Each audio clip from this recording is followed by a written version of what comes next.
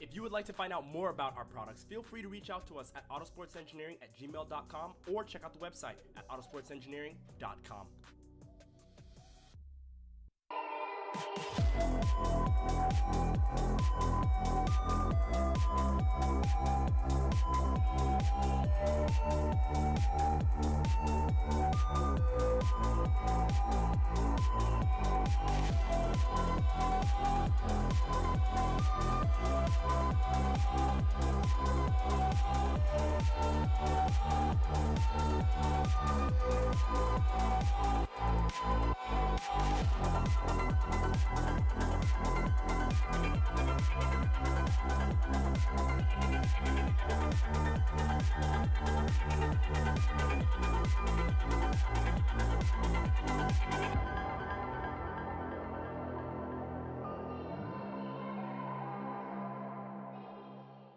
There's no better way to test your tires than on the racetrack.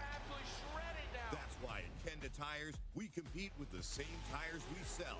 And that's how the technology built into every Bethesda UHP Max tire goes from podium to pavement. Whether you're a professional driver chasing podiums or a grassroots enthusiast looking for weekend excitement, Kenda Tires are designed for your journey.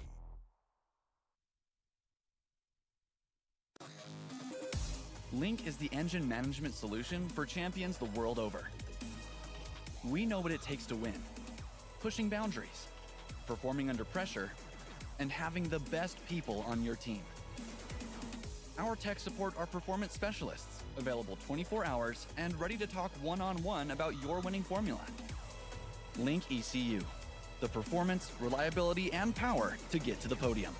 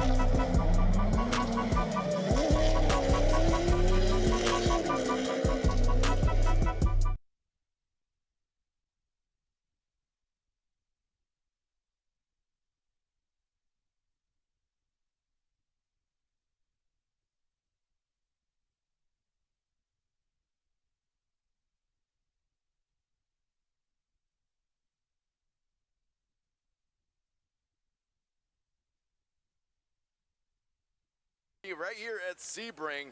I hope you guys are as excited as I am. Before we even start, I want to thank these sponsors out here. First is Autosports Engineering, Drift HQ. Autosports Engineering, Drift HQ are a big factor of this series here. And I am going to be here with my co-host. He's actually coming up on the ladder, Alec McEwen. Alec, you've been super excited. I'm actually happy to have you back here. putting new headsets on, and we have one of our judges walking behind me while we're on game. Wanted to do a little cameo. Alec, how you feeling, man? Yeah, doing all right. Wonderful timing here, and honestly, finally an event where we're not plagued with horrible weather today. I know we had some rain yesterday. I feel like every other time we're at Sebring, there's also rain. I mean, knock on wood, but looking in every direction right now, there's just beautiful white sheep clouds out there in the sky, but nothing gray. So should be a really great day of driving today. It's definitely going to be a great day of driving today, especially after yesterday we did have some spurts of rain, but then the competition, it was starting to dry up. Everybody was having a great time, and in the stands watching. There was some little kind of hiccups over here, but the layout's different from the last time we've actually commentated together here. There's no inner clip coming from outer zone 1 to outer zone 2.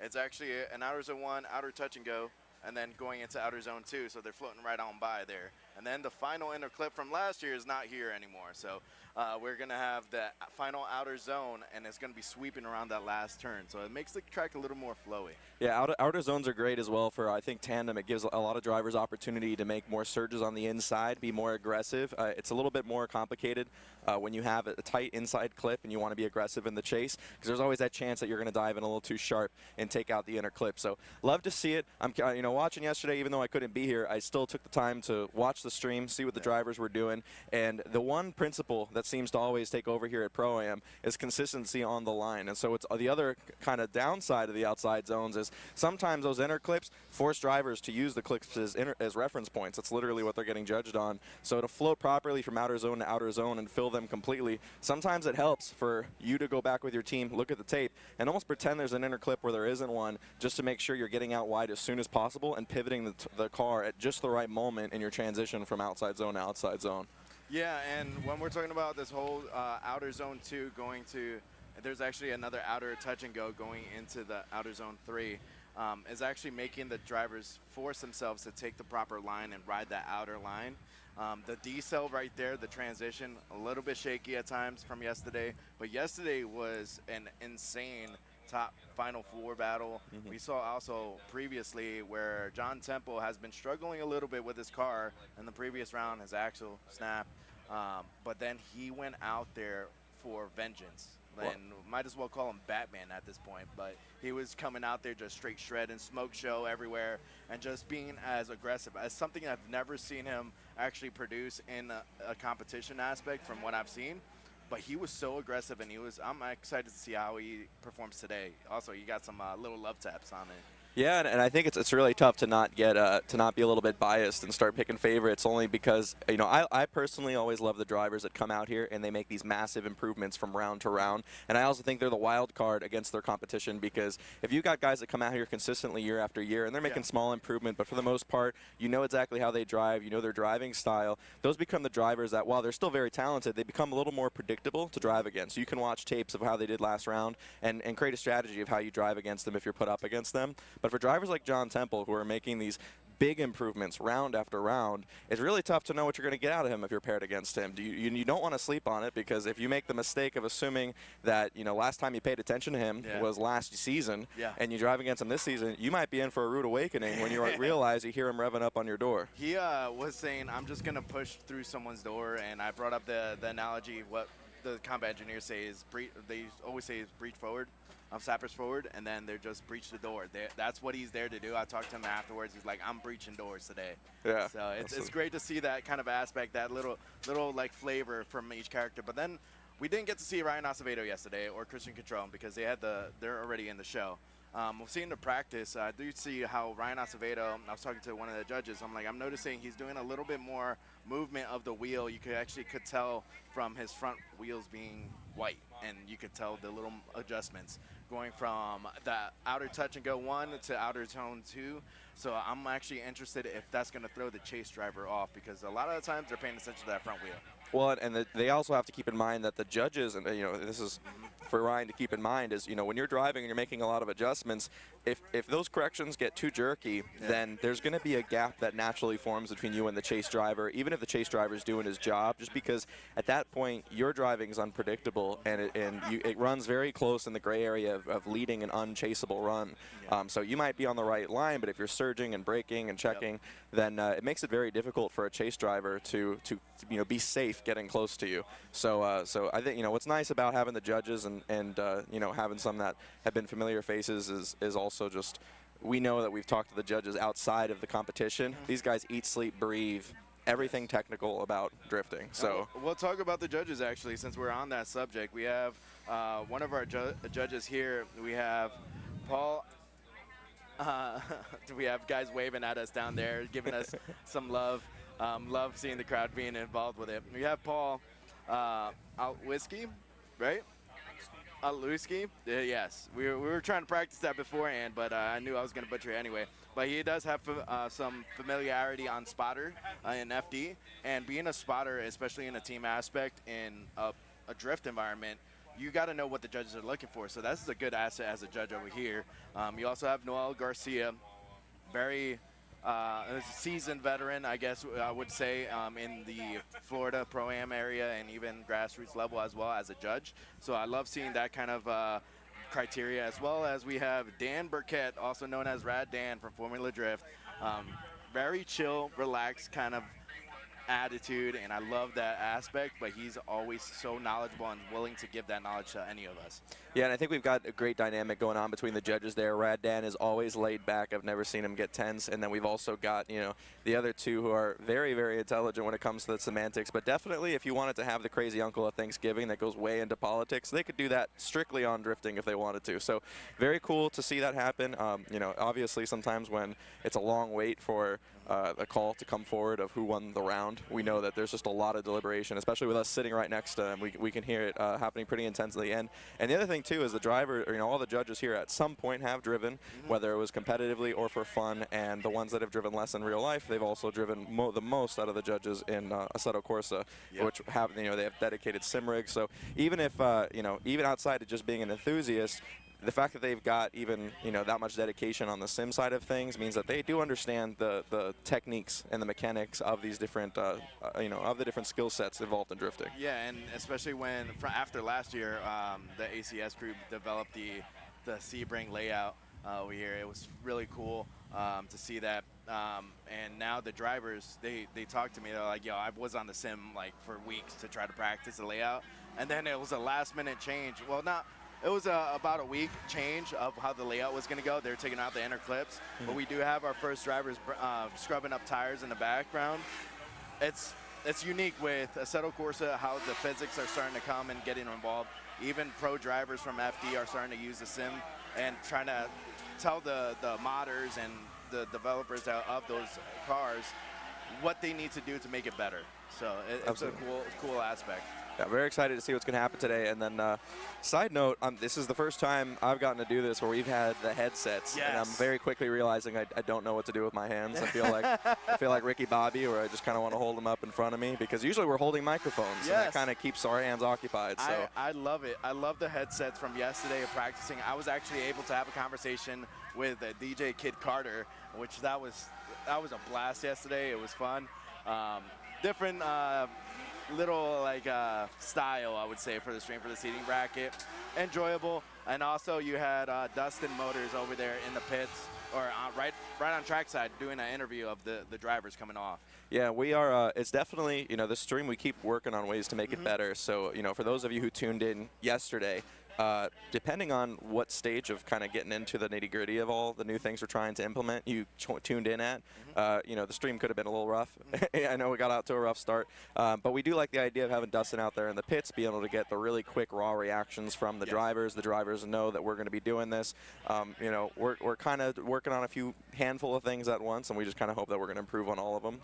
All right, so we have Ryan Acevedo is going to be in the lead, and Henry Pavone in the chase. And last round, we had a little hiccup with the track because a lot of people were having, well, it's not a lot of people. The track and the weather wasn't agreeing with us, whether it was the stream or lightning, so it was pausing a lot. So, man, it's going to be exciting to see Ryan Acevedo on the track in a competitive scene now. We didn't get to see him yesterday. The same thing with Henry. He was unable to kind of get off the line, but he was able to fix everything up, get his car back up and running to compete today. Yeah, and worth a notable first run here, what I really like to see is that Henry Pavone, I mean, Ryan Acevedo has been coming to these events for a while, but it'd be pretty strong argument to say that Henry might have the most amount of track time on this course than anyone else on the grid, because he used to come to every single drift event. He used to drive a different car, a little underpowered car, which I think personally is some of the best way to get good at drifting, because then the power doesn't really help you out in any bad situations. It just kind of, you know, complements your driving. And now he's moved over to this much grippy chassis, and now they're taking off the line. Here we go, Henry in the chase, Ryan in the lead. Initiation into the first corner. Ryan Acevedo doing a great job getting that outside zone. Henry filling it with him, but needs to close the gap a lot more. Ryan, especially having that quick 350Z, he's going to need to work harder if he wants to keep up. Ryan doing a great job with that outside-to-outside transition we talked about earlier to make their way past the crowd and filling each zone. Ryan needs to surge a lot more aggressively. Or Henry, I mean, yeah, Ryan doing a great job there, but just way too difficult to keep up, I think. Yeah, it was very unfortunate to see that aspect. We're going to see the drone replay. I'll kind of run it down. I want to see if there was actually, we were talking earlier about the corrections and kind of the sawing, see if that causes that issue. You see initiation is great, but he also falls off of the zone. Henry Pavone is trying to keep that proximity as much as possible, but he's trying to read Ryan Acevedo, but he is able to transition. You see the wheels kind of moving a little bit more and more, but he was able to dial it in and keep a flowy line. Henry is just trying to keep that proximity going into this decel zone and then the transition. Ryan Acevedo did a great job being able to fill the zones, but did the corrections. Is the judge just going to look at the minor adjustments to the wheel going to be a more hindrance to him? Yeah, and I saw the small corrections there, but at the same time, I do think there's just such a big grip difference between these two cars. You know, and on top of that, I think Henry made some mistakes on how he wanted to close the door. When he tries to make these movements to kind of tack and on inside line and get caught up, there's a little bit of a time where he gets away from it, and he it kind of washes a little too far past on the outside and doesn't keep that speed in.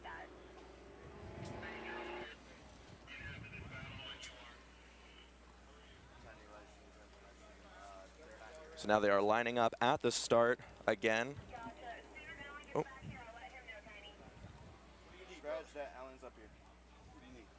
They're not hearing on the speakers.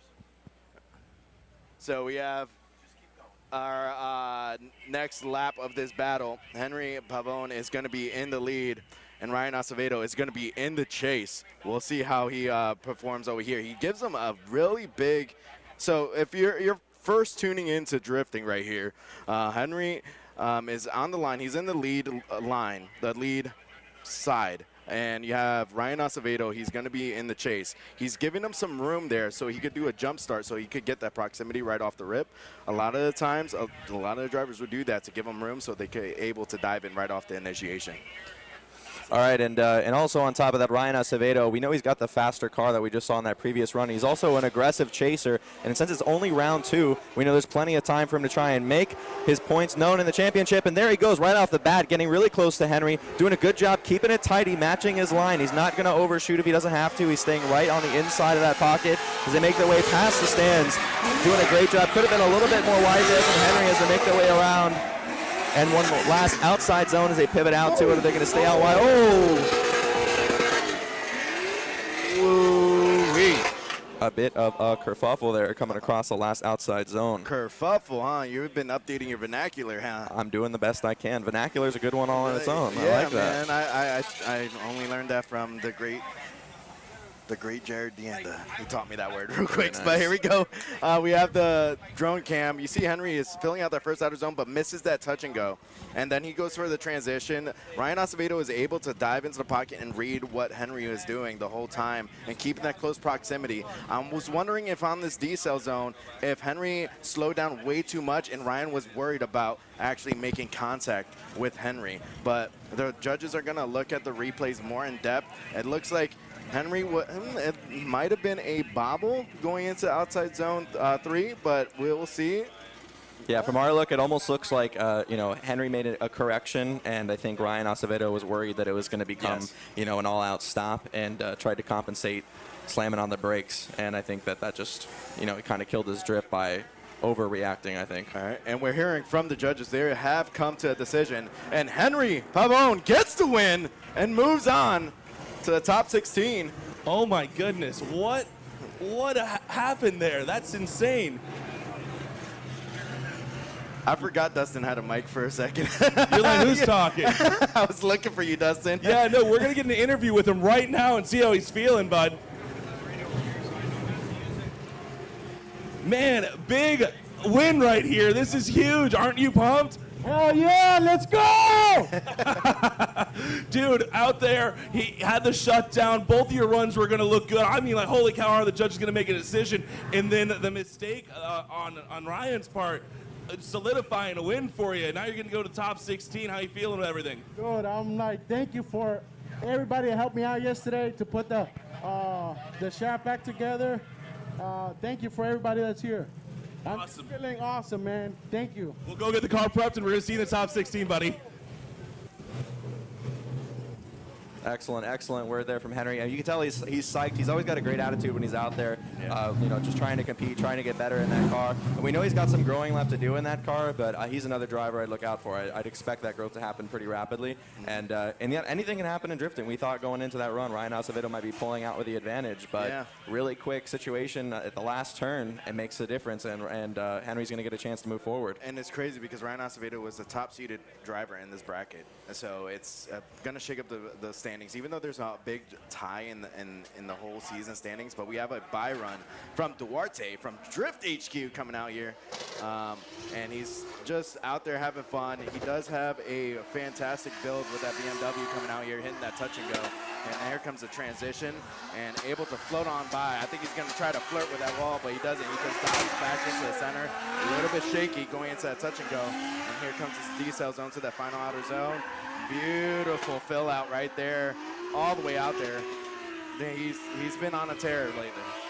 Yeah, and this is another car that is just such a rocket. So much so that I think that it's you know, any of these really grippy cars, they get way more difficult to drive because now the margin for error and what a small correction does as far as how much it moves your car in or off of the line is absolutely insane. So you can see that car, you know, it's so crucial that he gets on the throttle exactly when he's supposed to. And but the car is absolutely phenomenal, and we've been watching him drive that for years now. Yeah, and how he gets ready, when I was talking to him last round, like I was explaining yesterday, he has prior service and how he gets in tune and locked in.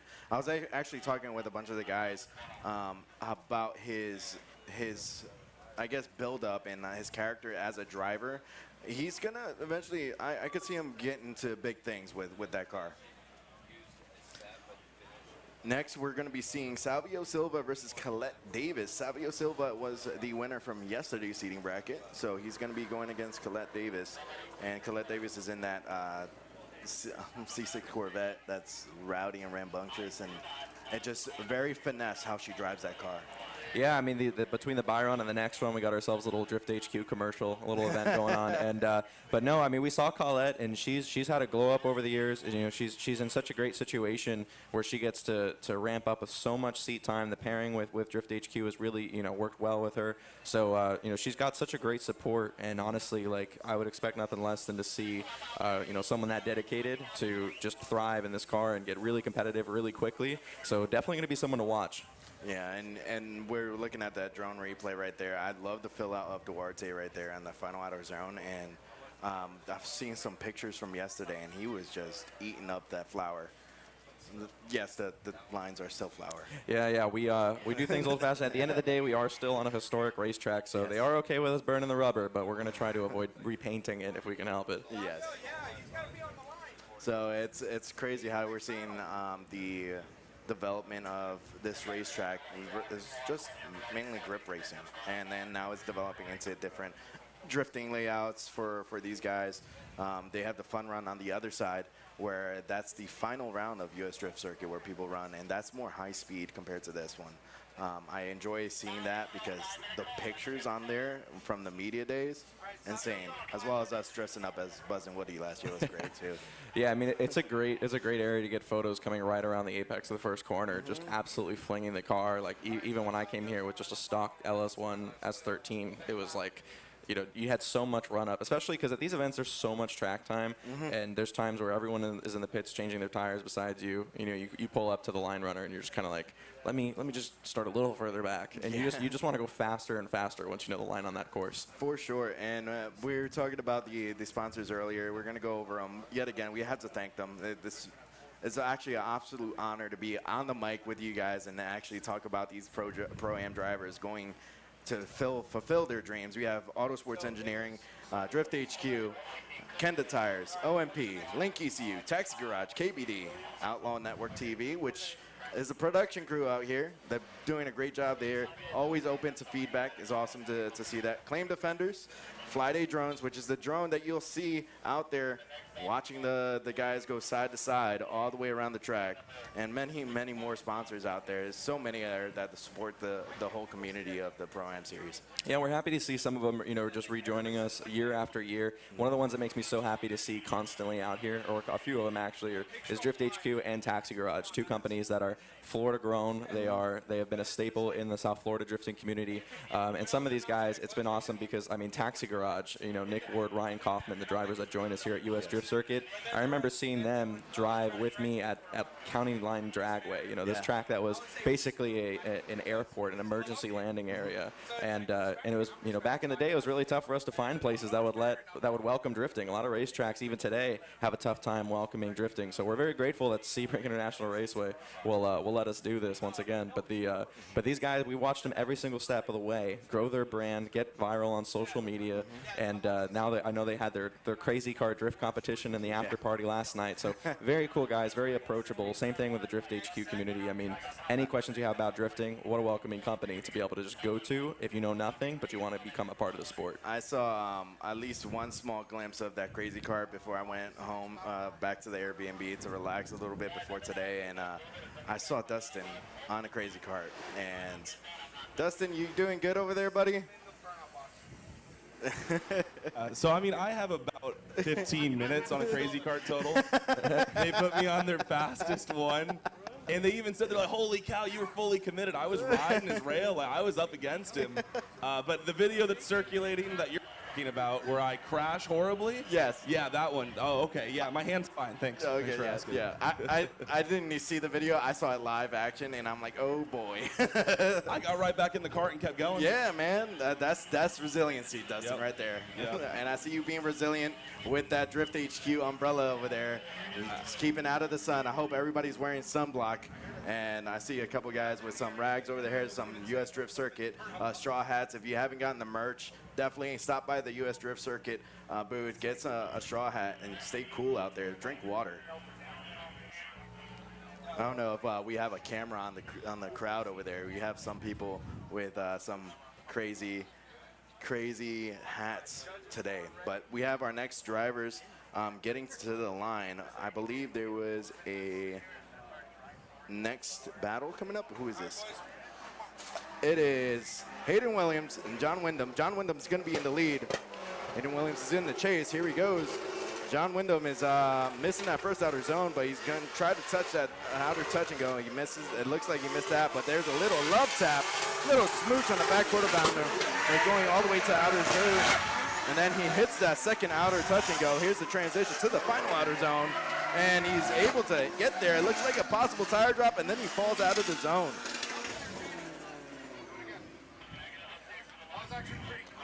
A really great chase job on that one as well. Both these cars so well built. I mean, we saw that car, compete here multiple times. We know that it's also really grippy. He does a good job not doing too much to get on the, to go out too wide, knowing the lead car didn't fill out the outside zone either. Does try to read as best he can, uses the transition as an opportunity to really surge and get close to the bumper, and falls back a little bit more. I would have liked to see a little bit more aggression on the chase as far as trying to really match that angle and slide in and really mirror the lead car. But great job, at least not falling back too far. Yeah, and it also, I'm thinking more of the fact that if you're watching this replay, you see the initiation and then he falls out of the zone. As a chase driver, you're probably wondering, oh my God, is he going to go all the way inside? And it's kind of thinking in the back of your head. The transition, he was trying to get close as possible, and he was able to snap into angle, but then he's trying to figure out what this lead driver is doing. He already saw the first half of the lap a little bit unpredictable, and let's see if you get the proximity at the end, and that's what he does at the end. And then we're going to have them switch sides. It will be Hayden Williams now in the lead and John Windam in the chase. Seeing them get ready over there, swapping around. And with the Formula Drift or any kind of drifting series competition-wise, you're looking at these drivers and you're looking at the competition. You're wondering why are they switching sides, and this is to give equal opportunity for these drivers to show a lead and chase lap. And the judges look at either one of them to see who made the better run on both of them consistently. Drifting is a game of consistency, and we have Hayden Williams now in the lead. John Windam in the chase. Here he comes. Hayden Williams is able to be at that outer zone. John Windam is struggling to try to reel him in. My God, Hayden Williams is able to hit each zone with speed and tenacity. A little bit of a correction on outer zone 2, going to outer touch and go, possibly hits it, and going to that final outer zone, and able to put both tires into that zone all the way through the track. So that whole, when we're talking about how the lead versus chase, and what are you thinking of as a spectator right now? Yeah, I mean, coming into these corners, you just got to remember, like, this is where your spotter is going to be really important and to tell you what to focus on. I mean, the spotter is such an important role, and having one on your team that really understands how to pay attention to the run and really highlight the key points that the judges are going to see. Because remember, the spotters, they don't know what the judges are thinking about, but they know what the criteria is. So, you know, they should have the same kind of radar as the judges, ideally, and give you the feedback of what to focus on, what your competitor did, you know, what their weaknesses and strengths are. And it sounds like right here, I mean, did a great job getting the outside zone, filling it completely, getting online, making tons of tire smoke, and we kind of see some distance develop there that, you know, so the judges have their work cut out. And the judges have made a decision. Hayden Williams gets the win and moves on to the top 16. Great job, Hayden. Very rowdy. He is having a good time out here. He's put on a show for you guys. How do you guys feel about taking off that rear bumper? Absolutely. We love seeing the drivers. Come on up, buddy.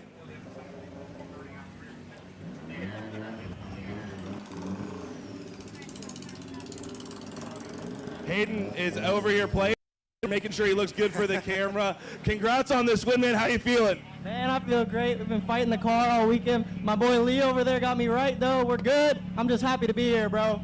Bro, and what a birthday present for you. Happy birthday, getting the win with us. It was good seeing you the other day, too. Have a good one. We'll see you the next round.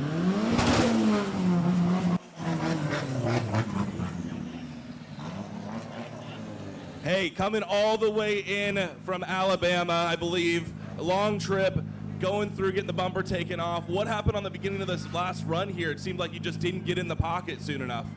Yeah, so I just had a little bobble, but we'll fix it. Okay, little bobble, but at the end, car looked great. Looked like you closed up. Can't wait to see you in the other rounds, man. Absolutely great seeing you here. Little bobble, man. And man, there's a lot of birthdays going around, Dustin. We got our drivers having birthdays. My son's having a birthday, and another ACS member out here having a birthday, it's too. It's your son's birthday? It's my son's birthday. He's How old is 39. he? He's 39, man. Wow. Yeah. That's insane. They grow up way too fast. Yeah, and he's about to tower over me. You see how tall he is. Hey, right now you're in the tower over me, so it's all good. We love this new segment that we're doing with Dustin too. I mean, he's got what's really nice is some of the drivers are probably a little shy at talking, but Dustin's got such an in-your-face personality, and now we quite literally are like, now here's a microphone, actually do it, get in their face, get it. But now the drivers get a chance to display their personality, and also we're going on a track right now. We got Colette Davis out there ripping in the Corvette. We've been talking about the Drift HQ Corvette and how well she's attuned to it, and there you go, great example. Just a quick fire on there. Colette is a menace. She's a menace. I was talking to her plenty of times from the last round, and I was so stoked for how she performed out here in the Sebring and US Drift Circuit. So overall, these guys out here, we're seeing the replay right here. When she goes to the second outer touch and go, that fill out of the final outer zone, she's been doing that all day, yesterday and today. So it's great to see that kind of performance towards the end of the track and being able to fill out. Yeah, I mean, looking at the replay right now, I mean, you see how she fills the outer zone, very considerate, very mindful of what the judges want, very demure. I was just about to say, you had to. You had to. Man. I was going to stay off the mic, but that was too good. I do have a question. So that was because of somebody not being able to come out? Exactly. So Savio wasn't at the line, and he just I guess he had some issues. Maybe you'll be able to talk to him later on today, see what goes on. I actually do know what was going on, What's up? unfortunately. So he was having something go on during practice. Went out for a run, and his engine management system, something wasn't talking to put on the water pump. So he actually was dumping coolant out, water, and he's been trying to fix it. Unfortunately, it just didn't get fixed in time. Man, and he had a killer run yesterday, being the top dog, and then just minor mechanical issues. Well, as you know, Savio is always a smile on his face. Oh, So yeah. he said, hey, it is what it is. Things happen. My team is amazing, and I can't wait to go and prove why I'm the #1 seed in this next round. Oh, yeah. That's awesome, man. Thanks, Dustin. Now we have our next drivers coming out here. It looks like they're scrubbing their tires. Actually, I explained it yesterday. You're more in depth with detail on it. Why would these drivers scrub their tires right before a lap? Well, when they first put on their tires, it's going to be at a cooler temperature than what it's going to spike up to once they're actually out there on track. This difference in temperature is going to change the consistency of the rubber, and that's going to make it inconsistent as far as their driving. So by getting the temperature up when they do the scrubbing of their tires, they're basically getting so that way when the heat rises, it's going to be by a lower degree when they're out there, and right off the line, entering the first corner should feel the same as leaving the last corner. And, you know, obviously that going with the fact that there's going to be the tire degradation between runs, there's already enough they're going to have to adjust to, so any variable you can keep consistent is going to be to your advantage. Yeah, you have Andrew Grindle. He's going to be in the lead, and then Paolo Mota in the chase with that Mustang. And we got some cheers out there. Yeah, I hope you're cheering when he's going through outer zone too. I see you guys out there. And it's funny because it was most of the Sun hats that I see right there cheering. It was great. So we have Andrew Grindle with the Dale Earnhardt #3 on the back of that Corvette. Raise hail, praise Dale. Yeah, both these drivers, this is not their first season with us either. Both of them very aggressive, plenty of power. They both know their car really well. A lot of these drivers that we see that are just going to a whole other level, they haven't done too many changes to the car aside from maybe some more power here, but nothing reinventing the wheel. And maximizing what they have has been the best way to get performance. All right, so here we go. Andrew Grindle in the lead. Paolo Mota in the chase. Late initiation from Paolo, leaving a little bit of a gap he's going to need to close. Andrew Grindle coming a little bit on the inside, not getting as wide. It's going to make it a little more difficult for Paolo, and a very difficult transition right there. Paolo almost getting pinched in the transition. Andrew Grindle making his way to that last outside zone. Paolo's going to try to salvage what he can, but it may be too little too late, and a tough shutdown there on the last corner. That's heartbreaking. After yesterday, Paolo had a rough day yesterday. One, the restarts that were happening, and then as well as the driving that he was doing. It was actually pretty well. He fell back a little bit on that first outer zone, but then it was all a catch-up game. And then the transition, he was surging a little too fast to try to transition, and he had to give him room. That caused that choke up for himself. Andrew Grindle was doing a great job in the lead, giving them that line that he needs to get that proximity. And you see right there, Paolo Mota just over-rotates at the end. And with Paolo, yesterday, he lost a wheel. Oh, wow. Or actually, the tire off the wheel, if you want to be technically correct on that. But at the final outer zone. And he was just out there just charging as much as possible. Actually, you were there, Dustin, to talk to him a little bit about him losing his wheel. I was there to talk about him losing his wheel. I also have some news for you guys. What's that? That man's driving without a first gear. He's all gas, no brakes, ready to come out. He literally saw the tire and went, oh, can I have that? He's like, can I please have that tire? So super exciting stuff. But here, it looks like they're getting lined up, and I'll throw it back to you guys. All right, we have Paolo Mota in the lead. Andrew Grindle in the chase.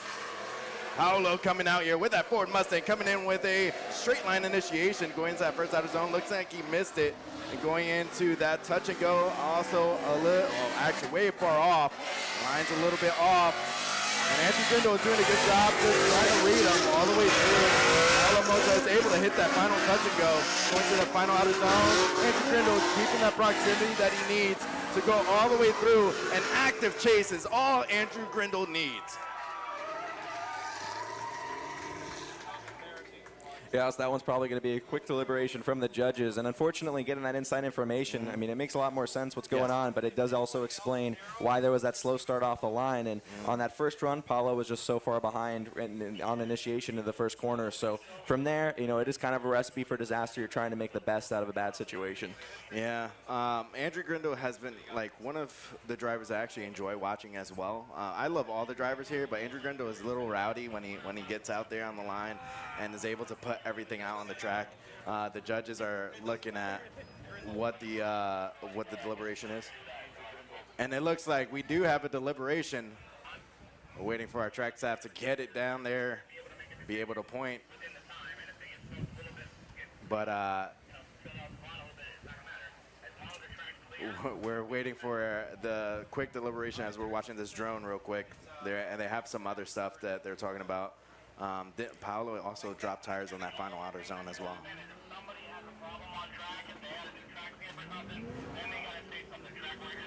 Here we go.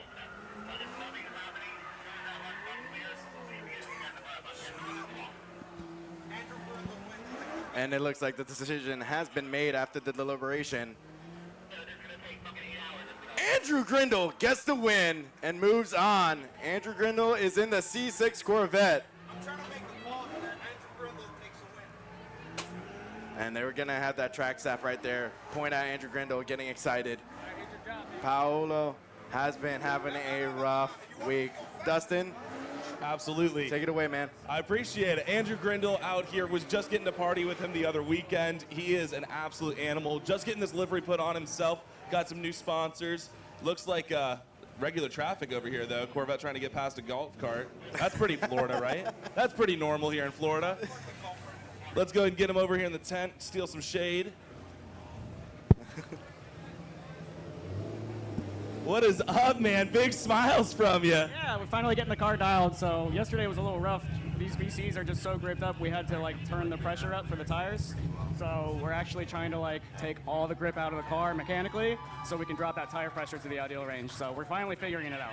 Hey, well, dialing it in, that's what the name of the game is. It looks like you're getting as much seat time as possible. Loving the new digs and everything, and love the little celebration out there. You knew you took that one home. Congratulations, getting the top 16. We're going to see you on the next one. Yeah, as we get that from Dustin, we were just going into the next round here, and we've got Louis Lunds in the chase position. Remember, Louis Lunds has already gotten his Pro 2 license, been competing in Pro-Am with us again to go ahead and refine his skill even further. Oh, my goodness.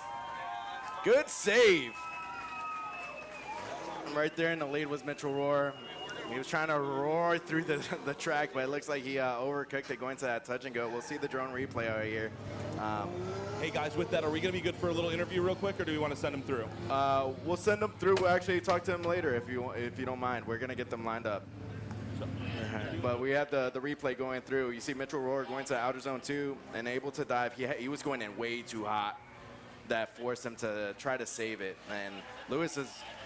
Yeah, he is in Pro 2, and he was able to read that really well. I feel like this ties into what I was talking about earlier, where I said sometimes it helps to kind of figure out what your weaknesses are on the track and assign your own clips to the track. So here we can see Roy does a great job on the outside, where we see on the drone footage. And then when he transitions here, he does a great job getting out to where there's one clip, and then he gets way too comfortable. It seems like he rotates his car way too much and just starts beelining it straight towards the other clip. The biggest thing is that even if there's not a clip that's all the way onto that outside zone, if you can force yourself to stay on the correct line, it's going to flow so much better. So here we go, Louis Lunds in the lead, Rohr in the chase position. Rohr needs to do the best he can to put pressure on Lunds and hopefully force a mistake. But knowing Louis Lunds, it's going to be far and few in between when we see a big correction or mistake like that out of him. Our previous winner here at US Drip Circuit doing a great job making his way past the stand, getting out to the outside zone. Could have been a little bit closer as he flicks it out wide for the last outer and filling it nicely and then full throttle across the line. Wow. Louis doing a great job filling out each zone out there. Being a professional that he is, great. he has a great character there. But when we're going to watch this drone replay, you'll see how Louis Lanz goes out there. He had done well last year on this layout, but it was a little bit different. He was able to kind of figure out, all right, what am I going to do to kind of transition into this new zones that they have here. but it looks like the drone replay is playing for the judges. They're going to review if there's some issue, but we're going to see it right here on the live stream. Willie Lanz coming off the line with that C6 Corvette, coming in with a nice initiation and being able to fill out. And there we go. It's official. Willie Lanz gets the win. Willie Lanz gets the win, and then they're going to move over to Dustin to get that post-drift interview, which is honestly my new favorite segment of the stream. We need Dustin to have red pants now. I just want to make sure I get checked, because sometimes I do lose. There's Lewis. I think Lewis is rolling on through. Dustin is actually talking to Chris. Okay. There we go. Lewis out there. We actually had an interview with him yesterday about how this layout is very similar to Long Beach. And I was talking to him, I'm like, is this going to actually prepare you in a sense to kind of get situated if you do go to Pro 1 and FD? And he said, there's no way to prepare for Long Beach. And I understand that because Long Beach has that power alley that is blind right off initiation. So it's kind of scary in that sense, but it's on a parking lot as well. Well, the largest thing to watch with going into Pro Spec is that it was only about 10 years ago where they're like Pro 2 didn't exist, and it was Pro-Am and then straight to FD. And FD cars were pretty much what we're seeing on the Pro-Am level. Yes. And so it's not just a matter of being prepared for the tracks, but being prepared for the competition. By the time you get to Pro Spec, today, you're now going against drivers where it's so much more expensive. You have to have so much more of an aggressive program just to be present at every round and to really be competitive. And then on top of that, you've got to deal with the skill set there. And to make it worth your time, you need to go in knowing that you've got a chance on that podium. So Willie Lanz understands that, and I think that he's just doing everything that is within his power to get himself one step closer to that. And he's actually, this is actually his demo car that he's running right here. He's not his FD Pro Spec car. And you were telling me when I first came here, he was originally a grip racer over here. He did time attack and was able to do that kind of stuff. I was able to have a conversation with him. I'm like, how do you transition from that to drifting? And it's just, he's not afraid of the speed. So that's really cool to see the kind of, I would say, dialects of motorsports.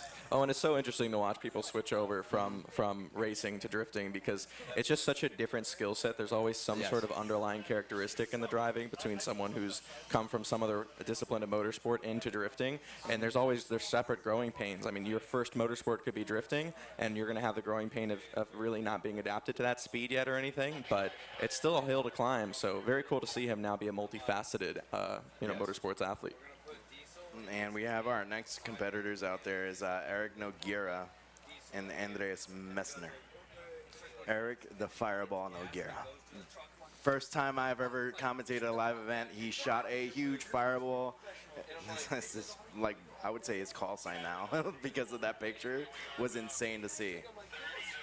And the photos seem to just get better, too. I mean, the competition seems to be gravitating towards this Pro-Am. There's only so many Pro-Ams out there that are readily available. In Florida, we've had a few failed attempts to have consistent Pro-Am events. And, now we're returning for, multiple years in a row consistently. FD is very happy with, the rigor of driving that we, have take place here. So, very excited to see who this year's champion is going to be. And honestly, from what we see, I think that there's so many names I can think of off the top of my head where if they make it through, they'd be a great fit for Pro Spec. Yeah, and with that being said, the media guys out there, like, not only attracts that, the media guys being in the blistering heat, drinking water, trying to get those shots as perfect as possible to build their portfolio to be the media guy for a FD driver. You have one guy that he goes for the track, the grip side of Sebring, as well he goes as many grassroots drifting events or even Pro-Am level, that he's now a media photographer for one of the Pro Spec drivers out there in FD. And then you got some guys that just love the sport and want to record video.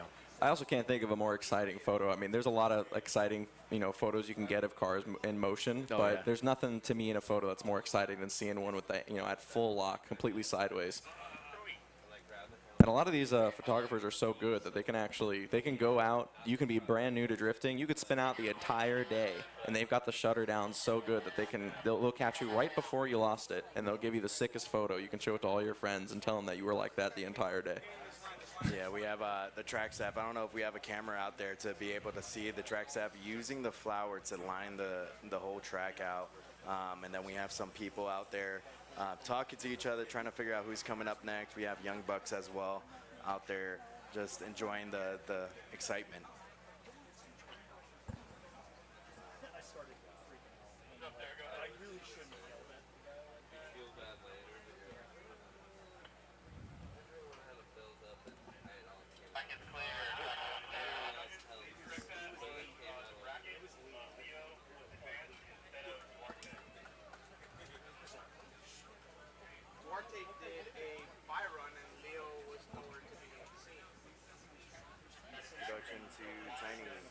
Tiny to production, I did it better.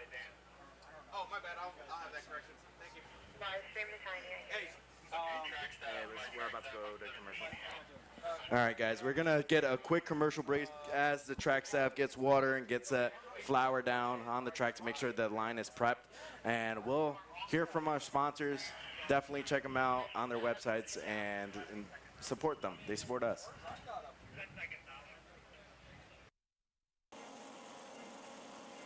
If you're building a track car or a daily driver, Autosports Engineering has got you covered.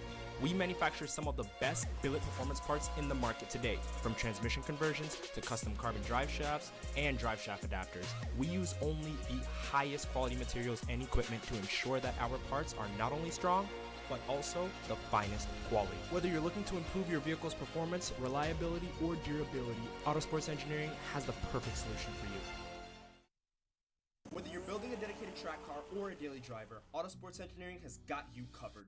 We manufacture top quality billet performance parts that cater to a wide variety of applications, from transmission conversions and custom drive shafts to valve covers. We use only the finest materials and advanced technology to produce the most reliable parts out there in order for you to achieve your goals. If you would like to find out more about our products, feel free to reach out to us at autosportsengineering@gmail.com or check out the website at autosportsengineering.com.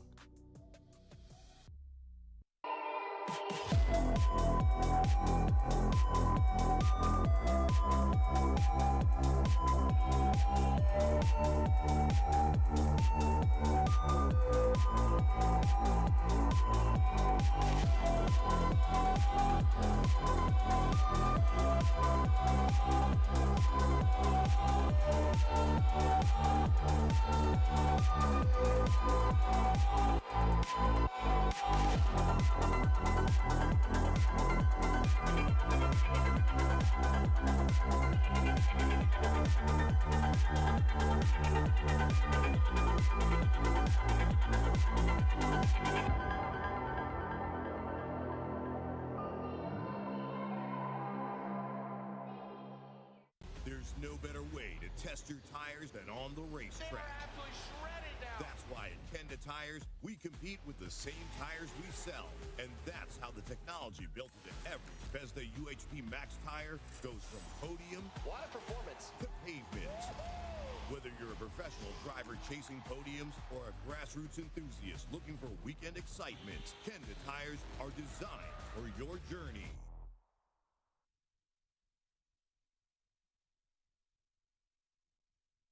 We're getting ready for the next battle. We got the lines situated over here, and we're getting ready for our drivers to get situated, and the judges are now looking. We're having our next drivers come up. Track is clear, track is hot. Here we go. We got Eric Noguera in the lead, Andreas Messner in the chase, and Eric is doing a fantastic job keeping that midline in that first outer zone, trying to reach out to that touch and go, and he does, going to that second outer zone. Money being able to fill that out a little bit too deep, but he's able to use that momentum. But Messner is making a mess of his door for the second outer zone. Let's see if he'll get right to the pocket on that final outer zone. A little bit of a bobble in the chase. Great lead lap from Eric the Fireball Noguera. Yeah, and a lot of adjustments in the chase, but overall, a great job. I mean, you couldn't mess that performance. It was incredible. No, but coming around the corner, I mean, we even saw this at the last round. That Infinity makes so much tire smoke. I absolutely love it. I mean, I know my clouds. That's a cumulonimbus. It's out there. I mean, that thing is so cool. He does a good job. Eric Nogueira is also, his car's not slow. No. So to be able to make that much tire smoke, and still keep up, he's not just spinning and going nowhere. And obviously, he had a couple twitches there to get caught up. He didn't start right on his door. So Eric Nogueira still has his work cut out for him. This could still go either way. Yeah, and we're seeing in the chase, you are expecting to see more corrections compared to the lead driver. The lead driver is trying to be as fluid as possible. Chase driver is trying to dive into that pocket and roll with it and just know what the lead driver is doing. And that's in this final outer zone, you see him bobble a little bit on that transition, but was able to dive right back there. Now we have Andreas Messner versus Eric Nogueira. Andreas is in the lead, and Eric is in the chase. I was talking yesterday how Eric has a more samba feel when he drifts, so it's more of like that flowy, aggressive. Yeah, like from the hips. It's all it's all on the hips, all right? So we'll see if it's all on the hips in the chase. Andreas Messner in the lead. Eric Nogueira with a e-brake pull on the initiation, and Andreas takes out a jersey barrier on that first outer zone, going to that touch and go, able to hit that touch and go. Transition is good, but it's too deep on the second outer zone. Backfires all the way through to that second outer touch and go. The transition, oh my goodness. It looks like 3 tires off on that final outer zone. Yeah, the judges are going to have to take a look at that. He may have gone too far off track, and we know that he went off at 2 different points there. One when he sent the barrier into orbit to dock with the ISS space station, and the other one coming around this last end. A lot of great driving there. Yeah. He looks like he's got a little bit of growing to do into that car, but, I mean, what a great combination. He's clearly loves to be foot to the throttle. He's just got to learn the line a little bit better, and he's definitely a threat to be reckoned with if he doesn't get to move forward. Yeah, and we've seen the judges looking at the line right there. That 3 tires off is a big no-no. If you're tuning in at home, first time seeing a drift competition, you want to keep the car in the track. So you see 2 tires off on the first outer zone, and then going into that touch and go. Touch and go, they just need the back bumper, and it looks like the judges have come into a decision. Eric Nogueira, Eric the Fireball Nogueira gets the win and moves on to the top 16. Yeah, great job by Eric, and we know he's going to give a stellar performance the rest of the day. Messner, unfortunately, he couldn't continue. The run looked great, but unfortunately, those track boundaries are just what caused that problem to be a little obvious for the judges. And, when people watch this stuff and they see a car go that far off track, I don't think what they realize is how much marbling there is as well. We're about to kick it down to Dustin. What is up, Eric? How are you? What up, brother? Pretty good. Feeling good. Feeling good. Today's the day. Today's the day. Good chase over there. Obviously keeping it up. Not getting distracted by the in-orbit barrier. A lot of stuff going on. How are you feeling? Feeling good. Today's the day. I'm telling you. Today's the day. Today's the day, he said. That's all he's going to say. Have a good day, bud. We'll see you in the 16. Eric the Fireball Nogueira, always a man of, I would say, catchphrases. We'll say he's very, very in tune with what he can do, having a conversation within the pits. That's one great thing about drift events. You could go talk to the driver in their pits while they're hanging out, getting ready for the next battle most of the time, or even during the breaks. And we're having our next battle coming up and get scrubbed up. And the mentality also, just wanted to say that really quickly. I love when he comes up and he's just like, today's the day, today's the day. The mentality that these drivers have, like just coming off that high and like going to do the interview right afterwards, it's so contagious. Like I did not do my laundry yesterday, and like this has nothing to do with it, but it's like so contagious that I'm just like, that thing I don't want to do, I'm doing it. Like he's got the right mentality. He's also really happy. Like every time I've seen him, every time we go to an event, like even when it was Clutch Kickers, I was still around. Like even when it's not for competition, he'll just get that way just with his driving on that day, and it's like that kind of enthusiasm. It just propels you forward. I think it also has to take a part of that pit vipers that Dustin wears all the time, and his nice Florida shorts that he has out there. But here we go. We got our next battle: Sasha Prospero versus Kashad Parson. Kashad is in the chase. Sasha Prospero in the lead, going out there with a nice initiation, going into that first outer zone, being able to hold angle all the way through to that touch and go. Money transition into the second outer zone. And beautiful fill out, a little bit of a tire drop, but we have good job, Parson, being able to keep that proximity all the way through. And now the final transition, the decel zone, and he is able to fill out, Sasha does, but Kashad is having an issue at that final outer zone. Sasha Prospero, one of those drivers worth mentioning who has such a strong hunger to win with this competition and move on to Pro Spec, and also has been such a contender every single year. To be that close and to have not gotten in those previous years, I bet you come into this series this year with full commitment on every single run, and it looks like that's exactly what we're seeing now in this run. Yeah, and one thing we were talking about zones, Rice. Get more detail what the judges will look at the touch and goes. We say, oh, it's an outer zone, and then we say an outer touch and go. What are the judges looking at that touch and go for the people that never watch? Yeah, so the biggest difference between a touch and go and an outer zone is that any zone you want to fill from beginning to end. Your car should have the same shape as the driving line and stay on that line throughout that entire zone from beginning to end. Touch and go is just an area where it's gonna, you think of it almost like a clip, where you just want to graze a part of your car as close to it as possible. It doesn't necessarily mention that you hang out there for long. You literally just have to fill it for get the proximity with that part of the track, and then you can immediately gun off of it to the next portion of the track. And the other thing worth mentioning is when we saw the previous run with Messner, we see some of these cars go off. This gets really difficult because if you're just a little bit wide, you're going to actually end up way off track, because when you see all this black on the track, it's marbling, and it gets too difficult to just stay in if you stand on that marbling. So here we go, Sasha Prospero in the chase, doing a good job getting close, trying to get a read on this lead driver as he comes around. Parson doing a good job getting it outside, going through the touch and go, trying to get to the outside and keep momentum up, going a little too wide and having a bit of a bobble, and Sasha having to adapt to it as they make their way across this last zone. And a little bit of a tire drop coming across. I don't know if that was 3 tires or not. Oh, mercy. We're going to look at this drone replay. I want to see that second transition. If he actually, he might have hit the e-brake a little bit that made him float out, but we see the fill out on the first outer zone going into this touch and go. He does a great job with throttle modulation going all the way to the second outer zone, but he cooks it a little bit. I think he probably e-brake pulled on that one as well. That makes him float out a little bit more. Going to that touch and go, able to fill it out. Sasha Prospero is doing a great job in the chase, reading everything, and I think he just had too much momentum. He didn't use the decel zone going to that final outer zone. Yeah, and some of this is where I'm starting to see too, as I was just talking before the run began. That marbling is that after all these runs are going and they start to kick off that tire dust, they start to see it pile up on the outside edges of the track. So if you go outside the line that most drivers have been on, even if it is right on the outside zone, you might end up slipping out further. Yep. And it looks like the judges have come to the decision. Sasha Prospero gets the win. And Dustin, let's see what this exciting driver has to say. He's going to tell me today's the day.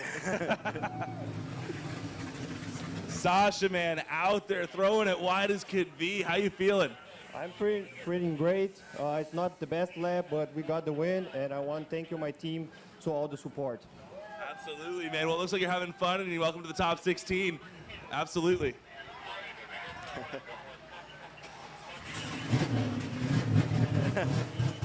You need earbuds down there, buddy. Good shot, man. Camel. All this work, you had to put a new transmission in, you had to put a new axle in, everything came together. What was the breakdown? Bro, it's been a tough week. We did a lot of work. I couldn't get consistent because of all the troubles. Today, I got pretty decently consistent, but, you know, it just game changing comp, you know. Comps are difficult. That's why we're all here, and that's why every time you do well, it's more of a proving grounds. We know we'll see you in the next round, man. Sure. I'd like to thank my sponsor, Whoops, bro. The team put on a great effort to get us to where we're at today. So. Absolutely. Love all the sponsors out here helping everybody out. Autosports Engineering as well, Drift HQ and Kenda, Taxi Garage, over Drift Circuit. Back up to you guys. All right, so we do have an update on the bracket. Matt Shulman got a bye run. He just put his car in motion, drove through the course. Justin Sosa was unable to get to the line. His car is just broken down on there. The next drivers we're going to see is Alex Puig and John Temple. Very exciting run, yeah. Both of these drivers showing immense improvement.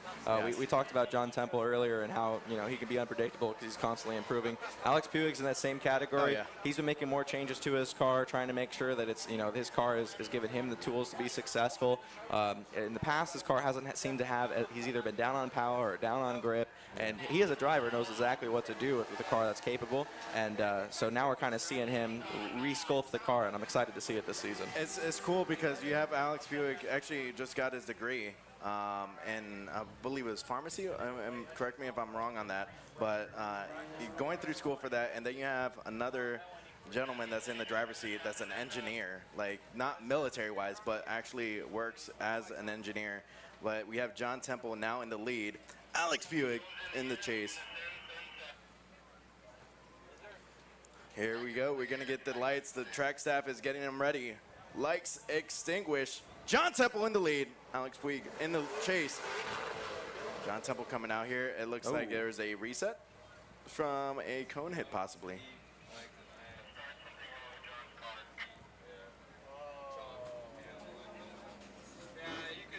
Oh, no. Possibly something happened with John Temple's car. We're going to get a... he's probably going to be able to call his 5-minute timeout and see what's going on with his car.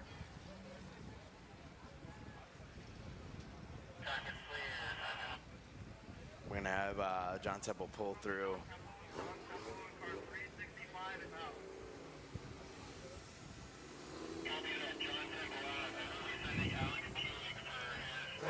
Oh, no, we're hearing an update. John Temple seems to be out of the competition. Something happened with the car. Dustin, we'll probably get an update on that when he drives through. We're going to have Alex Puig do his buy run over here shortly. John Temple has been, yesterday he proved himself. He had some gripes and some issues going on. And then he was like, I'm just going to send it yesterday. I'm going to see what I could do tomorrow, you know? Yeah, it's a tough break when you spend a lot of money to make it to each round to be taken out because of any kind of mechanical issue. And then even as the driver that progresses, Alex Puig automatically getting to move forward because of this is a little bit bittersweet because you come here and you want to be out for blood and you want to win your way all the way up to the top. I mean, a win is a win at the same time, but a little bit of mixed emotions on that end as well. Everyone likes to see a good battle. And here comes Alex Puig. Coming in here with his buy run. He's going on to the top 16. He's now out there just having fun, just trying to shred some tires, get some seat time on this track. Doing a great job with that Pandemonium mesh chassis on the second outer zone. Try to hit that touch and go right there, and he does. Going to transition to that final outer zone.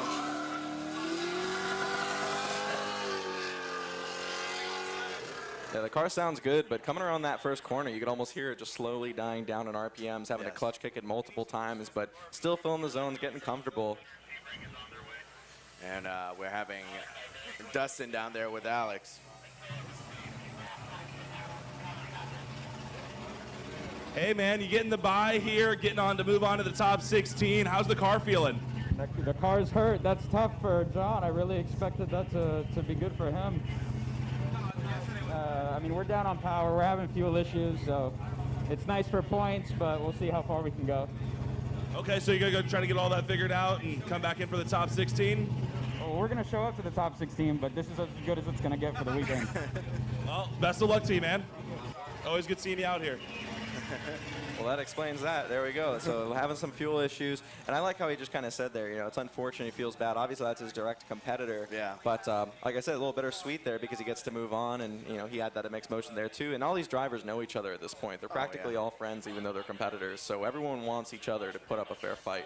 And you see it, if you're out here at the event, you'll see them actually roll up. Alex just rolled up saying, hey, what's going on? And now he's driving back to his pit. He needs to use this time to his advantage to try to see if he could fix something to make it better for himself. But we have our next battle coming up. It's going to be Byron Parish versus Gabriel Romalo. And Byron was doing a pretty well job filling out the zones yesterday. And it seemed like he probably was struggling just a little bit. it's just the track. The track Sebring here, for the people that don't know, this used to be a military base, and we're on basically a runway, and they say mind the bumps, and they're not joking about that.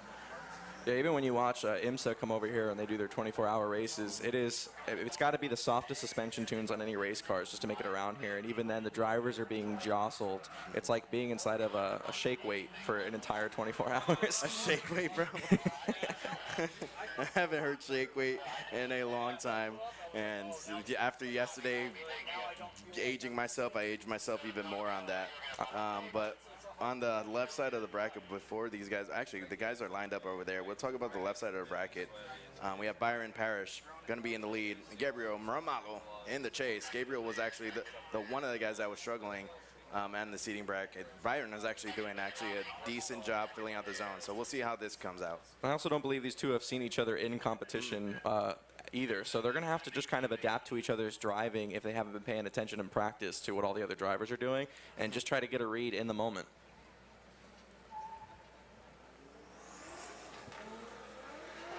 All right, here we go. Byron in the lead, doing a good job getting that outside zone, dropping tires. That chase car looks like it might have came 3 tires off.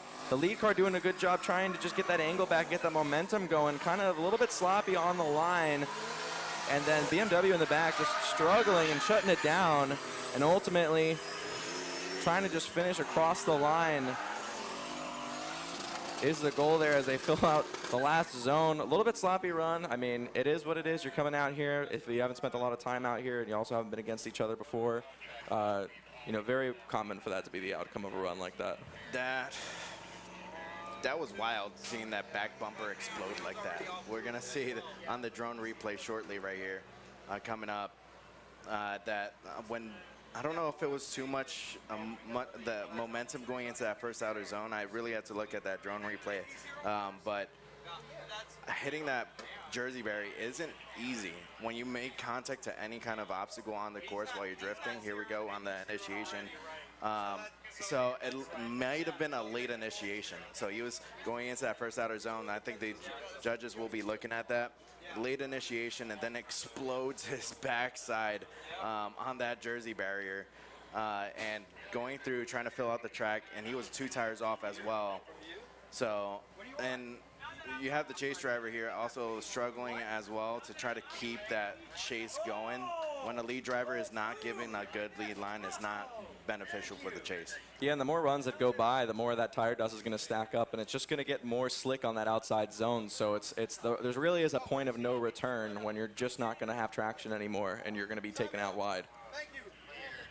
Thank you. Yeah, yeah, oh my God, this is the best. This is Pigania. This is Pigania, so it has a layer of flat, there's a big old cap on it. I think the judges got fed just right here. Was it Savio? Just Savio. So not only is he a great drifter, he's a great chef.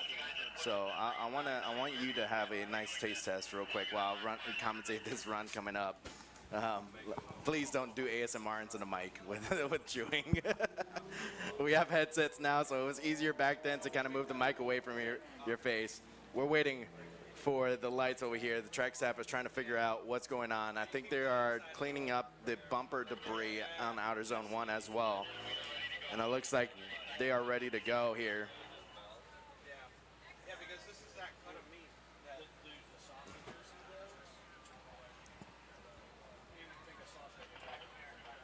the track is now clear. Gabriel Romalo yesterday was struggling going from outer zone 1 to the outer touch and go. Looked like he straightened out multiple times. Yesterday, almost nailed John Temple during the seating bracket. Here we go. The lights are extinguished. Gabriel Romalo in the lead. Byron Parish in the chase. Gabriel going in with a nice weight transfer, going to that first outer zone, going and filling it out as much as possible, reaching to that touch and go. Money transition is great for Gabriel, being able to go into that second outer zone, filling it out. Byron Parish is struggling a little bit to gain that proximity. Here's the touch and go, a little bit of a tire drop on that touch and go, but is able to continue on with the momentum and filling out that final outer zone. Beautiful performance for Gabriel. Yeah, that was a much better run from both drivers. Far less mistakes, I think, for this one. The judges are just going to have to mark down the severity of it. And I know as a announcer, it's probably a good idea to not pick favorites. I've had to change apart. I think Savio is my favorite now. Oh, the food's good? It's delicious. You know what? That's a staple of him, too. I got to say, like, one of my favorite things about Savio is that, like, he's here and he's competing and he's having fun and he's grilling. And he'll just cook up a storm. He's fed the entire paddock multiple times before. So, you know, a great guy, super easygoing, too. Oh, he's yeah. a menace behind the wheel, and then he gets out. He's just grinning ear to ear, super approachable, easy to talk to. All right. And it's looking like Byron Parish gets the win and moves on. We'll get an explanation shortly from the judges on what happened on that battle. And we're looking at our next battle coming up. It's going to be Darren B versus Christian Contron. And we're throwing it to Dustin to get an idea of how those drivers both feel after that. Byron out there just wanting to destroy your car some more? What's up? A little too deep on outer one, bro, but I was a little bit hooked up. But we're going to do what we can. We got to fix it. I'll see you later. Absolutely, man. He said he's a little too hooked up. He just sent it a little too hard, but he's going to get everything fixed and come on out. Yeah, pretty explosive going against that barrier like that. And, yeah, I don't think they're filled with water. I couldn't imagine they'd be going that far. Yeah. And thank goodness they aren't. If they were filled with water, it would destroy a lot more of that car, man. No, luckily the rain's held up. I do see great clouds in the distance, but overall, you got our next competitors getting in the burn box, getting situated, and I'm seeing thumbs up over there from the media guys. Oh, they want me. Hey, how's it going? I love the kind of atmosphere you get at a drift event. You get people that are having fun, and even family-friendly events. Man, it's great to see, especially who's never been to a drift event. They're not kind of like timid to come here. Yeah, and I mean, it's just something that I think it's a great visual spectacle, even if you don't know anything about motorsports. I think that's what makes the appeal to just being able to bring whoever, even if they've never seen it. It's just, it doesn't take much to understand. Is it cool? Great. That's what they're judged on. We want it to look fast. We want it to look aggressive. We want them to be at full lock, tons of smoke. Typically, what looks great to a person who's never seen it before is also going to look good to the judges. Oh, yeah. We do also see some people out there on the right side of the track where on Outer Zone 2, they have little tents up and tailgates open, enjoying the view of that Outer Zone 2 smoke show. Probably getting dusted by just tire smoke all the way through. Oh, yeah, it gets everywhere. Yeah. You'll have to take a shower. It'll be in your ear, your nose. Yeah. But it's a mark of a good time. It definitely is. So, we are having the first drivers come up and get ready on this battle. Christian Contron is going to be in the lead. Darren B in the chase. Let's see how Christian Contron comes out here and puts out a spectacle performance coming into that first initiation and keeping that low line on that outer zone. He was a little shallow on that, but was able to fill it all the way out. Hits that touch and go. Transition is good. We're going into that second outer zone. See a little bit of a correction. Front tires into that touch and go money. And here comes the transition to the final outer zone and is able to get that C6 Corvette filling out the final outer zone. He, from what I've seen from the first time I've experienced him at a pro-am level to what he's doing now, it's a different beast. It's still a different. He was great back then, and he's still great now. And he's just even better from what I'm seeing. Yeah, when it comes to the competitive spirit, we were talking about mentality earlier. Christian Contron is one of those people who is developing that championship mentality along with his driving. I mean, we've had conversations with him after the last round, and he's thinking about every single thing he can do to improve himself, from physical condition to mental condition to conditioning the car. And he's making sure he's hitting every single point that it takes, not just to be a good driver, but a winner, ultimately. And so definitely someone to watch for the rest of this season. We've seen him also come pretty close in other seasons, but this year, I mean, his car is a complete other animal, and so is he. For sure. I just saw a little family there, and there's a cart, babies in the cart just lounging out and in the shade, just vibing to the sound of cars. And you got these drivers driving back. The one thing I did notice with Christian going into outer zone 2 was the amount of movement in the front tires. So he's kind of like, I don't know if he's fighting the car or if it's just his, I guess, muscle memory. I would say that. All right, we got Christian Contron in the chase. Darren B in the lead. Darren in that 350 going out there. Here he comes, the no tread livery. Christian Contron in the chase, trying to dive into the pocket right early, and it looks like Darren is falling a little bit too deep. And he starts weed whacking a little bit on that grass section, but is able to get it together. Into outer zone 2. Christian is doing a good job trying to read the lead driver, but he's able to get right there, close proximity all the way through this transition to the second outer zone and final outer zone. Yeah, we're going to have to wait for the drone footage to see just how wide he went. But Darren, honestly, all things considered, being in the lesser built car, I mean, you know, you can hear it, you can see it, that that car is just not the same, you know, build as what he's being chased by Christian Contron.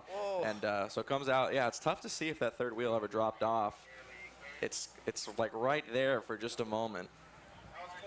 He was probably on the line, but still, if you're going lead versus lead, chase versus chase, Christian had a better lead run compared to Darren because of no tires going off, but we're seeing, and it does sound like that. Christian Contron gets the win and moves on to the top 16.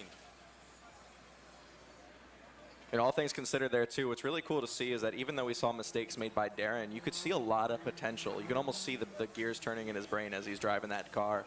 And 350Z is such a great chassis too. Like if you're looking to get into drifting, that is a get in and go chassis.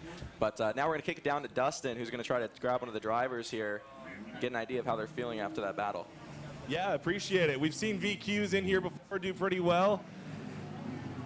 What is up, my man? I think the youngest competitor in here with one of the not underbuilt cars, but just not at that level yet for being Pro-Am, and you're out there shredding it, man. Yeah, I mean, it's kind of easy, kind of not, because I mean, I'm running 100-shot NOS, stock a little bit, chasing high horsepowered Corvettes like that, it's hard. Yeah. I mean, I gotta push the car a lot. Well, you're making certain parts look easy. You got a little bit runoff there. You just wanted to go for the widest line, it looked like, and you definitely took the widest line trophy so far. But good to see you out here. Can't wait to see what happens in the future, man. Yeah, no problem. And how old is he, Dustin? Christian Contron in here looking like he is a professional. His helmet on, everything. Are you going to stig? You're not going to say anything? Or I can't hear you, so I'm just going to... I can't hear. Well, congrats on the win. Here, congrats on the win. I have headphones in, so I can't hear you guys, but I just want to let you know, I'm juiced up, baby. I'm ready to take care of business. I'm confident. We're ready to take this home. Let's do this. There it is. There it is. I love it. I love it. He doesn't even care. He's like, I know what to say. This is what I want you to know. I can't hear anything you're saying, but you're going to know this. Well, now we have our next drivers coming up, Ryan Kaufman and Juliano Emmanuel. Juliano is going to be in the chase. Ryan Kaufman is in the lead with that taxi garage blue livery going out there to the first outer zone. Beautiful initiation going to that outer zone. Hits that touch and go. Juliano is kind of struggling to try to reel him in, but now he's able to dial it in a little bit, but he's still struggling with that speed and momentum. A little bit of a love tap. And Ryan Kaufman is unfazed going to that final outer zone, and he's so excited. I love his driving right there.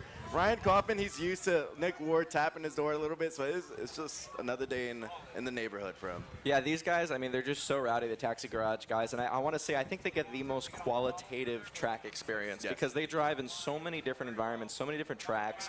They did and some of these drivers went with US Drift Circuit to go drift at a military base. Yes. I mean, all of these different layouts and materials and surfaces that you drive on, they're just going to make you so much better, and it doesn't really matter, as much what you drive as far far as what that seat time is. Yeah. So I mean that run was just so calm, cool, and collected from Ryan Kaufman. Right. I was talking to him when we were hanging out at OSW for Formula Drift, and I was telling him about his style and Nick Ward's style. They're out there to have fun. They're not about just out there to compete in a way that I want to win all the time. They enjoy this so much that it doesn't matter if it wins or loses. It's a great for them to win, but man, Ryan Kaufman out there is just shredding tires. Well, and it seems like those are the two winning mentalities that seem to work. There's the I'm locked in, like, you know, and you're just like stoic, like I'm locked in mentality. And then there's just the like, I'm just having fun today, man. Yeah. You know, the people, anyone that's in the middle, it kind of gets into that like choked up, you know, mentality of just nerves. It shows in the driving. And so with Ryan, I mean, that wheel was cool. His throttle patterns were cool. He's just chilling. And I think it's going to look good in front of the judges. Yeah, and I was had the opportunity. We have Chelsea Denofa out here, the 2023 champion for Formula Drift. I had a conversation with him earlier today, and he was saying that I've been doing this competitively for so long. It's now time to have fun. And it seemed like he had fun winning, but it's just the different mentality with these drivers is going to be very, very imperative. And then we have Juliano Emmanuel in the lead, Ryan Kaufman in the chase. Juliano going into a nice fill out. It looks like he was a little bit too deep, but was able to reel it in. Hits that touch and go. Transition is great. Going into that second outer zone, a little bit of a bobble. Going into that second outer touch and go. Beautiful. And Ryan Kaufman's doing a great job in the chase, just keeping that proximity, trying to mirror the angle all the way through the whole run. And that's one thing I think the judges are going to look at, because on that first outer zone, if he was a little too deep and it's 2 tires off, it is deemed a 0. We usually in Formula Drift, certain layouts is 3 tires off, but we're going to see what the judges say. We're going to see this drone replay come up shortly and run us through it. Here we go, drone footage is up. So we see that initiation go across that outside line. A little bit of a tire drop. Couldn't tell if that second one dropped off or not from where we're standing. Ryan Kaufman doing a good job just gauging his distance. He's not playing it too aggressive. He's doing a little bit of strategy work here to not get closer. We know that he can. You know, he's definitely a driver that has the car and the ability to surge right onto the door. But I think he understands what he had to do to get through this one. And it looks like they did come to a decision. Ryan Kaufman gets the win and moves on to the top 16. That was a cool fireball, though. Yeah, very cool, very surgical with it. Yeah, I mean, very calculated as far as deciding how close he needed to get. He kind of stayed right at the edge of the safe zone, where, you know, if he were to push it any harder, then he's, you know, risking getting any kind of collision, and he didn't really have to do that after that other run. So throwing it down to Dustin. What is up, Ryan? Big smile on you. Oh, let's go. That's what I'm talking about. That was a great lead line by Emmanuel. Super stoked to have a good lead line to follow. And we put him on, and bro, that was a great chase and a great lead, and I'm stoked. Couldn't have been happier.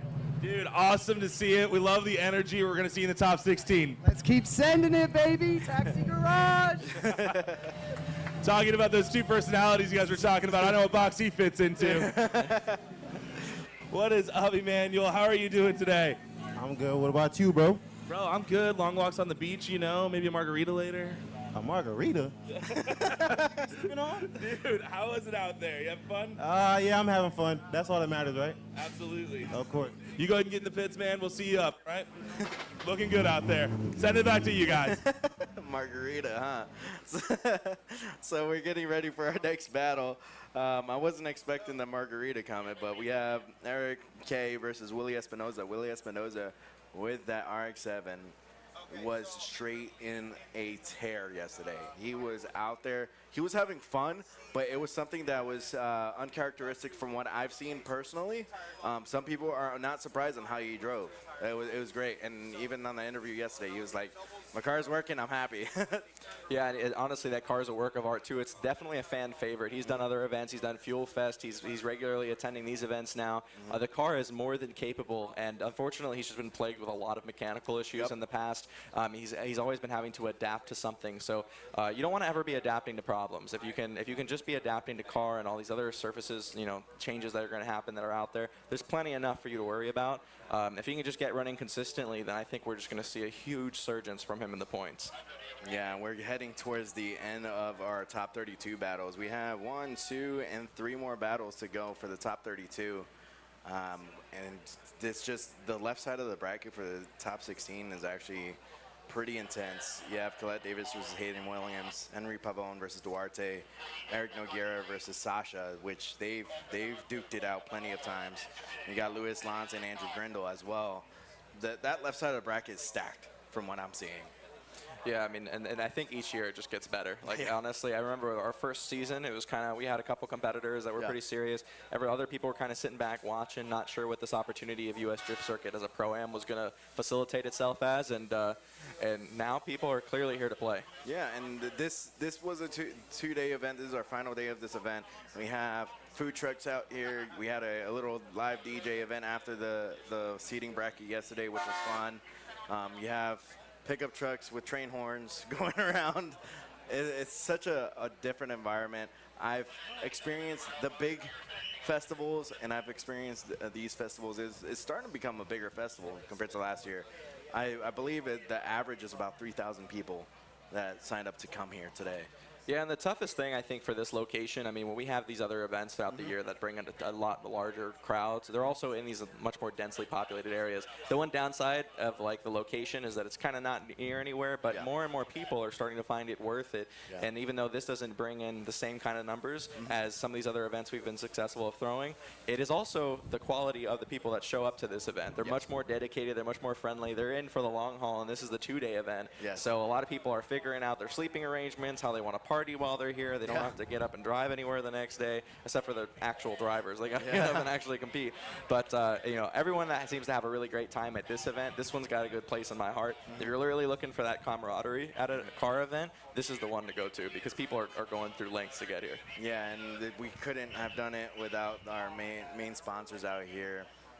Just giving us the opportunity to always put out these kind of shows at these events. We have Drift HQ. Autosports Engineering is the title sponsor. If you haven't checked out their stuff, they're really cool. They have a lot of stuff for the motorsports enthusiasts to try to get them situated for their race car. But we have our Willie Espinosa going out here with a Byron. And he's just going to go out there, shred some tires. Oh, my God. He floated into that first outer zone so gracefully, and he's hitting that touch and go. Transition is buttery smooth. It was all the way deep into that second outer zone. Screaming tires, screaming engine. Touch and go is good. Here comes that final transition, using all of the track like he should be. Going into that final outer zone, flirting with disaster. Oh, mercy. And he's gone. Yeah, it doesn't look like he's having any car issues today. His car sounds amazing. His driving is doing great. The car's power, he's going to get out of the car. So really great to see that out of him. Yeah, Willie, and when I was having a conversation with him yesterday at the pits, he was like, yeah, we'll see if it works. Like, he's very hopeful, but it's just so chill, and just his social media, King's Performance, his baby, basically, his business that he runs. And he's always willing to help out and say, hey, if you need a dyno, come out and run it. But we're talking about Autosports Engineering. They have billet intake manifolds, like catch cans, all you need for your cars, coolant conversion kits, fuel pump kits, whatever you need. Check out their website, autosportsengineering.com. Yeah, they do a lot of CNC work. They also do a lot of custom work as well. So no need to reinvent the wheel. Get in touch with Autosport Engineering. They can help you out. Yeah. And we have our, I believe it's our next battle coming up, the second to last battle, Carlos Santos and Luis Braz. Looks like they're scrubbing their tires up and getting situated. And remember, guys, to drink water out here. It is hot. I don't know if we have some visuals of the guys out there with Drift HQ umbrellas, or even just out there with their own umbrellas, just sitting down there in lawn chairs. It's a great atmosphere here.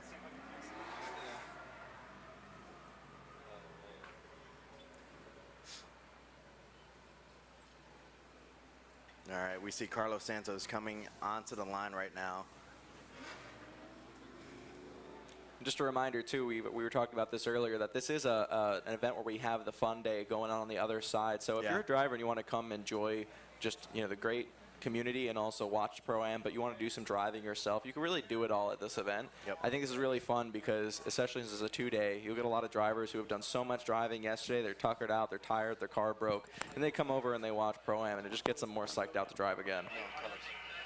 Is this a battle run? No, this is a battle. Okay, I didn't even see Luis Braz. He's all the way back there and giving a big run up on Carlos Santos. He's going to be in the lead. Carlos Santos out here going with a straight line initiation, going to that first outer zone, but falls off of it. But here comes Luis Braz and the chase, trying to keep that proximity all the way through that first outer zone to the touch and go. Transition is buttery smooth. Carlos Santos able to pull out the second outer zone and able to hit that touch and go money. Here's that transition on the D-cell zone. Let's see if Luis Braz is able to dive right back into the pocket, and he does. A little bit of a tire rub on the door. Fantastic job in the chase from Luis.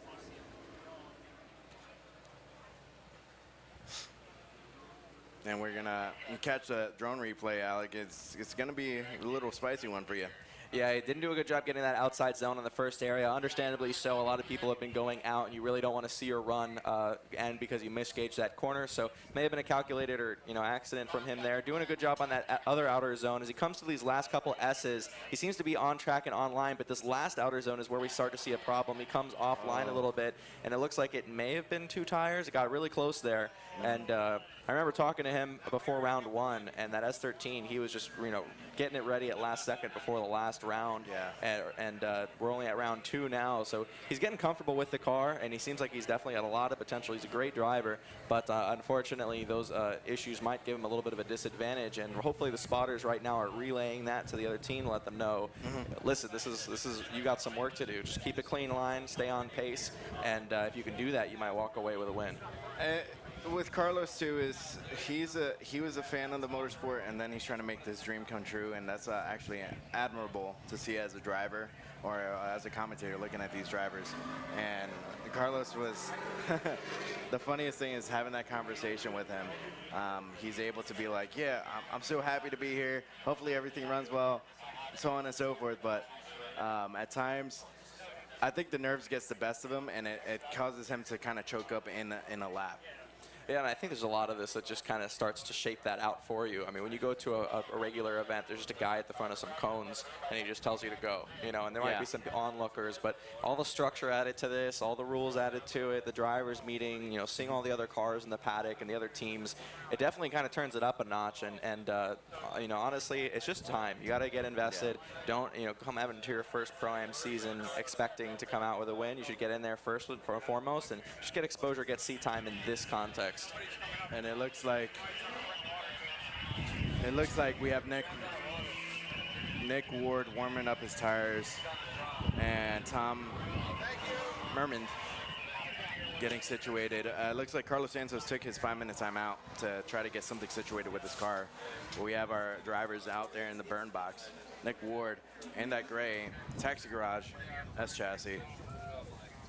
You've had more experience with Nick Ward and Ryan Kaufman, and it looks like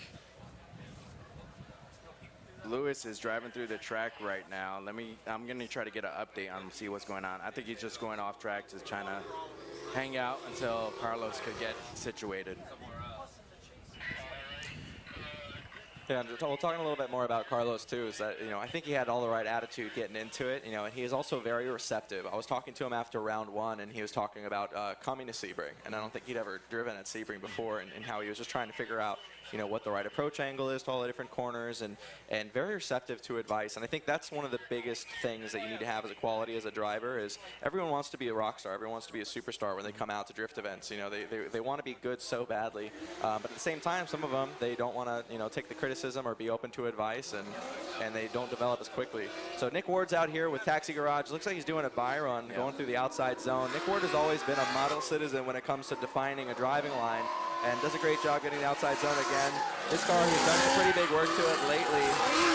That whole rear end, all that body work is brand new, and it's already gone. Nick Ward, ladies and gentlemen, with the S15. Nick Ward is just a different animal when it comes to driving. He's always about having fun. What? I think Dustin's down there. He's going to give him a conversation real quick. What is up, Nick, man? Out there putting on a show for everybody. Your home is basically Sebring. You're here all the time. How are you feeling today? We love Sebring. Obviously, it's a really good environment. Obviously, it's not so close to home, but at the same rate, it's become a second home. So the car's feeling good. Team's working really well. We had our crazy car contest last night. Obviously, you performed in. And vibes are high. Ryan's in the show. I'm in the show. So we're going to keep going. We're going to meet at top 8. And then, like someone else said, today's the day. Well, today's actually my day. Oh, okay, so call it out as it is, you know what I mean? I like the confidence as well. You said both of you guys are just going to magically get through top 16 and meet each other in top 8. Correct, yeah. And obviously, I do have to make a huge shout out because I've been struggling with a little bit of car setup. I took Chelsea DeNofa's class on Friday night. That's setup and, you know, just basics, even like some really technical stuff. And just the change in practice was already worth the $200 class by far. So if you're a driver, you need to take his class, hands down, because car's moving. Yeah, no, absolutely. I was bummed. I had missed it. It was the wrong day. I thought it was going to be Saturday, but here we are. You're out here. Both of you guys hopefully get in the show, but you're in top 16 for now. Thank you. Here we go. All right. All right, so we'll go back to the top 32 battle with Carlos and Luis Raz. Now we're at the left side of the bracket for the top 16, and Duarte in the lead, Henry Pavone in the chase. Duarte coming in with a nice initiation. I'm probably a little bit too deep on the initiation, but huge smoke show. And here's Henry Pavone getting bathed in the tire smoke, but able to find that back quarter panel of Duarte going into that second outer zone. Money going into that touch and go. Duarte's doing a great job keeping his angle all the way through to the transition to that final outer zone. Beautiful performance from Duarte, and Henry is able to keep up most of the track. That looked like a fight. I mean, Duarte's car, we were just talking about it the last time he came out here. It's just such a quick car. Henry doing a good job, though, on this one, trying to adapt, trying to keep up as best as he could. I give all my hat off to, not just part of my hat, my whole hat. Okay. I take my hat out to Henry on that one because he did all the right moves. And I think that's what's really cool is that regardless of how much grip you've got, I mean, coming to this first corner, Duarte doing a good job getting onto the outside zone. Could be a little bit further out, but we know that there's been some consequences to that lately as it's getting a little bit slippery out there. As they transition here, Henry doing a great job using the transition to surge again. It looks like there was a little bit of a slowdown that Henry tried to read, and it seemed to create a gap. And then as they come through this last corner right here, again, trying to use that transition to set himself up to get close. But Duarte on that one, it just wasn't enough. He got back on the gas too soon and was just gone. Yeah, Duarte has been doing the same exact line throughout the whole day, throughout practice. We're going to have him in the chase now, and Henry is going to be in the lead. Henry has been having his gripes and complaints and struggles with that car he's driving now. But here he is, Henry Pavone in the lead, Duarte in the chase. Henry coming in with a really weird initiation going into that first outer zone, going all the way out. Looks like possibly 2 tires off. Duarte is now trying to reel him back in. I don't know if Duarte is going to play it safe, and he knows what's happening, but Henry is going out there to that touch and go and skims that touch and go to that final outer zone. Henry looks like he is struggling with that car throughout that whole lap. And Duarte just comes up in style and stops right where the track crew is. Yeah, I like to see the ongoing development. I mean, honestly, there's just a huge disadvantage also as far as just like the seat time itself. Yes. Duarte has been married to that car for years, and when it comes to Henry, still new to that chassis. I see all the right potential, though, from Henry. I mean, he's just got so much experience on this track, and he's also known his previous car for years and years. So it really is just a matter of time before we see these corrections that are being made from Henry just be completely eliminated. So anyone that's competing against him today, if that happens to be a trend, then enjoy it while it lasts because it won't be for long. And I'm sure even Henry knows that himself. And it looks like we have a judge's decision right now. We're waiting for the relay. As the judges are enjoying the food from Savio. And then it's Duarte that gets the win and moves on to the grade 8. There you go. Great job by Duarte, and thanks again to Drift HQ, our sponsor. We're going to kick it down to Dustin, who's going to try to get a word before he pulls off track. Yeah, I'm going to chase down with the Drift HQ umbrella here. Get some shade. Duarte, man, out there murdering. How you feeling, bud? I'm feeling pumped. I got a great team behind me. We changed the transmission, changed the clutch last night. We were here till 2 a.m. Everybody's tired, but we're in it. Gosh, till 2 a.m. and you just came out and put on a clinic. They even said, oh, you might be playing it safe, and then you were closer than most people are competing at. Love to see the confidence, the ability, buddy. Appreciate it. Welcome to the top 16. Something else I love to see about Duarte, about Duarte in that car is his What is ability. up, Henry? How are you feeling, man? Feeling good. I wasn't supposed to make it all the way here, so I'm thankful. And let's go. Congratulations to him. Absolutely. I mean, first battle, obviously, coming through. You're getting in here. Your last round was difficult on you, but you got the car put back together, and your team's been working on it. I mean, you were ready to go in the last round, too. How you feeling? And we have Colette Davis going out there in that second outer zone. Being able to hit that touch and go. Will she do it? Yes, she will. With that final outer zone. And able to, oh, she wasn't as deep as she normally is on that final outer zone. Dustin was doing an interview in the middle of that first run. Let's see if we'll see that replay one more time to see how it's going. You see Colette, she was a little bit too fast going on that touch and go, but is able to hit that second outer zone. And she's trying to find that touch and go right there, flirts with it, hits it, going to that final outer zone, and then just falls off of that whole zone. I don't even know if she even, the judge would say she touched it on there. Yeah, just a little off kilter there, and I don't think anything that we're pointing out even on the on the drone footage is anything that she's unaware of. She is a very aware driver. She seems to take in everything really well. She's very versed, and unfortunately, she's probably beating herself up about that run as well. But we know she could do better. She just didn't run earlier than that better. She was great last round, so hopefully she's going to come out here and just deliver an awesome chase run to try and make up for it. Yeah, it's Hayden Williams was doing a good job just trying to stay in the fight throughout the whole time, just following the lead car. That's what the chase driver is supposed to do. But here we go. Colette Davis in the chase. Hayden Williams in the leads. Hayden Williams coming out here with a straight line initiation, going to that first outer zone, able to touch that outer zone, going to the touch and go. And now here comes Colette trying to find him. And is a little bit too far back. Hayden, oh my God, a big correction from Hayden. Was able to hit that touch and go and go into that final outer zone. Ooh, that was a shaky lead lap from Hayden Williams. Whoa! Good save, Colette. That really aggressive shutdown right there. That was pretty dangerous. But honestly, I mean, this is going to be an interesting battle for them to judge. They're going to have to just kind of subtract mistakes there. Hayden did a pretty good job, and that car is obviously tried and true, and we've seen Lee Yearwood do a tremendous job competing with that setup, and he came through, and he was on a podium regular on the previous season of U.S. Drift Circuit. We know Colette can do better, and she did try to do a little bit better in the chase, but just not super aggressive. I would like to see better proximity out of Colette. But let's see who's going to move on. Both these drivers, I think they know that they can deliver something much better than that, and I'm sure either one of them is going to be grateful to move on and get a chance to really turn it up a notch on the next battle.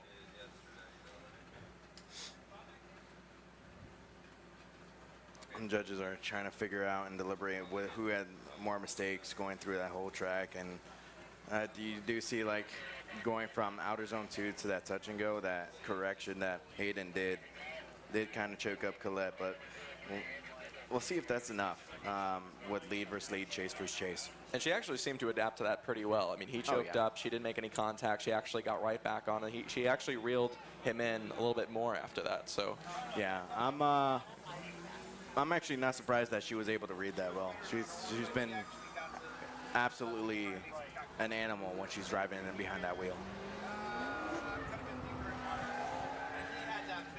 And we're seeing the next drivers come up in the burn box while the judges are deliberating this.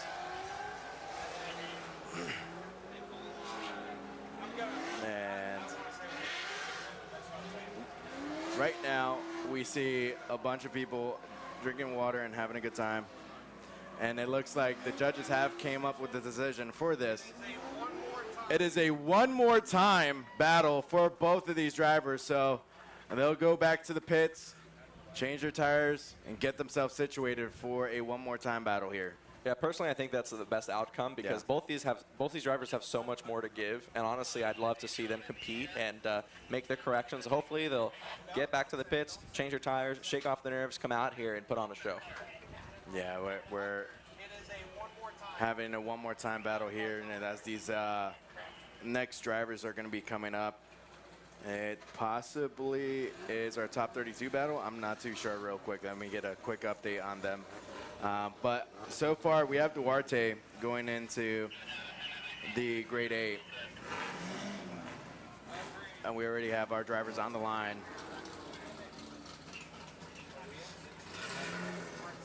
And it is Andrew Grindle and Willie Lanz. Willie Lanz is going to be in the chase. Andrew Grindle is in the lead. Andrew Grindle with the red Corvette going in. Huge initiation, and it takes out his back bumper with that jersey barrier and is able to reach out to that touch and go. Transition is good. Willie Lanz is giving him some room, and Andrew Grindle smacks that clipping. A huge correction and possibly the biggest mistake he could do on this lap, going to that final outer zone. And that bumper is holding on for dear life. There's some big problems there, and of course the barrier taking another victim. Pretty unfortunate to see that that barrier's cost some money today. A little bit of a weird wonky end to that run as well. Before going into the final S's there, we saw Andrew Grindle just kind of like not completely come out of drift, but just really completely take the power out of it. Was just kind of gliding on. Here we see on the replay doing a great job filling that outside zone. We saw that he went out just enough to hit that barrier as he makes his way to the second zone. This is where we see the slow up happen a little bit after taking out that clip. Almost goes completely straight. The judges will have to take a closer look at if that counts as a straighten. And then Willie Lanz just kind of hanging back at that point. I think he knows there's a lot of chaos going on. He doesn't really want to do anything aggressive here and risk any damage to his car. So good job on Willie Lanz, just kind of keeping it tidy, keeping it clean, giving some distance. And now the judges can just kind of focus on Andrew Grindle, and Willie Lanz at least not stepping out of track means that there's nothing major that should be counted against him on this one.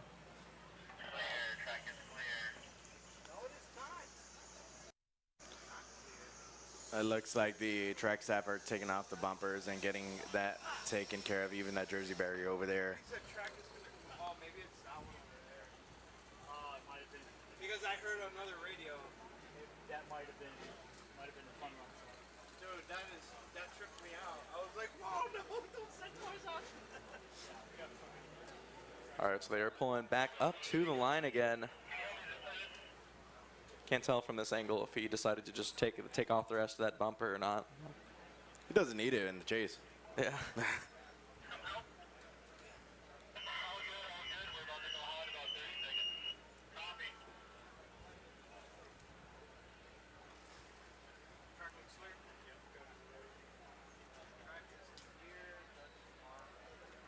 All right, the track's been picked up since that last run.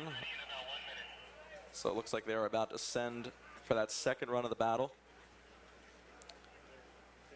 This time, Willie Lanz is going to be in the Drift HQ lead lane, and then we're going to have in the chase lane Andrew Grindle in the Autosports Engineering chase position.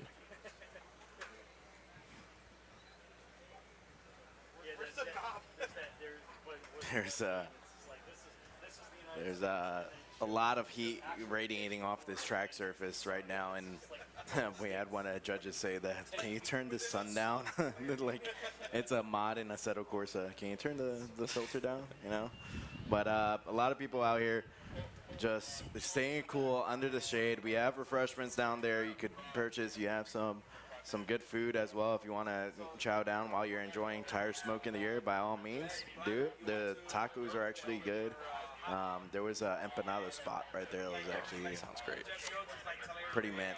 Yesterday they had a lemonade spot too. Frozen lemonade? No, fresh lemonade. Like it's like a big old. There's a big old plastic container, and you just enjoy it the whole time.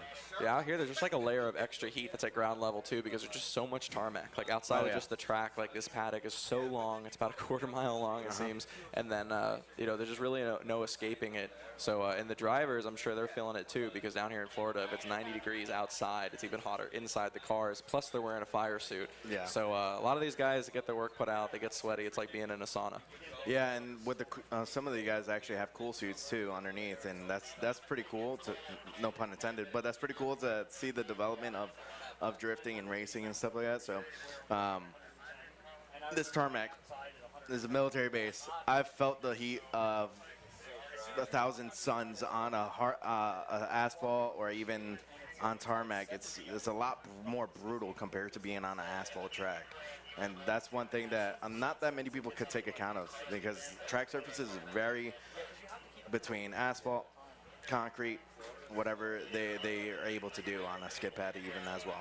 Yeah, and there's a middle ground. I mean, if the track surface were really cold, like during the winter, then it's really great to run the cars. The tire temperature is not going to be as high. The track surface is not going to be as high. It's a little bit grippy. Right now, it's so hot that it actually gets a little bit slick out there. So Lewis Lanz in the lead. Here we go. Andrew Grindle in the chase, doing a good job getting that outside zone. Lewis Lanz is out there filling. It could be a little bit deeper, but for the most part, he's at least making contact with it. Andrew Grindle looking to apply the pressure right now. He knows he's going to have to try and make some kind of mistake out of Lewis Lanz if he's going to continue.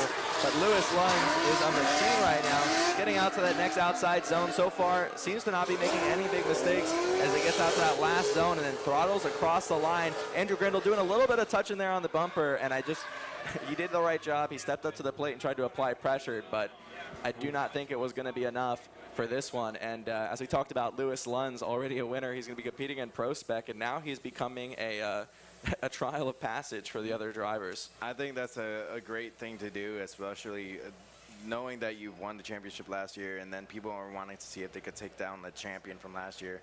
And Lewis Lanz does a great job filling out that final outer zone, and even on the first throughout the whole track, he was able to know where to position his car. Andrew Grindle knows Lewis Lanz can do that, so he could kind of trust himself to get even closer. That's what you see there on that second touch and go. And then the transition here with Andrew Grindle being as aggressive as possible to get there.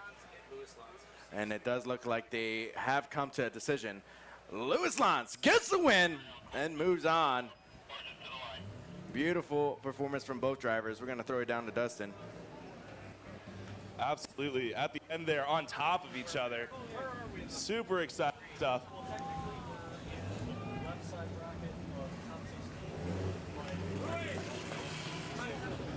What's up, Lewis, man? How you feeling today? Good, man. Good. Happy to be able to drive now. It's been fun. Having some issues earlier? No, not really. Just yesterday that, the whole thing that happened. But I'm happy to be driving now and I see how far we can take it. Well, awesome, man. We're glad you're getting in the top 16. We'll see you out there.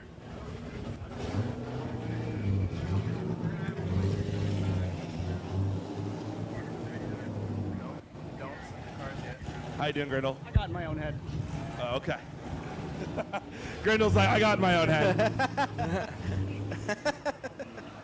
Keeping it short and sweet, and then sometimes that really is just all that happens. Everything could be right, and then just one moment of getting a little uncalibrated, and that's all she wrote. I love Andrew Grindle's persona. He's very very aggressive when he is on driving out there, but then he's like man of few words at times, and you could just have a good conversation with him. Few word do trick. Why use many word when few word do trick? So we're possibly getting the next battle going up to the line. I think it says the struggle right now going into the next.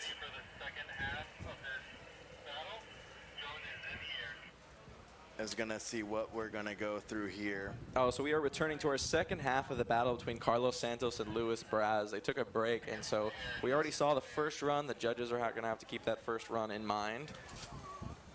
And then we're gonna go ahead and see what happens next. So we're gonna have Luis Braz in the lead, Carlos Santos in the chase, doing a good job getting some speed off the line as he gets out to this outside zone. Floats in a little bit nicely to make sure he doesn't overshoot it. Could be a little bit deeper, but is at least out there making contact. Goes through that transition in the middle, past the touch and go, and out to this outside zone on the wall.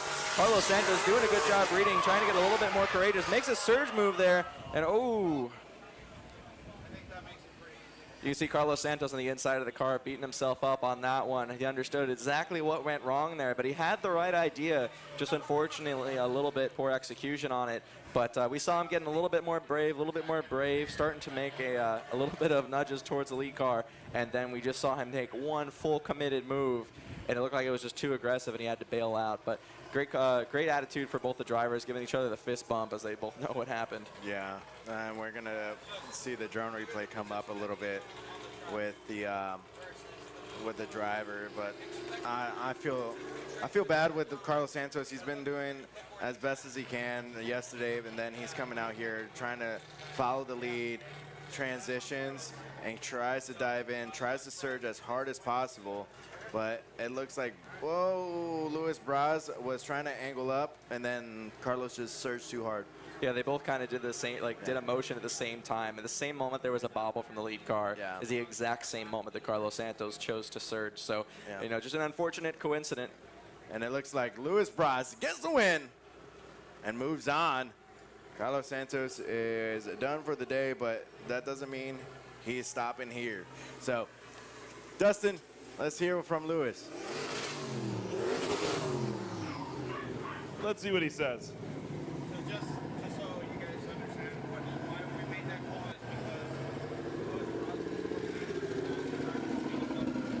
is Mr. Brown, Lewis, man, getting the win. How you feeling? I'm feeling pretty good. I mean, the rain's coming. That's good for me. I don't got a lot of power, so here we go. I love it. I love the optimism. We'll see you out in the rain in top 16.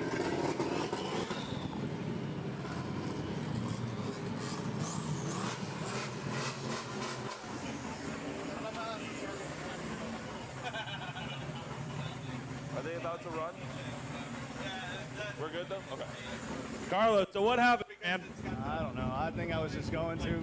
I think I was going too hard, and then I don't know, cut the line or not, or what. I think I just didn't hit the brake. I don't know.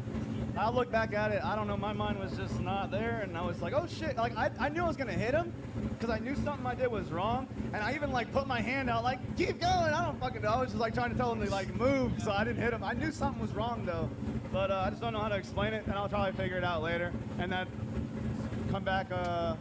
Next round. See you next round, buddy. Thank you guys so much for having. Thank you guys for hosting a really wonderful event. This went very well. All right, there we go. Great attitude. I mean, he seems definitely a little bit shaken, shaken, not stirred by it, but he's going to go look back at the camera. I'm sure as soon as he sees the replay, he'll be able to see what we saw, and he'll know what adjustment to make. But awesome to have him out here. Seems like he's having a good time.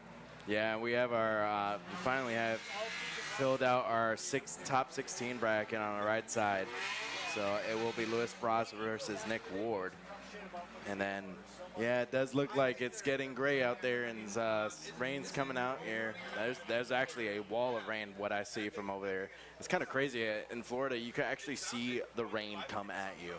Yeah, when it comes down, when it rains, it pours. That's definitely a thing here in Florida. You know, it's funny because this is the only area where you can be looking forward and while you're driving your car, and it's just clear blue skies, and then when you check your rearview mirror, it looks like doomsday behind you. Yeah. We have Colette Davis and Hayden Williams out here. Colette Davis is in the lead. This is our one more time battle.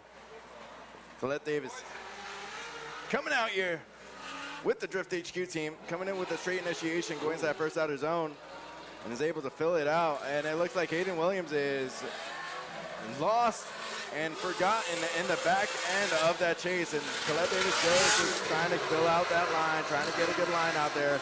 A little bit deep on that touch and go, but is able to go out there and fill out that final outer zone. And there is Hayden Williams at the end of that lap.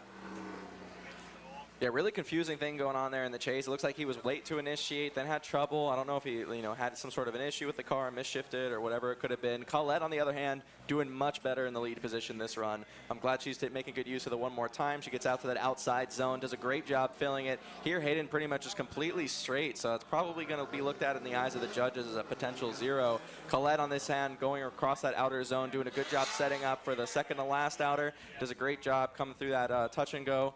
Transitions, fills the outside line here. So great lead run from Colette. Definitely just needs to copy and paste out the rest of the day, and she'll be looking good for this competition. Yeah, that initiation from Colette. A little bit, it was very fast, and then Hayden, and it looks like he just got lost on that initiation and was straight lined in that first outer zone. Not even getting to the line of what the judges want, but we'll have them switch sides. Colette Davis is in the chase. Hayden Williams in the lead. And here we go. And it looks like an initiation going on. And it looks like a misshift from the lead driver. And Colette Davis is trying to trying to figure out what's going on. Hayden Williams is going to the outer zone too. And oh, a contact. There's something going on with Hayden Williams' car. And we will see this replay real quick. They're coming in, our drone replay, not catching the very beginning of it, but there we go. Colette's kind of just wondering what's going on, and as soon as she decides, all right, let's get back in it, there's just an issue there. So a little bit of bumper cars on track. And the judges have come to the decision. Colette Davis gets the win and moves on. This is going to be crazy because in the top 8 is Duarte versus Colette. Yeah, well deserved. You know, like I said, Colette's been getting better and better. That last run was definitely, you know, more to show of what we've been talking about. The previous run, we know she had some trouble, so maybe she was just in the wrong gear, did not, you know, make full commitment where she needed to. But there she was locked right back in again. So love to see that going. And now down to Dustin, who's hopefully going to get a word. Yeah, super excited to see it one more time. And Colette, like you said, made the difference. Colette coming up for one more time, absolutely showing you want to get the win. You just killed it out there. I'm feeling a lot better today. With the luck that we had yesterday and all the car issues, to be here now, I'm stoked. So. You look like it. You're super pumped to see you out here. Big old smile. I know you're getting ready to get that top 16. Have a good time, okay? Thank you. Of course. Always such a pleasant time seeing Colette out here. She's always so positive and happy. Brother, that second gear. It won't go in. It's all right. It happens. That's life. But it was good. It was fun. I'm glad it was one more time at least. Yeah, you got to have fun, and you got the one more time, and we blew a trans, and we're just going to get another one now. Screw it. Screw second gear. I don't need second gear. We don't need no second gear. There we go. I mean, you heard it there. Both of them are excited. Great attitudes coming off the track. Now we have our next battle coming up. It's Eric Noguera and Sasha Prospero. This is going to be wild to see. These two have driven against each other plenty of times. They know each other's driving down to a T. They've even both done multiple exhibition area events together. They've done Fuel Fest together. They know every single thing about how each other drives. So right now we got track staff going and cleaning up the track a little bit, reapplying some of that flour onto the outside zones and lines. Looks like we're going to have to permanently replace one of our clipping points as it's taken way too many hits and is coming off the track looking like shredded tissue paper. Yeah. So we'll have the guys, the track staff, start flouring up the line as well. So, man, it's been a wild day. We'll have a word from our sponsors, a quick commercial break for this while they're getting the track ready for the next battles coming up. If you're building a track car or a daily driver, Autosports Engineering has got you covered. We manufacture some of the best billet performance parts in the market today, from transmission conversions to custom carbon drive shafts and drive shaft adapters. We use only the highest quality materials and equipment to ensure that our parts are not only strong, but also the finest quality. Whether you're looking to improve your vehicle's performance, reliability, or durability, Autosports Engineering has the perfect solution for you.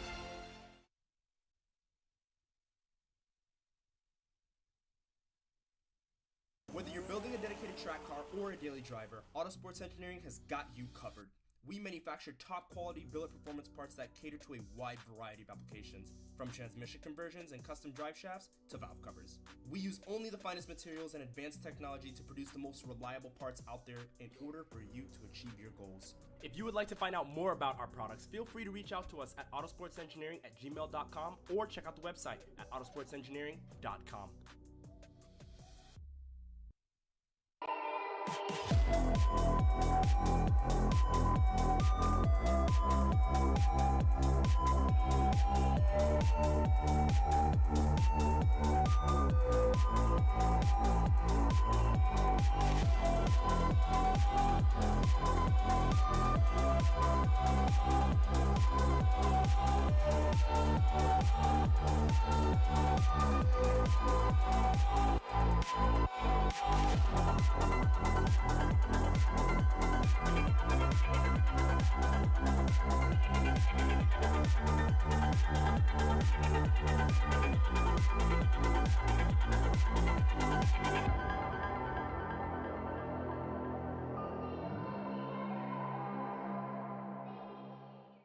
There's no better way to test your tires than on the racetrack. That's why at Kenda Tires, we compete with the same tires we sell. And that's how the technology built into every Bethesda UHP Max tire goes from podium performance to pavement. Whether you're a professional driver chasing podiums or a grassroots enthusiast looking for weekend excitement, Kenda Tires are designed for your journey.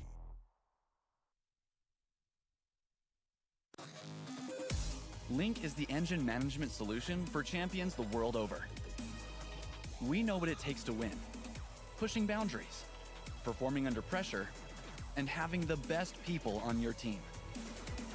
Our tech support are performance specialists, available 24 hours and ready to talk one-on-one about your winning formula. Link ECU, the performance, reliability, and power to get to the podium.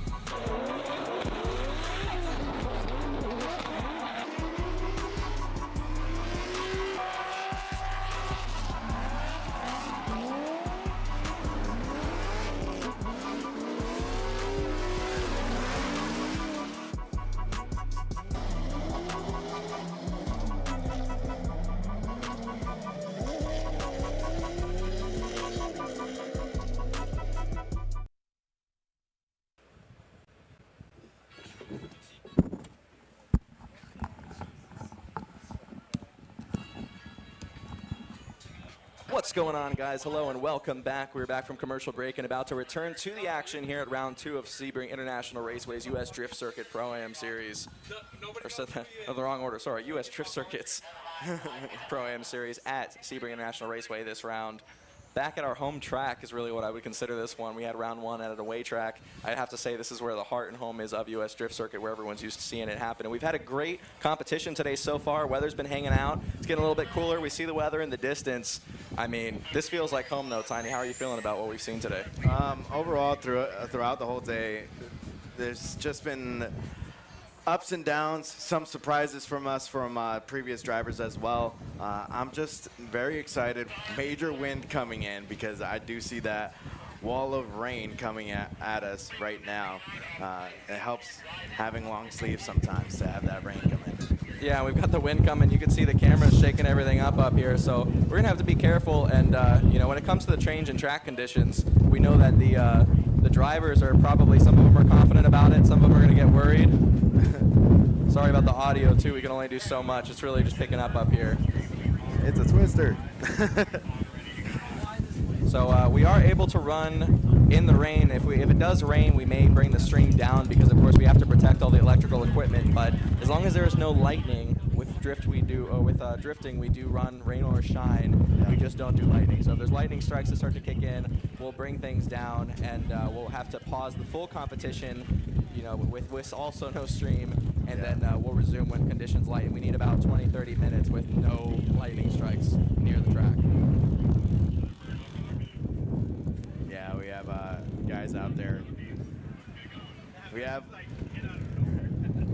crazy because we have our media guy over there, Bunny. He has a full mask on out today. I don't know how he does that. I in don't know Florida. how he does that. That's huge commitment to his brand. People talk about my flannel. I'm worried about him being hydrated.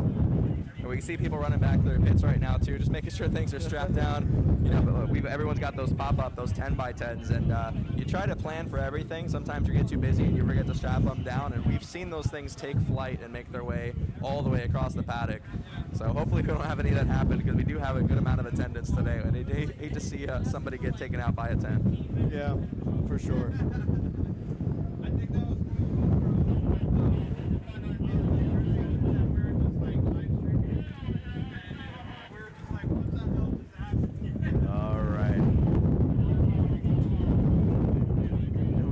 Everybody out here just holding down tents right now because that wind came out of nowhere. That's really big. I'm trying to stop the microphone from taking on too much of this. And it's also going to be an issue for our FLYDAY drone if the wind continues like this also. It may take off and just never come back. So we want to try and avoid that happening as well. But we do see up at the line Sasha Prospero and Eric Noguera. They're just kind of waiting until they have permission to go. As soon as we get the okay and things are at least controllable. And these are also drivers where if it does rain, I don't think they'd be too worried about it. There's a lot of drivers that don't really mind when it rains. They feel very confident. There's other people that come to competition and just hope it doesn't happen because it's their worst nightmare. But my advice to the drivers who, you know, kind of have a bad attitude about the changing weather conditions is, hey, put that thing down, flip it, and reverse it. Because you want to have a good attitude about any condition, get confident, and that's going to be your winning asset when it comes to competition. So yeah, it looks like we have our drone guy trying to strap down his canopy as well to make sure that the drone could be able to fly as with all this wind going out there. So we're having a little bit of more of Mother Nature difficulties right now.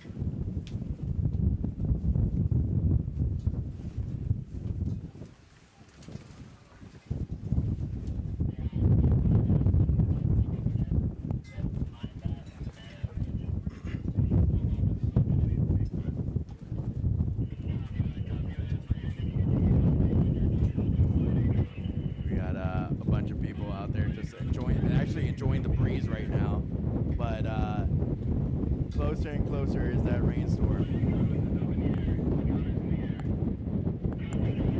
And we got the drone in the air now. We're gonna get into this battle.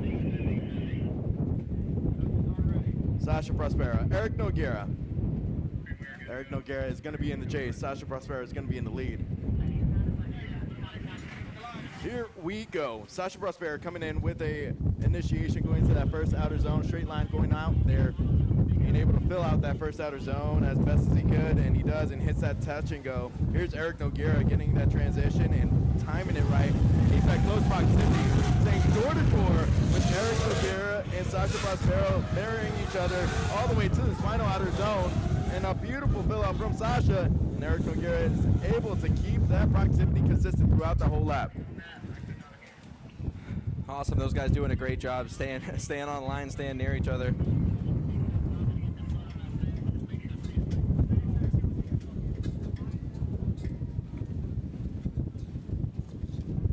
Here we go, we have the drone footage right here. Sasha is trying to fill out the first outer zone, and then he was able to touch and go, going into the transition to the second outer zone, able to put 2 tires in the outer zone, possible tire drop on that second outer zone, and then hitting that touch and go at the final last turn going all the way around to outer zone 3. What are you feeling about what the spotter is saying to Eric Nogueira?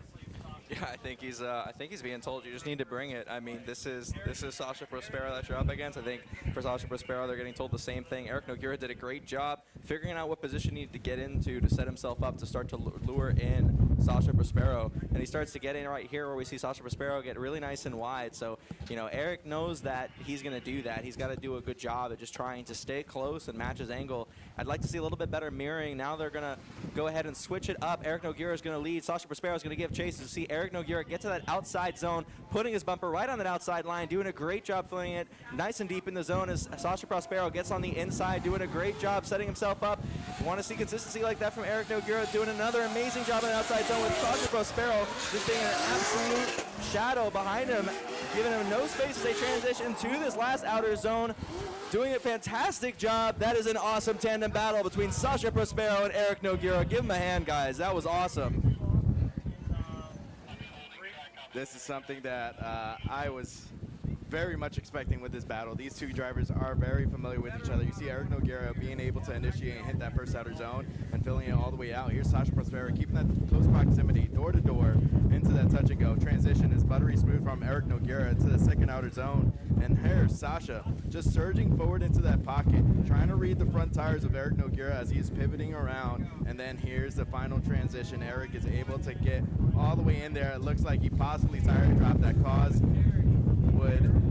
That would be a big cause for the judges to talk about right there. Yeah, it looks to me like overall Eric Nogueira did a great job getting deeper into the zone overall on his lead run. I think lead for lead run, Eric Nogueira had a better one, but chase for chase, I think Prospero is who had better proximity. Yeah. So I think that's going to be what makes it tough for the judges, is because they had opposite strengths. So they've got to really compare mistakes here, try to figure out, you know, who comes away with the win. Obviously, chasing is a big thing in the sport. So you know, Eric Nogueira did a good job staying in the same ballpark, but he wasn't really matching Prospero's angle most of the time, whereas Prospero was parallel to Nogueira's car for much of the run and didn't make any massive mistakes other than one tire drop, I believe, on the previous run. So a little bit of bobbling, I think, is what we had from Prospero on that first run as well. So may take a little bit longer to deliberate, so we'll just take a moment to give another thank you to our sponsors. Thank you to all of our support for US Drift Circuit. We couldn't do it without them. Thank you to Auto Sports Engineering and Drift HQ, our two largest partners. And then also we've got Taxi Garage and Link ECU,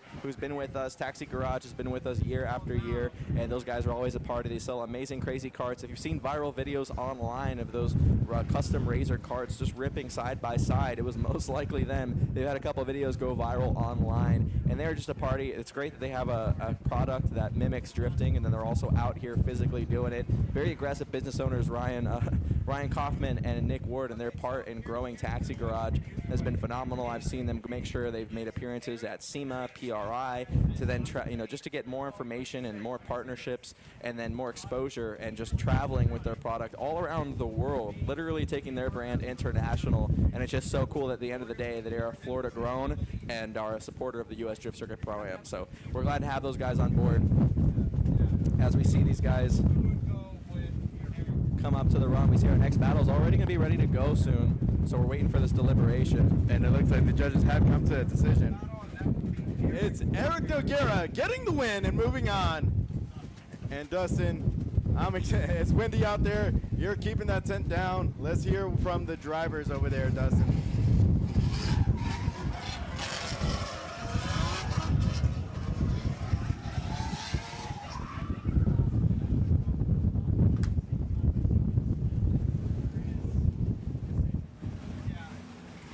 Out there putting some battles in, man. Sasha's a really good friend of mine. We're pretty much teammates here. You know, I just got to thank my team, all the sponsors. This was a battle for bragging rights. Love the guy, but amazing. I told you, today's the day, brother. Today's the day, and you got all the bragging rights, brother. We're going to see you in the grade A, man.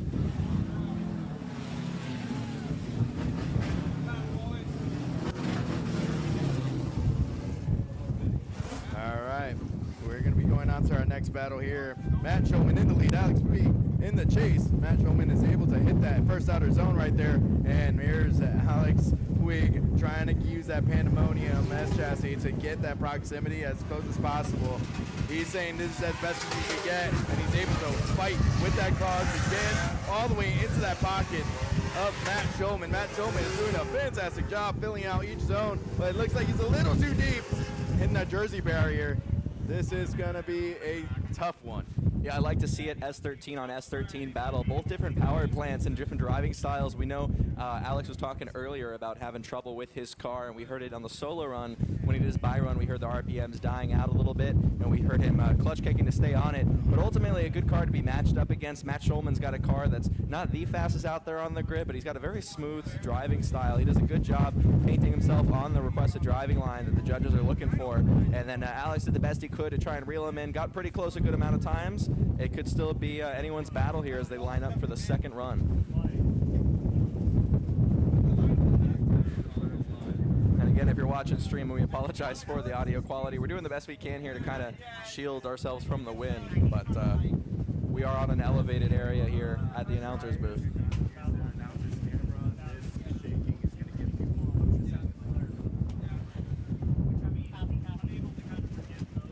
And we do see, as those clouds are getting near us, we also can tell that it's already actively raining over there. So we may get a little bit lucky if it all just kind of downpours before it gets here. That's happened before. And but usually this time during the summer in Florida, we are a summer series. And this is pretty much always consistently the same time that it rains. Yeah, last year it rained around the same time as well on the bracket-wise. So we'll see how these guys come out here. Matt Shulman's going to be in the chase. Alex Puig in the lead.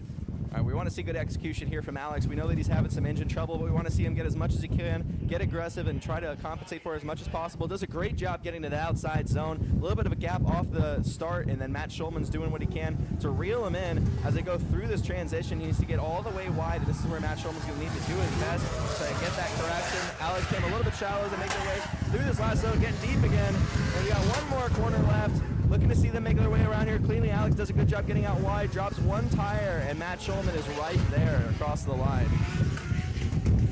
Great job by both drivers. Very impressive. Alex doing what he can, knowing that he's having a little bit of car trouble. We heard him say earlier that he went ahead and he made it mendable enough to drive, but that was as good as it's going to get, is what his words were. So, and then Matt Shulman, we don't know if he's had any trouble or not. He doesn't seem to be. The car seems healthy, like he's running well. Overall, I think this is a great matchup.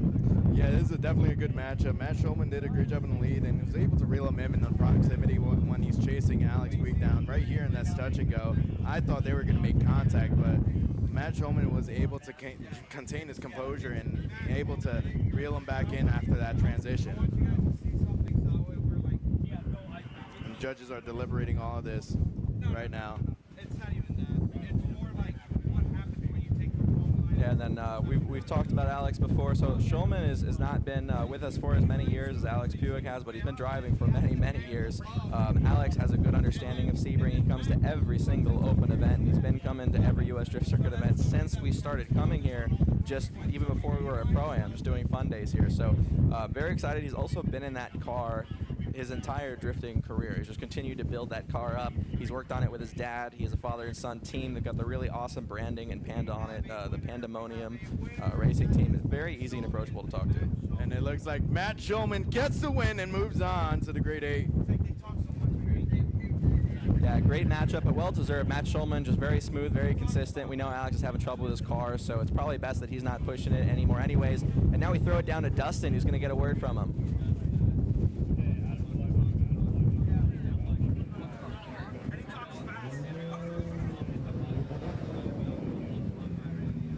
Matt Shulman, all smiles from you, man. You feeling good? I feel good. Today's sucked. Today's pretty good. Yeah, car's real hot, so I'll make it short and sweet, but I'm ready to win, so I'll do this thing. Well, I'll tell you, you look cool out there. The car may be hot, but you're looking good. Go ahead and kill it. We look forward to seeing you in the next round.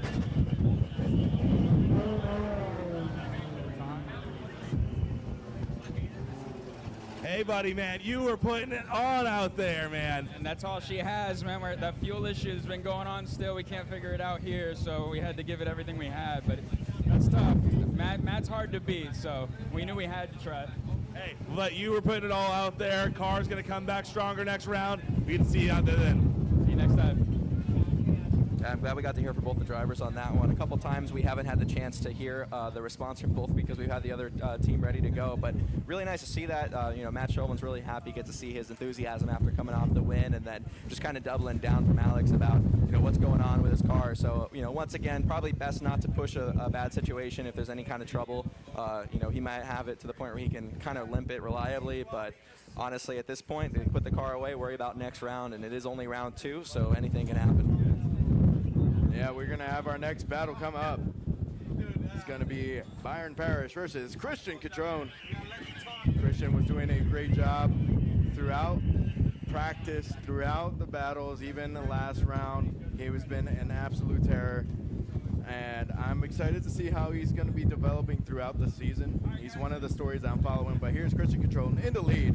Byron Parish in the chase. Christian Contron coming in with initiation. It looks like a bobble on that initiation, but is able to kind of flirt with that first outer zone. But here he comes to the second zone right here on the second outer zone, and he's able to fill it out. That touch and go was good. And here's Byron Parish trying to use as much speed as possible and makes himself spin out as Christian Contron is going there to the final outer zone and filling it all the way out. These guys are out here to just straight shred tires and kill them out. And I can't recall if this is Byron's first season with us or not here with US Drift Circuit. But definitely, I mean, Christian Contron, he's dialed in, and we know that he's been having some trouble in his previous round. He took off the back part of his car earlier. Had a great attitude. It's coming out here. Christian Contron, he's taking names today. Yeah, we're going to see these guys line back up. You also see the one thing I was kind of focusing on is that transition to the outer zone 2. He was kind of sawing at the wheel, it kind of looked like, but then he comes into the transition to that final outer zone. Byron Parish was trying to keep up with Christian Contron the whole time, but this is something that the judges are going to really look at, really in depth, to see who's at fault maybe, and who's not at fault.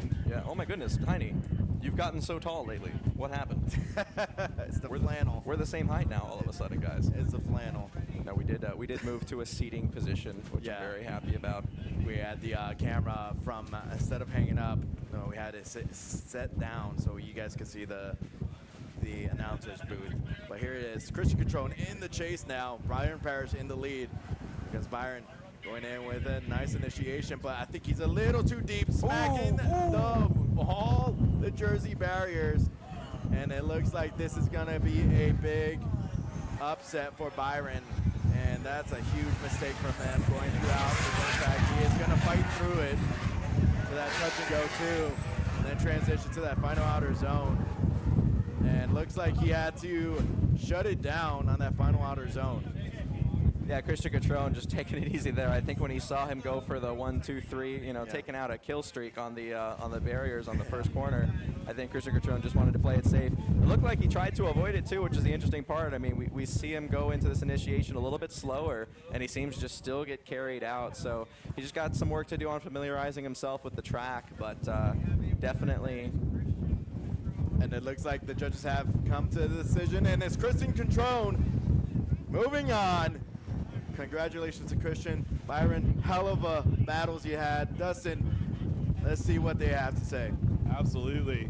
Christian Contron, absolutely dominant out here, trying to make sure he gets some good placement here. He's locked in, and we're going to hear the same thing as we did last time, I'm sure. All right, you want to say anything? I'm juiced up, ready to take care of business, baby. Let's do it. On to the next one. I was hoping Byron was going to come through so we could ask what was going on with his car, but Chris just had some wise words for us there. Yeah, and I think Byron probably just doesn't want to talk about it at this point. That is a lot of barriers, a lot of damage. I think it's probably some frustration mixed in there. First time it's funny, probably the second time it's a little bit annoying. But honestly, we hope that he continues to come back and become a more familiar face at US Drift Circuit. And we know that the more you come out here, the better you get, the more familiar you get. It only gets uphill from here. Yeah, and now we're going to be seeing these guys fight it out, but it looks like they're doing a rechalking of the lines out here for the next runs coming up. So we'll have another commercial break while the track staff is getting the flower down, getting situated. We'll see you shortly. You stay classy. Stay classy.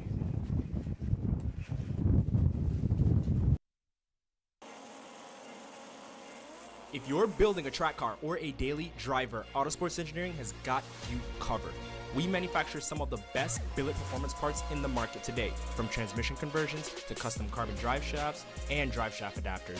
We use only the highest quality materials and equipment to ensure that our parts are not only strong, but also the finest quality. Whether you're looking to improve your vehicle's performance, reliability, or durability, Autosports Engineering has the perfect solution for you.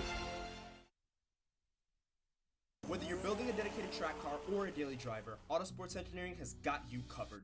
We manufacture top quality billet performance parts that cater to a wide variety of applications, from transmission conversions and custom drive shafts to valve covers. We use only the finest materials and advanced technology to produce the most reliable parts out there in order for you to achieve your goals. If you would like to find out more about our products, feel free to reach out to us at autosportsengineering@gmail.com or check out the website at autosportsengineering.com.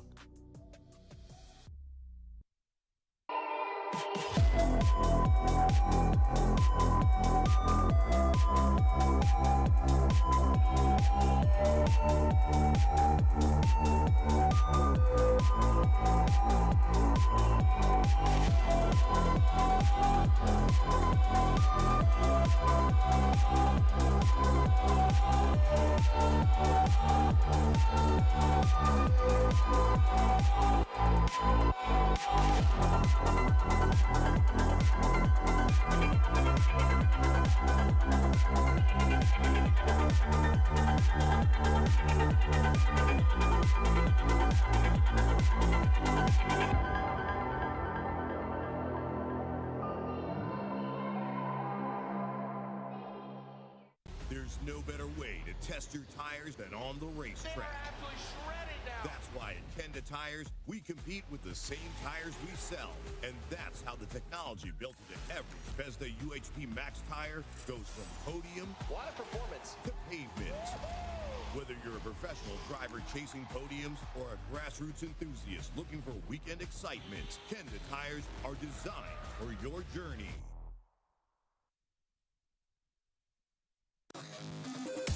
Link is the engine management solution for champions the world over. We know what it takes to win, pushing boundaries, performing under pressure, and having the best people on your team. Our tech support our performance specialists, available 24 hours and ready to talk one-on-one about your winning formula. Link ECU, the performance, reliability, and power to get to the podium.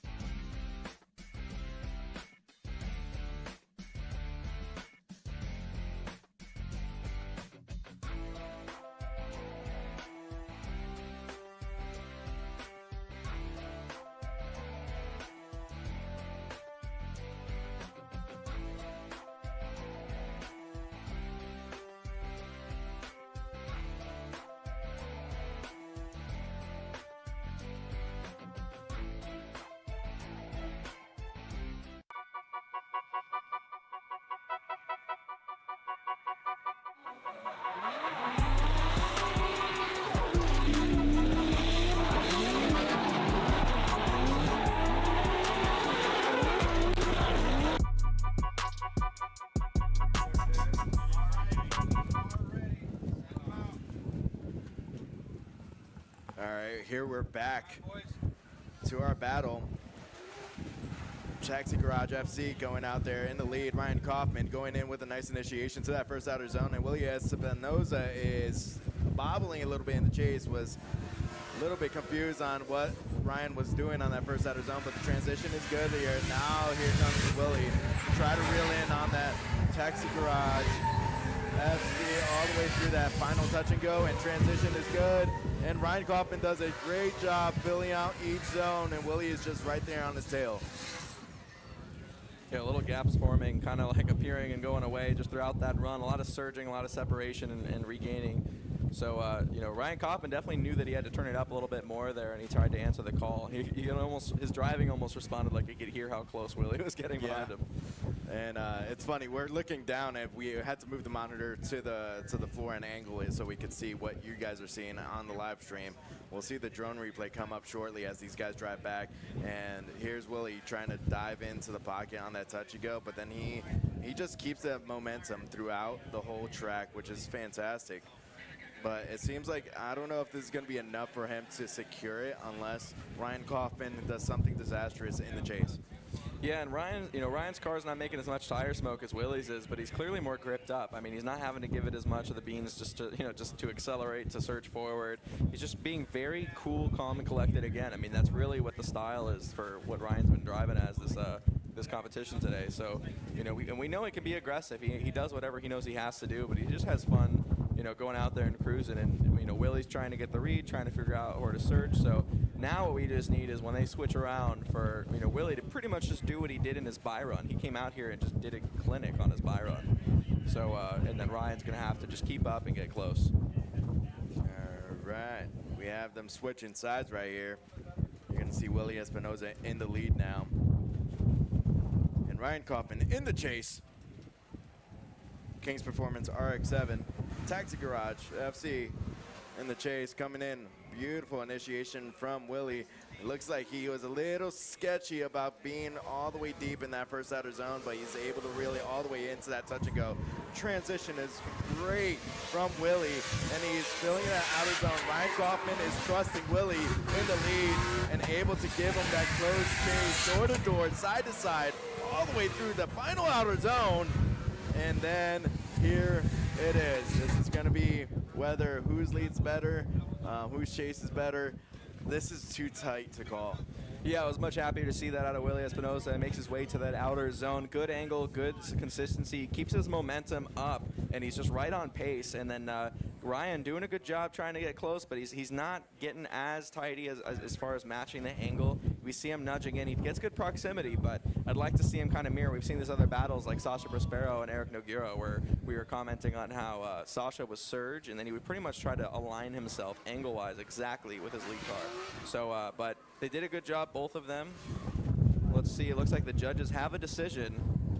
And decision has been made by the judges. It is Ryan Kaufman gets the win and moves on. Willie Espinosa has been an absolute class act out here.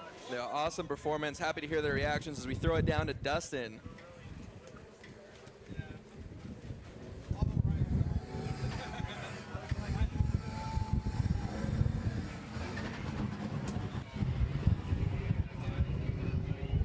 All right.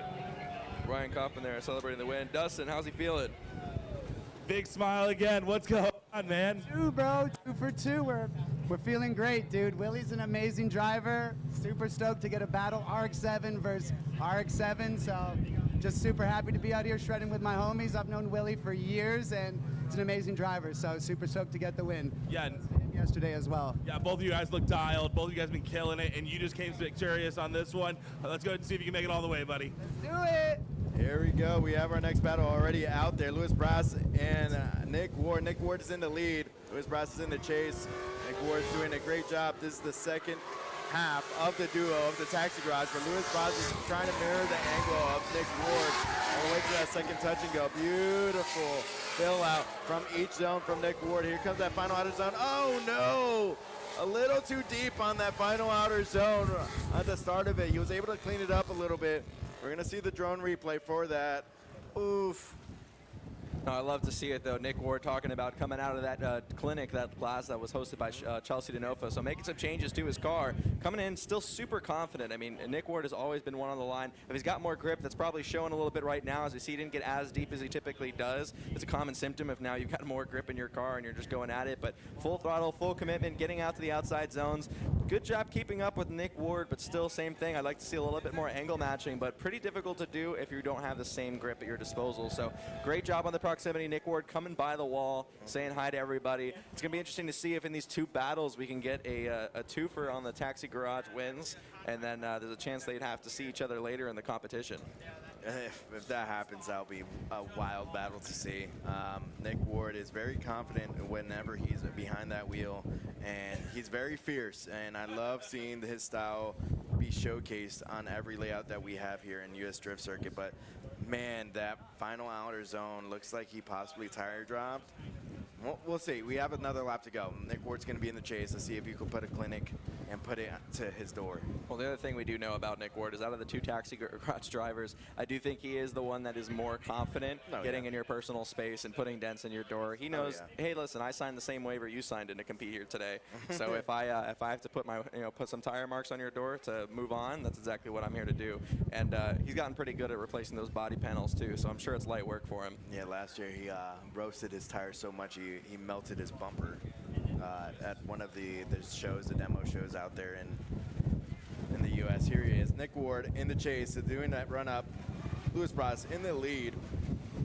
Louis Braz coming in with a Scandinavian flick going into that first outer zone. Oh, mercy! Nick Ward getting door to door on that first outer zone, being rowdy, being the fierce Nick Ward. Going to the second outer zone. Here comes the dive from Nick Ward. A little bit of a tire drop from Louis Braz on the second outer zone. Here's the final touch and go. Nick Ward is going to have to give him some room. He does. Bumper to bumper, door to door, all day long. Doors, baby. Honestly, an incredible job by both drivers there. I mean, Braz got out there. He got himself on the right line. He did a great job in that lead position, but obviously, Nick Ward, I mean, I don't think we've checked the regulations lately if you're allowed to put Gorilla Glue on your doors or not, but he clearly put some on before he came here today. He got synced in right on the first corner and just got right in the pocket and then rode it through the rest of the event. So, you know, the judges are going to have to take a look at it from where we're sitting. Obviously, I think we're leaning more one way than the other. Yes. But you know, I know Nick Ward seeing that Ryan move forward, he's thinking, oh, I can't let Ryan be the only one to move, so I've got to turn it up and try to secure it. And we say this all the time. We haven't said it today, but every round we come back to this, which is try not to ever leave it in the judges' hands. Try to make it so you always know you're going to move forward based on your performance, and it should be clear. It is a judge motorsport, but there's always going to be that one critique right there.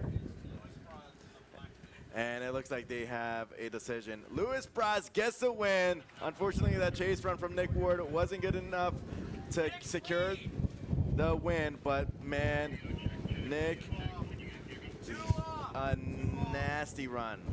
So we're hearing it from the judges right here. So while it was really impressive to watch, it looks like on the replay, and I think we did see this, and we're not going to be able to throw the replay up now, but it was 2 wheels off by Nick Ward. Will we throw it down to Dustin?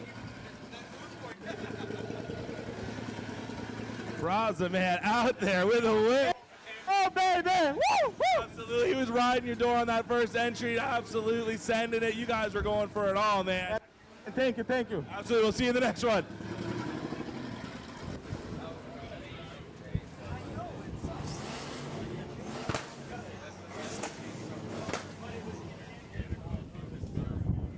Tough call there, man. How are you doing? So, I guess I was just told that I went 2 off. So that's a lot more, I guess, if that's what happened, then obviously it's just a bad day, and that's my error, and it is what it is. Obviously, we were going deep as possible, and it's a fine line.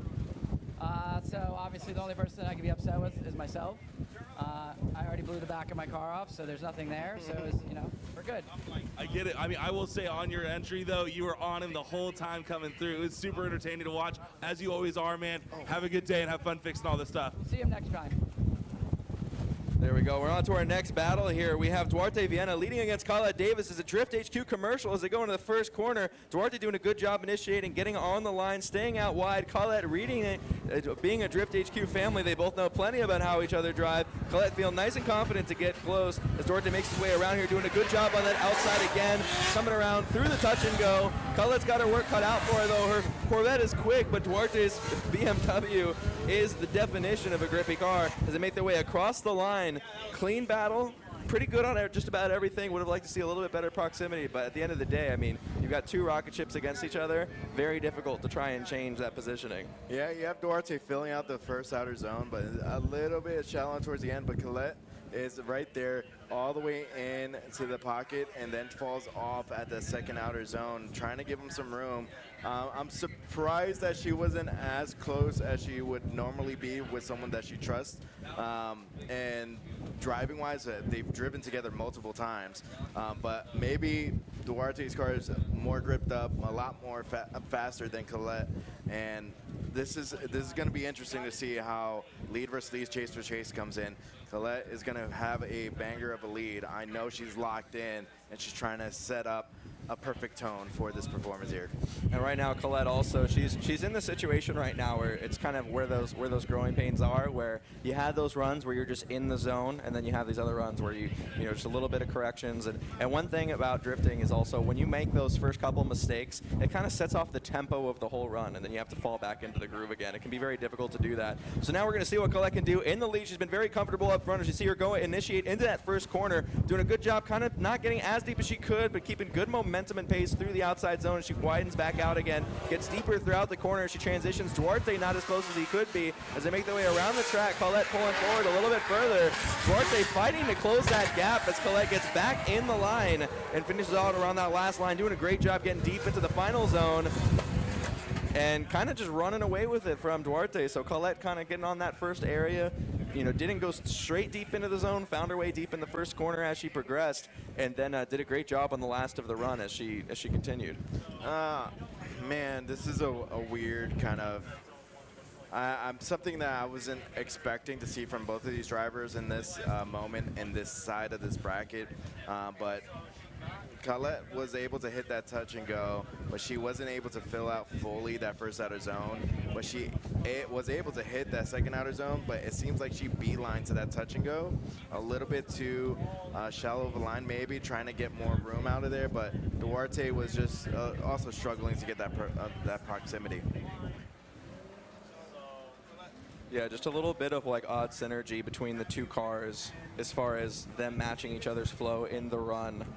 It was a lot like when I try to force a conversation with someone who doesn't like cars. Oh, geez. And it looks like we have come to the decision. Colette Davis gets the win. And they're going to go back to the pits. I think Colette is going to talk to Dustin. Dustin. All right. Colette coming down the chute. There you go, bud. Holy cow, Colette. You are looking so dialed in. I knew that was going to be a really hard battle with Duarte, so I'm really just trying to push myself, and we finally have the car feeling a lot better, so I'm stoked. I feel great. You are running one of the best lines right now, and you are just holding it together so well. The composure behind the wheel is coming across. You've come so far so quickly. It's insane. Thank you. I'm feeling a lot better, so I'm stoked, and we're just going to turn it right around. Turn around and go kill it. Get it, girl. And then no time for chat. We're going to go right into our next battle. We got Eric Nogueira and Louis Lanz at it. And immediately, Eric Nogueira in the lead, getting right back into that line. Louis Lanz in the chase on a Corvette battle. We've got the previous winner again looking to be the gatekeeper of the next win. And Louis Lanz watching out. Interesting to see Eric Nogueira making his way around the rest of the track so far, solidifying that gap between the two of them, staying on the correct line. And Eric Nogueira said it before. He said, "Today is my day," and so far it seems to be holding true as he walks away from that first run, seemingly with the advantage. I thought Louis Lanz was going to go mock Jesus into that wall in outer zone 2, but here he is, and the proximity isn't there. I think he tried to dive. Yep, he dove a little too hard and just washed out, almost hit that wall. But man, Eric Nogueira, the fireball Nogueira, going out here, just being that Samba self he is, how he drives, able to flow through each zone like it's a good rhythm right there. Yeah, and I follow on TikTok. He goes by the handle, I believe it's Latino Stig. Is that the correct? Wait, what? Really? I think it's Latin Stig or something like that on TikTok.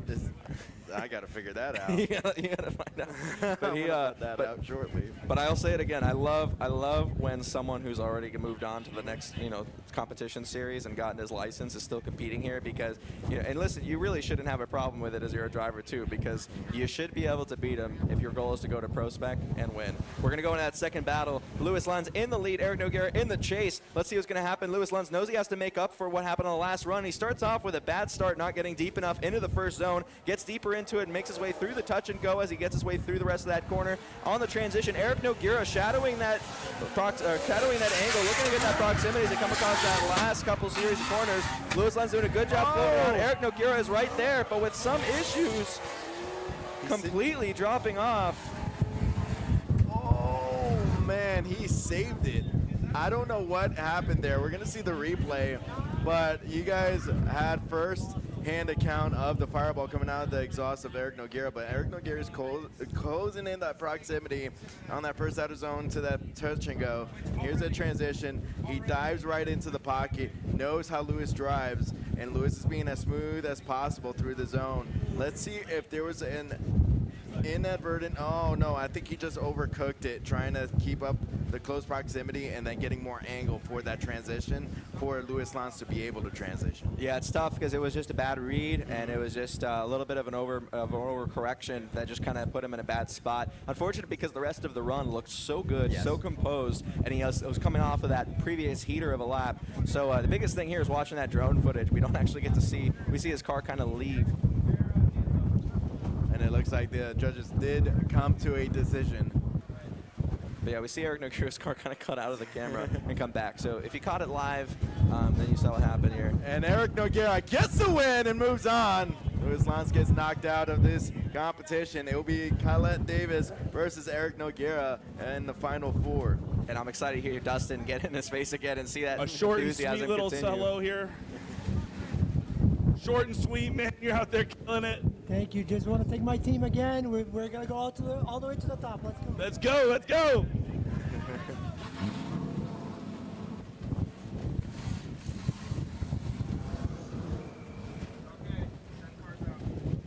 Fuerza. Here we go. Matt Shulman in the lead. Christian Contron in the chase. Matt Shulman coming out here with a nice initiation, but look at Christian Contron mirroring the initiation, and now he's trying to dive in and keep the speed all the way through. Matt Shulman's doing beautiful, holding that angle. But here's Christian Contron getting locked in. A little bit of a correction in the chase. Matt Shulman's able to angle up. Here Christian Contron is now bumper to bumper. Transition door to door on that final outer zone. Looks like there's a tire drop. A little boop from Christian Contron, so he lets him know he is there. There you go. You can't control the Contron as he makes his way across that last corner, getting really close, getting a little tapped, and just letting Matt Shulman know I'm right there with you. And honestly, such a great run. Matt Shulman doing a good job on the outside. He hits every single zone. He's so consistent and so smooth. And Christian Contron getting to get that close, it's also a testament to Matt Shulman's driving. If he knows he can get that close, it's because he has the confidence in the lead car's driving. So this is just reaping the rewards of two great drivers and how much closer they can both get when there's that faith, trust, and tire dust to get close to each other. Yeah, that was an absolutely insane run. I do love this initiation from Christian. The one thing I want to look at is actually on the final outer zone where I feel like Christian was surging so hard that at the end of the lap, after they crossed the finish line, they did do a little boop at the end. Was it too much grip going there, or was it just him just being super aggressive like he normally is? Oh, I think that was just full commitment, full throttle across the line. You know, it's not like he's intentionally trying to hit him, but at the same time, clean little taps and all that, they're all welcome. They're all part of the game. We talked about it earlier. Everyone signed the same waiver when they came in the gate. This is the rowdy house right here. We're just trying to throw down. This is the home track. If there's anywhere to do it and get rowdy where you've got the space for it, it's definitely here at Sebring International Raceway. And with these guys getting ready, they're switching sides here. Christian Contron is now going to be in the lead. Matt Shulman's going to be in the chase. And Christian just rolled up to the line. And he's so amped up coming back to the line. I love it. He's just blipping the throttle. He's coming through. I mean, he is on cloud 9 right now. And it's showing in his driving. I think we're going to see more of that as he continues to just lock into those rails of the driving line. So here we go, back to the track. Christian Contron in the lead. Matt Shulman giving chase. Here we go. Christian Contron on that initiation, not going as deep as he could. Matt Shulman getting nice and close on the first corner as they make their way around through the touch and go. They're looking to keep that proximity as they go through the transition. Matt Shulman doing a great lead. As we see, Christian Contron's got a quick car, but Matt Schulman completely unfazed by it. An amazing chase job so far by Matt Schulman as they make their way around the last corner. Oh my goodness, these guys are out to play today. Great job by both of these guys. The judges have their work cut out for them. Give these guys a hand. That was straight doors, baby, all the way through. That surge he did right off the rip on the initiation. Both of them deep in the zone. Beautiful touch and go. Here's the transition. Matt Schulman surges perfectly right into that proximity of Christian Contron, and it looks like he surged again, had to back off. Then it's a little bit choppy on the surges in proximity, going to that final outer zone, mirroring the image and getting super aggressive. There is some contact at the end as well, though. Yeah, I love that. I love that the judges even were watching them play the replay, and we hear them like a bunch of kids go, oh, next to the replay. And we have a winner. Matt Schulman gets the win and moves on. Great run from both of these guys, man. Out of the shadows, just such a great chase run. That's got to be one of the better chase runs we've seen of the day. Dustin, how's he doing? How's he got to feel after that one? Holy cow.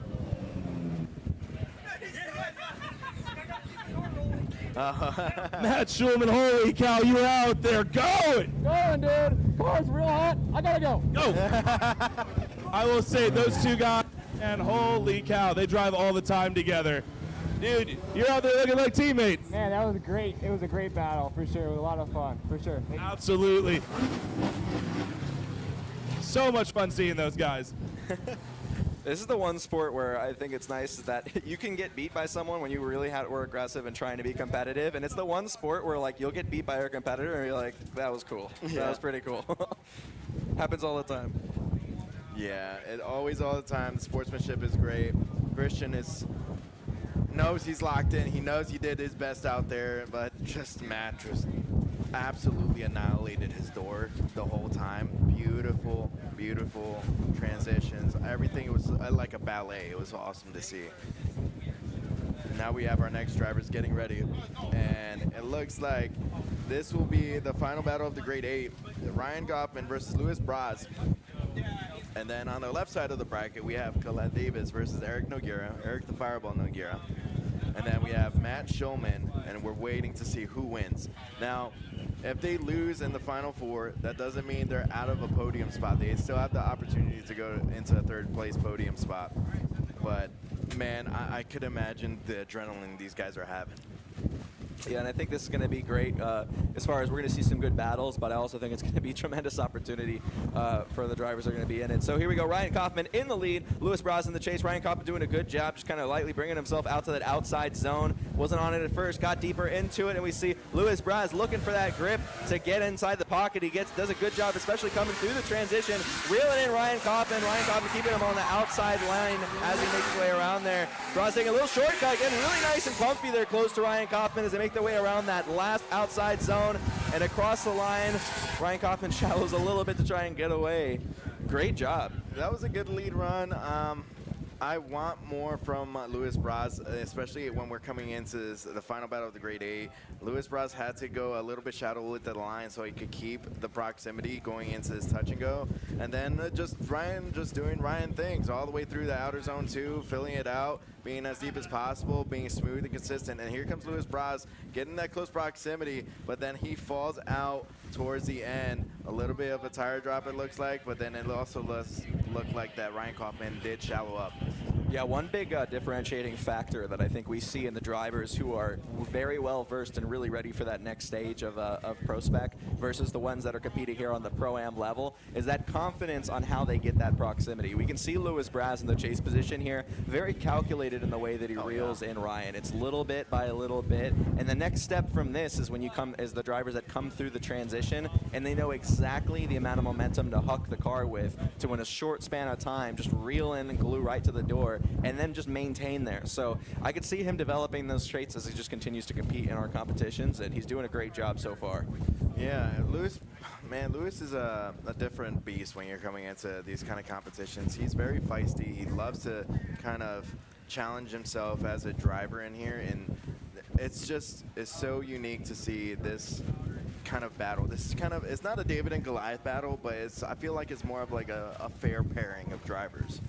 Yeah, we know Luis Braz. I mean, he's very aggressive. He wants to do well. He's being a competitor who's really consistently here. But Ryan Kaufman's just got so much years of driving underneath his belt. I mean, he's really been around since drifting was at its birth in Florida. Wasn't around for very long, and he's one of those faces that have been around for as long as I can remember. And I've been around the sport, just a fan of it for decades now.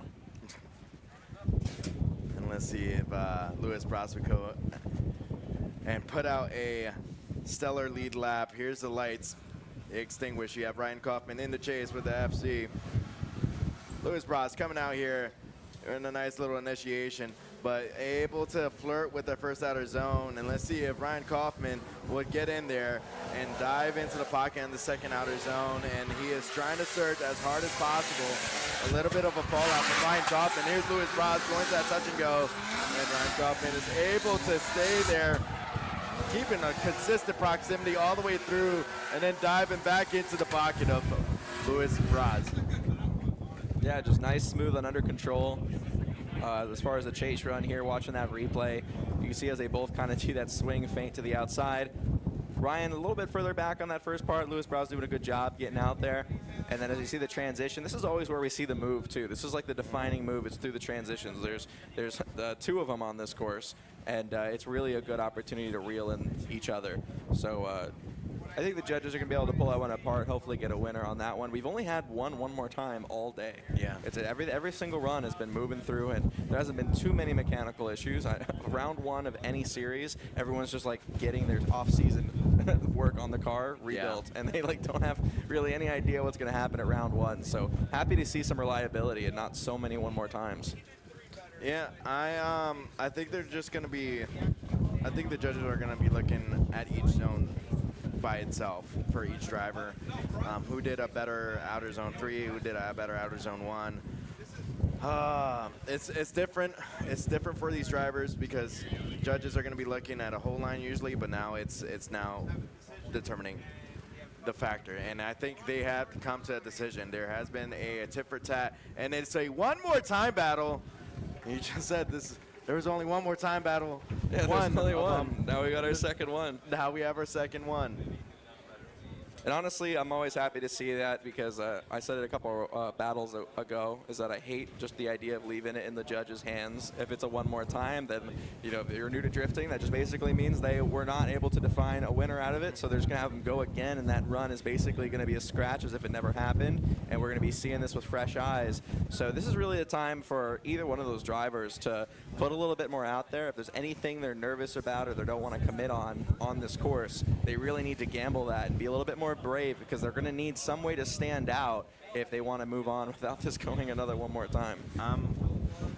Throughout this whole bracket, the guys that have gotten knocked out, you have one of the top seeded guys, Ryan Acevedo, out there, and he got knocked out in the top 32 battle, which is something that's crazy to see in drifting, but it's happened plenty of times. And so it's unfortunate to see that, but now you're seeing these guys that are always consistently in the top 10s, and they're starting to grow and feel their cars out. I'm wondering who's actually going to podium. This could go up in the air. Yeah, at the end of round one, I mean, the points could pretty much be in any order, and it really wouldn't matter going into the rest of the season because anything can happen after round one. Yep. In round two, anyone who's come into round two with consistency that did well in round one, now they're really starting to solidify their lead. So we'll have to definitely take a look at what the point standings are after round two, and it's going to heighten what the anticipation is going to be for round three. And it does look like the track staff is setting up the zones yet again for the track, and we're going to get these guys situated here as our one more time battle is getting their tires set up. We're going to go to a commercial break and check out our sponsors. I appreciate all of the love and support from them. You stay classy.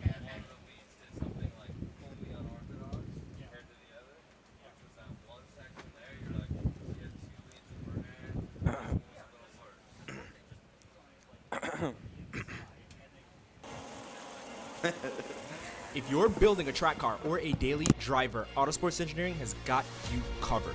We manufacture some of the best billet performance parts in the market today, from transmission conversions to custom carbon drive shafts and drive shaft adapters. We use only the highest quality materials and equipment to ensure that our parts are not only strong, but also the finest quality. Whether you're looking to improve your vehicle's performance, reliability, or durability, Autosports Engineering has the perfect solution for you. Whether you're building a dedicated track car or a daily driver, Autosports Engineering has got you covered. We manufacture top quality billet performance parts that cater to a wide variety of applications, from transmission conversions and custom drive shafts to valve covers.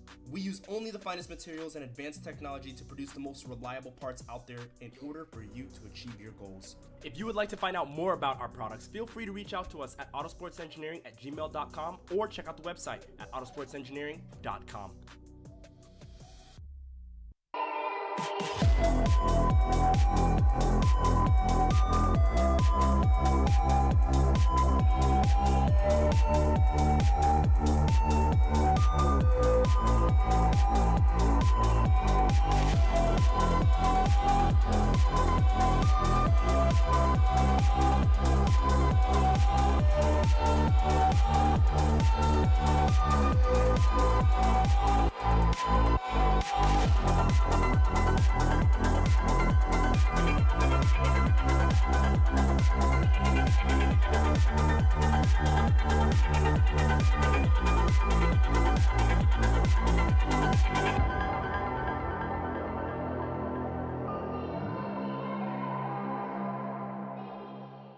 There's no better way to test your tires than on the racetrack. That's why at Kenda Tires, we compete with the same tires we sell. And that's how the technology built into every Bethesda UHP Max tire goes from podium performance to pavement. Whether you're a professional driver chasing podiums or a grassroots enthusiast looking for weekend excitement, Kenda Tires are designed for your journey.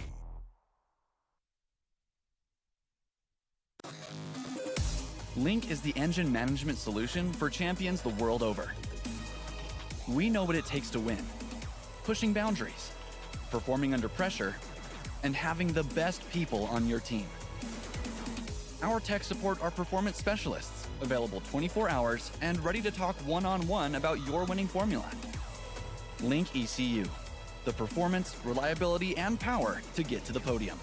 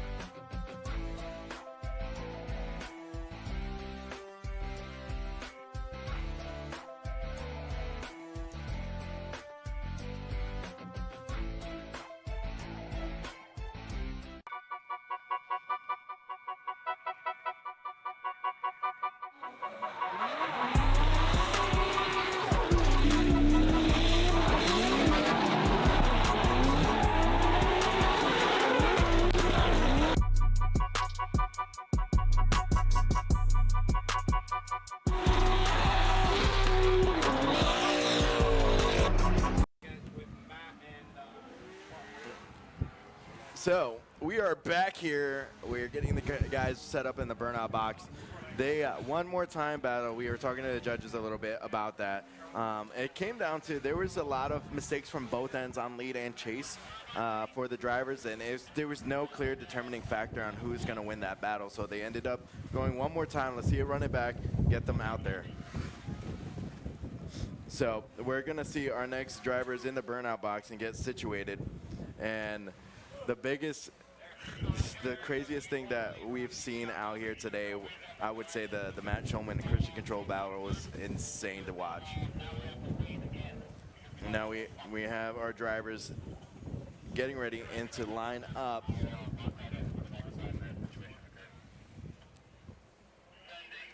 And it looks like they're getting ready. They're lining up, and it's our left side of our finals bracket. You have Eric the Fireball Noguera versus Colette Davis. And Eric goes in here, falls off of outer zone 1 and goes in to touch and go 1. Man, that's a huge mistake from Eric Noguera, but Colette Davis is out there. Whoa, mercy! Eric Noguera flirting with the wall in outer 2 and able to transition and fight through each part of the track. Colette is just keeping a consistent chase there. Ooh. Yeah, this is going to be a great test for Colette because, I mean, this is not only just a Corvette battle, so she's against a similar chassis, but Eric Noguera has just been on fire all day today, doing a great job on that outside zone, coming through. He's just trying to be on rails and consistently copy and paste run by run. Colette trying to figure out what to do to get close and finding her opportunity right here at the latter portion of the track, it seems, to find some proximity, get closer. But by then, you know, Eric Noguera is just so locked in, he's flicking over, and Colette, you know, kind of managing to get it together by the end of the run and get close, but now they're going to switch roles and run it again. And Colette Davis, sponsored by Drift HQ, one of our proud supporters here of US Drift Circuit. They're an absolute amazing brand in Florida, selling parts, helping the drift community grow. They are the most approachable guys. You can always notice them by the bright green tents. And we're looking at this. Colette Davis out here just shredding tires on that first outer zone, hitting that touch and go, and then transitioning out there to outer zone 2.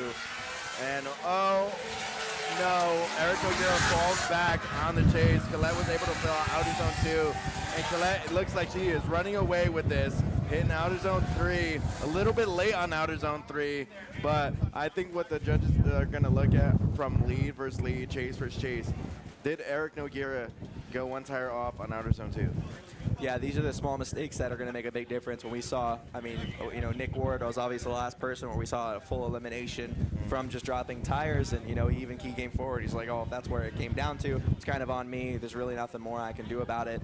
And, you know, so very aggressive. Eric Noguera also coming past this wall that's past the judges' booth. He is always one of the people that is the most brave when it comes to getting close to that wall. That's where that famous fireball picture was taken. So, you know, going across, it'd be interesting to see what the judges are going to think of this one. Colette did a great job on her second run, on the lead run, getting to the outside zone. She seems to do a lot better with that clean air in front of her. And it sounds like the judges have a decision, so we're just waiting for it to be communicated on track. And the winner of this goes to a podium battle. It is Colette Davis. She has a guaranteed spot on the podium. And Eric Noguera still is in the fight for 3rd place. There we go. An absolute awesome job by Colette Davis to get her team Drift HQ out here. I was just saying, you can always identify them by the bright green colors of their cars, with Colette Davis being the exception. But still very easy to find with their bright neon yellow and pink. And we send it down to Dustin now to get a read on her. Hey, Colette, you're getting onto the podium today.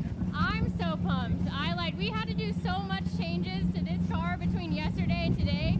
It's basically a brand new car, so thank you to Pat, Donnie, and Chelsea for just completely changing the setup and making me feel good in this. I'm stoked. That's awesome. It's always a team win, and I know that you're going to go pull out everything you can. Go get set up. Thank you.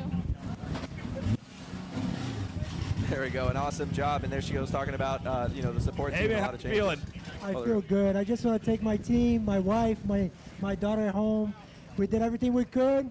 Again, a little mistake on my end, and it is what it is. We're still top 4, so it's good. Bro, top 4, and at this level, man, the little mistakes are all the big mistakes, right? All right, bud, have a good one. Get ready.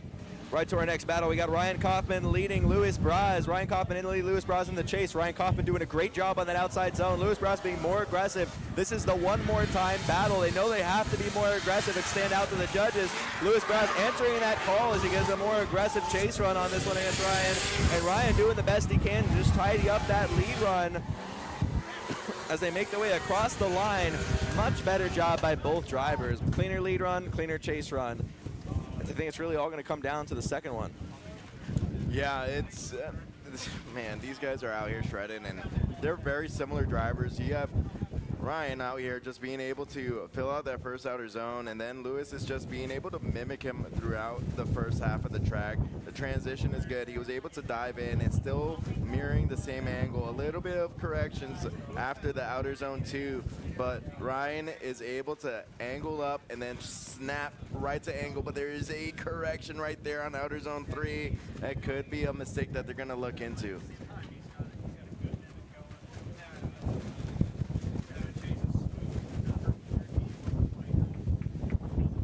And as they make their way back to the line, we want to say another thank you to some of our biggest sponsors. So we make our way over to those final battles. Our biggest sponsors out here is Drift HQ and Autosports Engineering. They make lots of adapter kits, adapter plates for transmissions, fuel kits, pretty much all of those key components that you're going to need inside of your car to really bring it to that next level. And a lot of it's custom, a lot of it's billet stuff, high quality, great prices, an amazing team, and a great customer support. So definitely recommend get in touch with Autosports Engineering. If you're making that Pro-Am build and you really want to get to that next level, make everything high quality. It's the little stuff that counts. We talked about Alex Buick having trouble earlier today. He's having fuel issues. Don't ever cheap out on that stuff. Go to Autosports Engineering. They have a great website, and they have plenty of products out there for just about any build.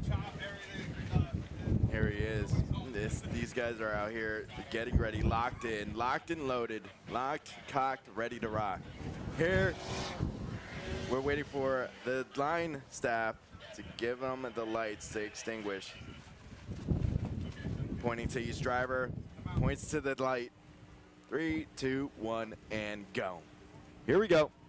Louis Bras, Ryan Kaufman out here. Louis Bras coming out here and initiating beautifully. Oh, Ryan falls back a little bit, was able to reel himself back in, but Louis is a little bit further away from that touch and go, but Lewis is doing a good job filling out outer zone 2, and Ryan Kaufman is mirroring Louis Bras going for that touch and go 2 all the way to this final outer zone and being super aggressive in the chase.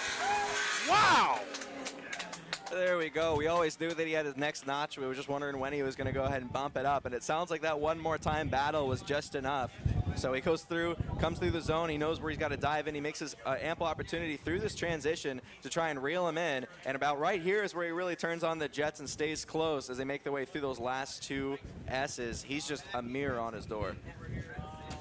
Now we see that final outer zone. Ryan was able, how he drives when he starts off, you'll see him kind of be conservative and then kind of like a big old fish, reeling him closer and closer and closer in.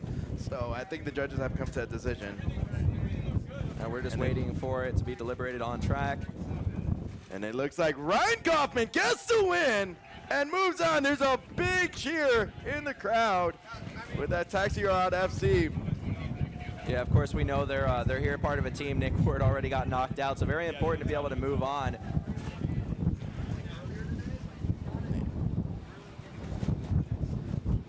Ryan Kaufman getting the win. How you feeling, bud? Dude, Lewis is a beast. He's a ridiculously good driver, and tandeming with him was a treat, dude, because honestly, I love driving like that, and having a good lead driver, like that's where it's at. Oh, well, we saw the money come through, man. You got to chase exactly how you wanted to. Feel right in the pockets. Nice proximity. One of the best runs we've seen all day, man. Hell yeah, dude. Cha-ching, baby. Let's get it. We'll go get ready, man. We got a small break so you can get ready to go ahead and further comp.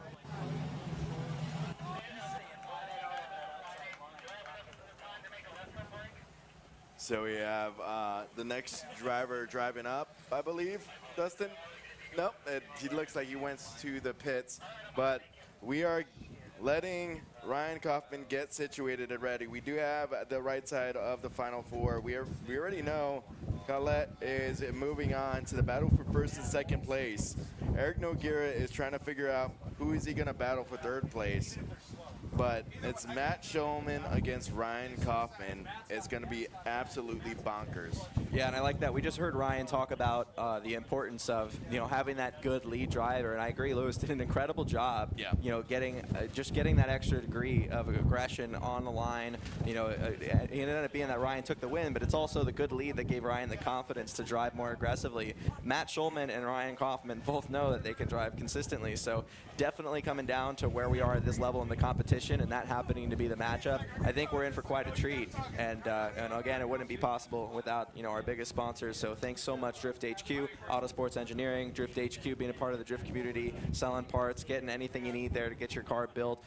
You know, Autosports Engineering having the incredible hardware for everywhere it counts, everything from your fuel to your adapter kits to your plates, anything that's CNC, they've got everything that you need. And then, you know, trickling down for us, we've also got our other supporters that are our return supporters. Taxi Garage has been with us for years. Kenda Tires back with us again. OMP Racing. I mean, you know, every single one of these companies that comes together to run this is also very important. Some of them are helping us out by the branding. Some of us helping out with parts, helping the drivers, and then some of them are a direct role in just actually hosting the event. We've got FLYDAY Drones out here. It's a husband and wife team who's been out here at every single round, bringing you that drone cam footage for the stream, for the judges to judge off of, ultimately adding that extra tier of official, you know, professionalism to our sport. And then, you know, same thing when it comes to our tire brand, St. Lucie, Mobile Tire, out here looking after all the drivers. If you've been to a drift event and seen cars that make this much power before, you know it's no easy task. There's a lot of tire, a lot of rubber that goes into a drift event. And especially when it comes to competition, you don't want to be caught with not enough tires mounted to rims to be able to go compete. So, so thanks again to all these guys. Yeah, and yeah, the rain held up. I think the rain moved that way, away from us. But it is windy. Thank God I wore this flannel. I don't know how you're dealing with this short sleeve. It's a little chilly up here. Oh no, I need it. This is this is something. I'm shorts, t-shirt, shorts, t-shirts. That's it. Just keeping it cool. Dad sneakers. These are not dad sneakers, are they? They look. Gotta. They look a little bougie, but I'm ready. Listen, I'm not a dad yet, but I'm ready for the tradition of, you know, you get your New Balance, the New Balance, the tube socks, the cargo shorts, and the tucked in shirt. Well, we do have our track staff getting everything flowered up, getting situated. We do have Ryan getting situated in the pits, getting new tires to get squared away. We'll do another commercial break, and then we'll get fired back up here at the U.S. Drift Circuit, Round 2, Paradise City. Yep, shout out to our streaming service, Outlaw Network, bringing you the commercial break. Yeah. If you're building a track car or a daily driver, Autosports Engineering has got you covered. We manufacture some of the best billet performance parts in the market today, from transmission conversions to custom carbon drive shafts and drive shaft adapters. We use only the highest quality materials and equipment to ensure that our parts are not only strong, but also the finest quality. Whether you're looking to improve your vehicle's performance, reliability, or durability, Autosports Engineering has the perfect solution for you. Whether you're building a dedicated track car or a daily driver, Autosports Engineering has got you covered. We manufacture top quality billet performance parts that cater to a wide variety of applications, from transmission conversions and custom drive shafts to valve covers. We use only the finest materials and advanced technology to produce the most reliable parts out there in order for you to achieve your goals. If you would like to find out more about our products, feel free to reach out to us at autosportsengineering@gmail.com or check out the website at autosportsengineering.com.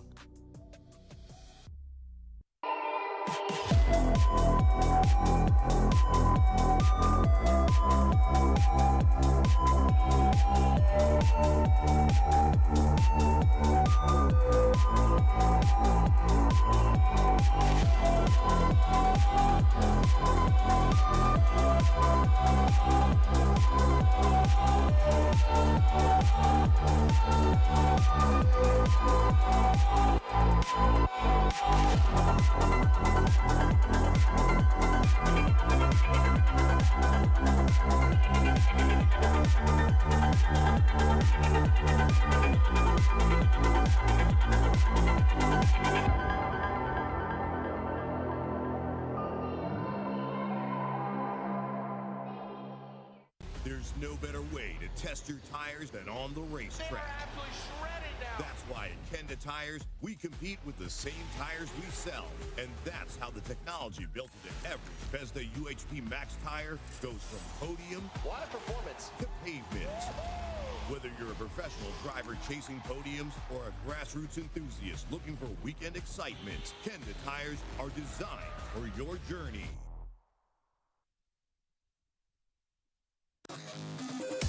Link is the engine management solution for champions the world over. We know what it takes to win. Pushing boundaries, performing under pressure, and having the best people on your team. Our tech support are performance specialists, available 24 hours and ready to talk one-on-one about your winning formula. Link ECU, the performance, reliability, and power to get to the podium.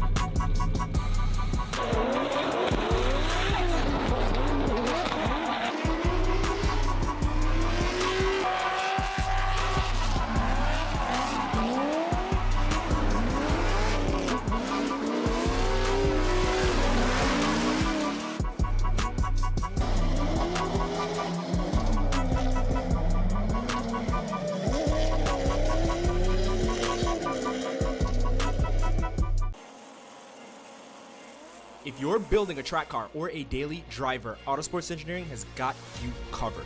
We manufacture some of the best billet performance parts in the market today, from transmission conversions to custom carbon drive shafts and drive shaft adapters. We use only the highest quality materials and equipment to ensure that our parts are not only strong, but also the finest quality. Whether you're looking to improve your vehicle's performance, reliability, or durability, Autosports Engineering has the perfect solution for you. Whether you're building a dedicated track car or a daily driver, Autosports Engineering has got you covered. We manufacture top quality billet performance parts that cater to a wide variety of applications, from transmission conversions and custom drive shafts to valve covers. We use only the finest materials and advanced technology to produce the most reliable parts out there in order for you to achieve your goals. If you would like to find out more about our products, feel free to reach out to us at autosportsengineering@gmail.com or check out the website at autosportsengineering.com.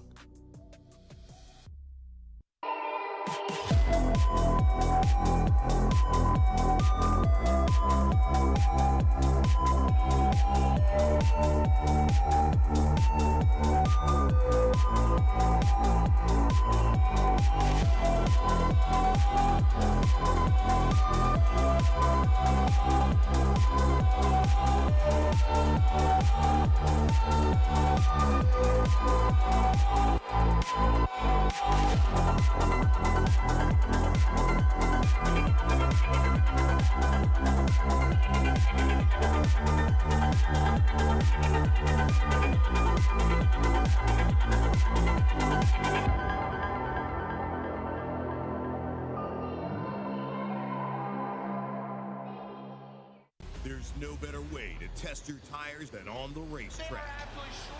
That's why at Kenda Tires, we compete with the same tires we sell. And that's how the technology built into every Bethesda UHP Max tire goes from podium to pavement. Whether you're a professional driver chasing podiums or a grassroots enthusiast looking for weekend excitement, Kenda Tires are designed for your journey.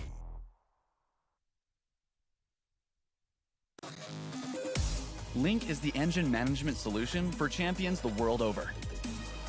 We know what it takes to win, pushing boundaries, performing under pressure, and having the best people on your team.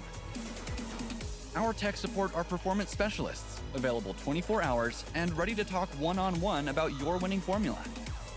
Link ECU. The performance, reliability, and power to get to the podium.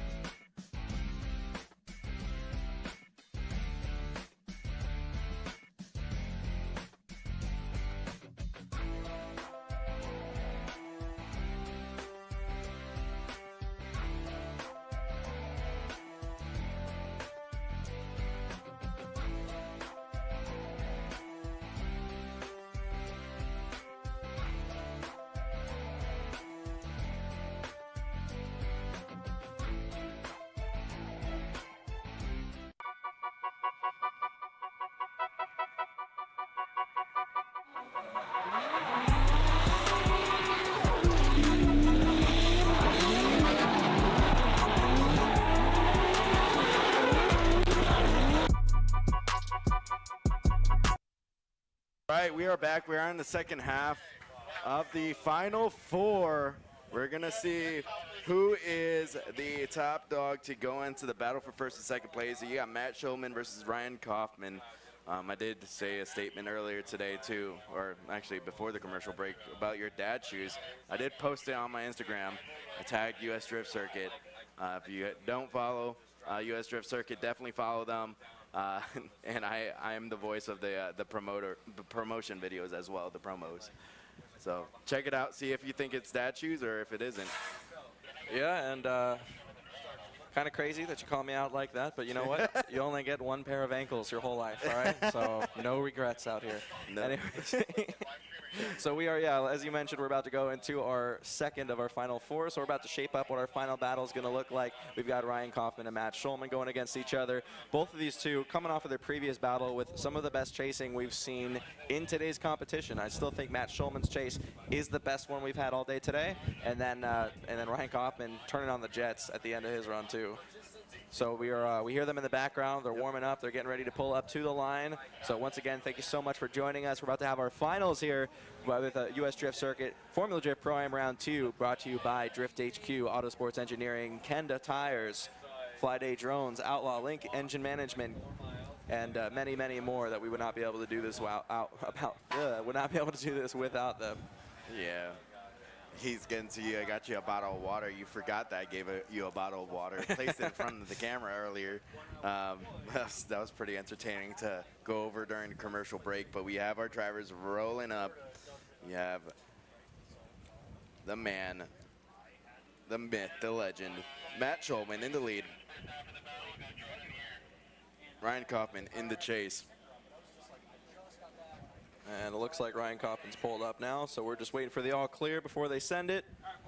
And there we go. It looks like Matt Shulman's going to lead. Ryan Kaufman's going to give chase. They go into the first corner. Both these guys know that they've got to be aggressive right here. And Matt Shulman getting a little bit shallow, and Ryan Kaufman being aggressive right off the beginning, looking to get good proximity. Matt Shulman doing a good job as he goes through the touch and go, trying to get back online for the rest of the run. Ryan Kaufman's going to need to have a little bit of a defining surge here, and he looks to make a little bit of a reel in as Matt Shulman goes through the touch and go, angles out right here on the transition, trying to lose Ryan Kaufman with some smoke.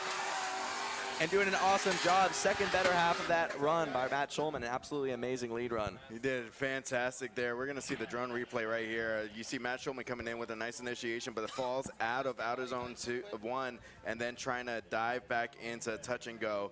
Awesome in the transition. Ryan Kaufman is able to kind of read it and see where Matt Shulman is going. It looked like he was about to hit that wall on outer zone 2, but man, Ryan is so dialed in whenever he's chasing and going to outer zone 3. Beautiful fill out from Matt Shulman in the lead. He gave a great lead to give that good chase. Yeah, especially the second half of the run. It was really through that first touch and go and the first transition where Matt Shulman got back online, recommitted, and was able to just have a really crisp lead for the rest of it. And then Ryan Kaufman looking to read the situation and get proximity where possible, but definitely still a little bit left on the plate there. If Matt Shulman were to deliver the same lead he did to get on from the last battle to this one, then I think we'd be looking at a situation where Matt Shulman could be in your finals. So Ryan Kaufman knows now he needs to turn on the jets as well and try to just deliver a perfect qualifying run. I see in the chat Brian Sturman, very charismatic person. I've had opportunity. He's a driver, great driver. At Englishtown, I would be walking around and he would randomly run into me and spray me with the water. Like one of the things, I didn't know what was going on. Eventually, I had to be situationally aware of the whole situation, and he would just come out of nowhere, drive by, water hose me. So I saw in the chat, someone water balloon Tiny while live. Man, you know what? I would expect him to be doing that, just launching them into the into the trailer. Guys, I gotta get by you real quick. I'm sorry. I'm trying to help out the sound guy. All right, here we go. Ryan Kaufman in the lead. Matt Shulman in the chase. The Final Four battle winner goes to the podium of first and second place, but man, Ryan Kaufman fills out that first outer zone. Beautiful fill out, good touch and go. Matt Shulman is right there, keeping that proximity as much as possible. A huge surge from Matt Shulman, and outer zone 2. Going to outer zone 3, beautiful positioning from Ryan Kaufman. And here comes that final outer zone. Matt Shulman is coming out here. Our dog fight. Arr. Sorry, I had to do it. Got me in the moment, man. Yeah, I mean, this is what we were just talking about. I said Ryan Kaufman pretty much needs to deliver a perfect lead run to try and make sure that he can be in contention on this battle. And if I was Matt Shulman's spotter, I'd be telling him the same thing. Expect Ryan to try extra hard to put it where he needs to, because he's going to be looking for any extra edge. There just wasn't enough of a defining moments on that first one. And so Matt Shulman answered the call. He did a great job on proximity, but Ryan Kaufman did do what he was supposed to do. He put the car everywhere he needed to. I think this is going to go down to Liebert's lead like what I'm seeing here, who had the better lead lap, who gave the opportunity for the chase driver to get that proximity, get doors all the way. You did see that surge on outer zone 2 where Matt Shulman possibly tire dropped. I think they're going to look at that a little bit deep, like more in depth, and then just Ryan Kaufman is out there. But we do have a decision. The winner moves on to the battle of first and second place. Ryan Kaufman gets the win. And we have Matt Shulman going to get set up for a third place battle. Everybody is cheering out there. Man, this has been an exciting event. Dustin, let us know what they think, man.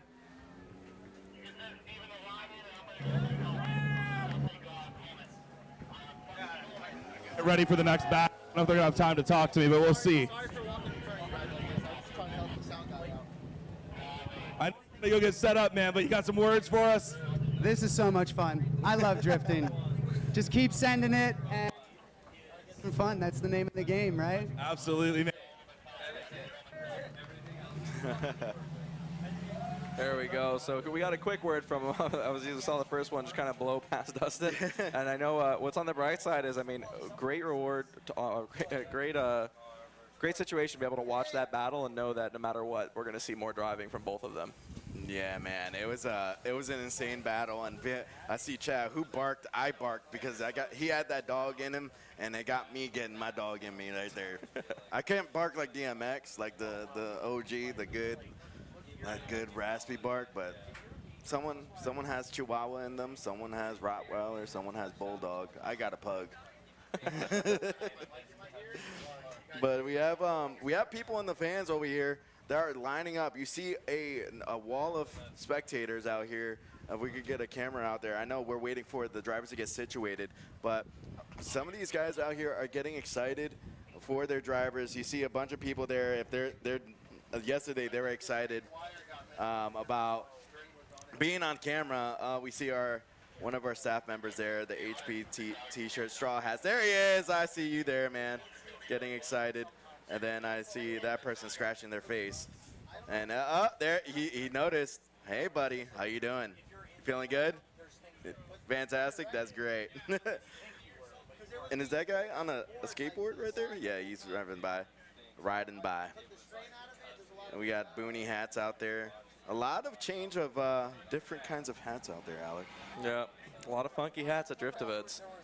We got a little bit of time to kill, so right now, for anyone who's never seen this before, is that basically we need another battle out of both of those drivers who just went, and it's the only 2 battles that are left. We have a 3rd place battle, and we have our finals. Ryan Kaufman's in the finals, Matt Schulman's in the 3rd place battle. They're both going to need fresh sets of tires. So all their competitors, or both of their competitors, are already ready for the next run. We're basically just waiting for the amount of time it takes to change a set of tires for each of those teams. Most of these guys are pretty quick these days, but we're not anywhere near like Formula 1 or NASCAR when it comes to changing tires. So we do have just a little bit more waiting to go. So it's worth, once again, just talking one more time about, going into the finals and our 3rd place battle and the sponsors we've got with us. When you think about what sponsors we started with versus the sponsor we have today, you could practically build an entire drift car with the sponsors that support this series. We've got Link ECU engine management for your computer needs. We've got Autosports engineering for all of those really important parts that need to be made out of good quality. Those adapter plates, those conversion kits, the oil pumps or fuel pump systems,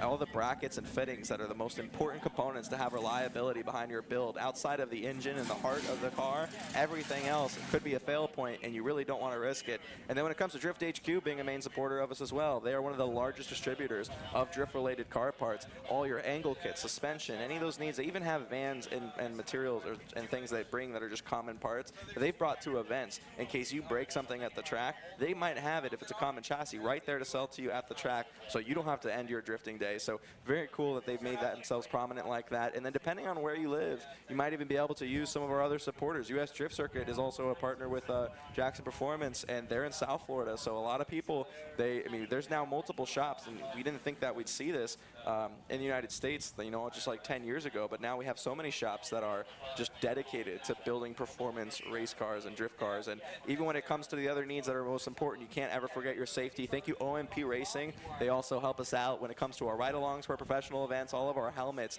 that you see at ride-along events, such as Fuel Fest, where we do a lot more engagement with the public, are brought to us with OMP Racing support, and your safety comes first. A lot of these drivers that are sending it full send, they feel that they can do it because they've got the safety. They know if something goes wrong, that their life is not at risk. They can go ahead and they can do what they do without the risk of getting hurt. And then we've got all the rest of the supporters. We've got KBD with us, Claim Defenders, Taxi Garage, and then of course our amazing production has been getting better and better every single stream. We hope that this stream that you've enjoyed it much more. We know we had our little growing pains along the way, but Outlaw Network.tv, these guys are incredible. They are so open to getting any kind of reception from us or getting any kind of feedback from us about what we need to work on. And believe me, it's not easy to do. We're in the age where everyone's like a Twitch streamer, goes live on their phone, but to do it at this level in these conditions in Florida, we've had to deal with everything from weather to just communication. There's a lot of different points of contact we're trying to do. We have a lot of equipment so we can capture all the angles, not just for the stream, but use that same equipment and offer it to the judges in the form of them having a controllable surface, being able to do all the replays. So very difficult. And then the other thing, of course, I can't forget that when it comes to having your drift car built after you've used all of our great sponsors to get you running and driving, Kenda Tires is a great supporter. They've had an amazing program for drifting. They've been very welcome to drifters from the beginning, really, and they have so many good tires that people have ordered since they're a supporter with us and had a great time with. And there's, of course, plenty of tires out there that you can use, but Kenda Tires is one of the household names in any drifter's home. Yeah, and there's a lot of things that happen here. We did have the event last Memorial Day up at Fort Liberty, where watching the video brought chills to me because of my prior experience with the military. We're giving back to the military community. The Veterans Trust out here that helps us support and bring motorsports to veterans. It's phenomenal. Doing that kind of event. When I was in the military, we didn't have drift events on base. It was either, all right, we're having company runs, we're gonna have fun with that. That's not fun at times, but yeah, doing that for a long time, but having that motivation, drive, and especially where we're out of a war now and this kind of downtime and preparing for if we do go into another conflict. That's how the military is staged. So having that morale boost for those soldiers, fantastic to do. Sometimes it's even these Taxi Garage guys, and Chris Jackson was driving there they had an Apache flying overhead while they're drifting underneath. That's insane. That's a dope picture. Man, if I was them, I would be super excited for that. Yeah, and US Drift Circuit is always open to any kind of community outreach that we know gets people excited. I mean, we've now got a list of really just cool out-of-the-box things we've done, from doing a drift event in Fort Lauderdale on Las Olas, where we just did the human baton with Veterans Trust. That was a couple years back, and then doing the military-based stuff. And Veterans Trust staying, close with US Drift Circuit has been great because, it's when it comes to going and returning to civilian life, especially when it comes to talking about anything, if you have any struggles, if you may have PTSD or anything like that, it's very difficult to just go talk about those things and just go cold turkey into normal life. And having some form of excitement, adrenaline rush with camaraderie and teamwork, it's a really great foundation that these people work through, and they've got just such tremendous stories too. So it's always worth asking whenever you talk with them. Yeah, it's definitely a fun and relaxed, chilled environment with those guys. I do see the track getting prepped up for these drivers, and I think that we're getting squared away there. And it looks like we do have 2 more battles going on. It would be the final battle out here would be Colette Davis versus Ryan Kaufman, first and second place. And then we have Matt Shulman and Eric the Fireball Noguera battling it out for third place. What do you think about those 2 battles, man? Yeah, I mean, I think that, what's really great is that it's not anymore where it's the first season that we're out here. The first time we had a program out here, there was only a few guys that showed up that were really consistent. And, if you got to the finals, it didn't necessarily guarantee a great battle. Now we've got so many high caliber drivers that have either come to this series because they know it's the one to go compete for their license and take it more seriously, or since the series has been going, they've just been with us from the start, so they've just been improving time and time again. That now almost every single round, I'm happy to say that when we get to this Final 4 and up, we're guaranteed to see some really cool driving. And especially since the motorsport has gone so far that this is pretty much what FD cars were 10 years ago. It's really great to just have this right in our backyard. Yeah, going from the battle between Colette Davis and Ryan Kaufman, I feel like this is going to be an intense one. Matt Shulman versus Eric Fireball Noguera, that's going to be also a battle where it's going to be judges are going to be looking at who made the most mistakes in the most minute ways. Yeah, and I know now I'm a broken record saying it again, but this is where it matters so much to just never leave it in the judges' hands. And spotters sometimes just have to be really, hardcore truth to the driver that they're spotting for. And just say, sorry, dude, it's time to turn it up to 10, turn it up to 11, full push. You need to throw it, full angle. We can always fix the car, but at this point, if you don't give it all you've got, this is the end of the competition for you.